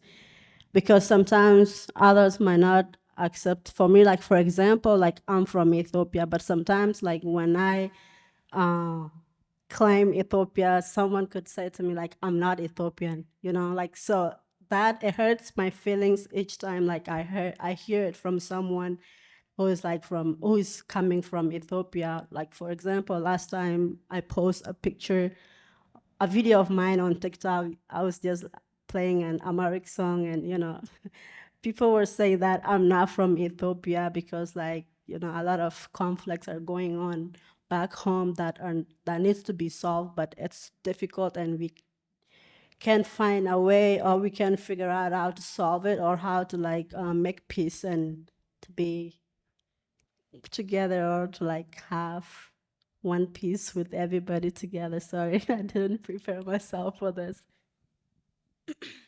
And to add to that, I think the biggest problem on why we're having these conflicts is because of the families that are like not in Ethiopia. And I just say that because like on social media or just like anywhere, like comments or like anything that I see is from like people that who live outside of Ethiopia, and it's the diasporas as we call them, and it's like people our age that are causing more conflict. And I think the reason why is because they don't do their own research on what's happening in Ethiopia, or not even just Ethiopia, just like in Africa in general, and they just take the words of their parents. And I know like our parents obviously like they grew up in Africa, you know, like they have different like they grew up different from us, and the information that they feed their children is not like accurate. So I feel like we need to do better as like our generation needs to do better on like educating ourselves instead of like just taking words from our parents, because I think there's like every time we do that there's like a big misunderstanding, and we could be fed like false information basically. I think that's a good way to build on that. Thank you for that. Michael, let me come to you. So what do we need to do to build together, not just Ethiopian, Eritreans, or Somali, but as whole Africa? What do we need to do to build together? I feel like the best way we can build East Africans or Africans together is through events like this or through events that we have at the U of M. There's groups like ASU, ESA, SHIA, which is Somali Student Associations. All of them coming together, we can raise awareness. We can come together and then raise events. And thank you. Well, that's why also we're doing this. But Michael, another Michael, so let me come to you.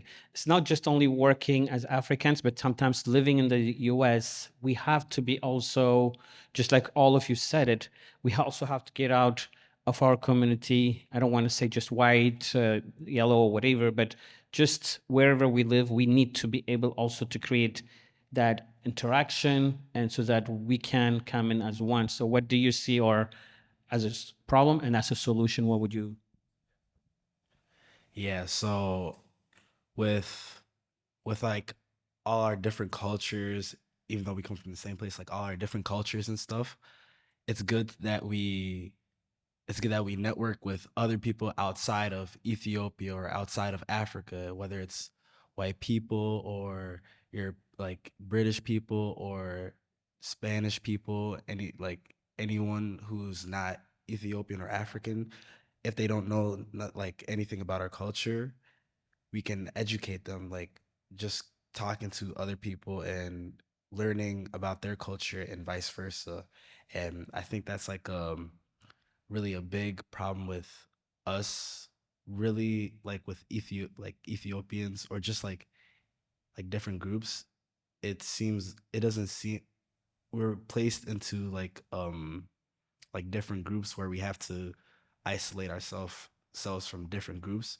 But that's not a good thing, because if we're isolating ourselves from everybody else, for an example, like if me from Gambela and someone else who's Somalian, like if we don't like interact with each other or get to know each other or get to know about our culture, then it's gonna create some tension between us, and that's not a good thing because all of us, we're one race, we're the human race, and it's not about different color or different where you're from is what matters. It's we're all from God, you know, all from Allah. So I think that's really Just wanted to add quickly as well. I feel like conferences like these are giving us spaces to kind of be one, all of us, and like learn more about our own cultures and be with each other. But we also need to feel comfortable going out of our spaces and learning about other cultures and being comfortable in spaces that we're put in, especially as East African, but also we're all Black. So it's really important to be comfortable being put in those spaces. I think that's a very good way to end it. So please give these young kids really, they have a lot of lesson to give us. And this is why we're doing these conferences, because of you guys, for you guys. So I really appreciate you. I mean, we could have gone longer, but because of the time constraint, thank you very much for being here and giving us your wisdoms. Thank you. Thank you, everyone, for coming. We really appreciate you putting in all day to be with us. We hope that you learned some good things. We do not have time for the ceremony closing. The staff of the school has to leave. They have to leave. The engineers and so on, they're right here. They have to close the doors. So we don't have a choice but to go. Thank you, everyone, for coming. We appreciate you. We hope to see you soon.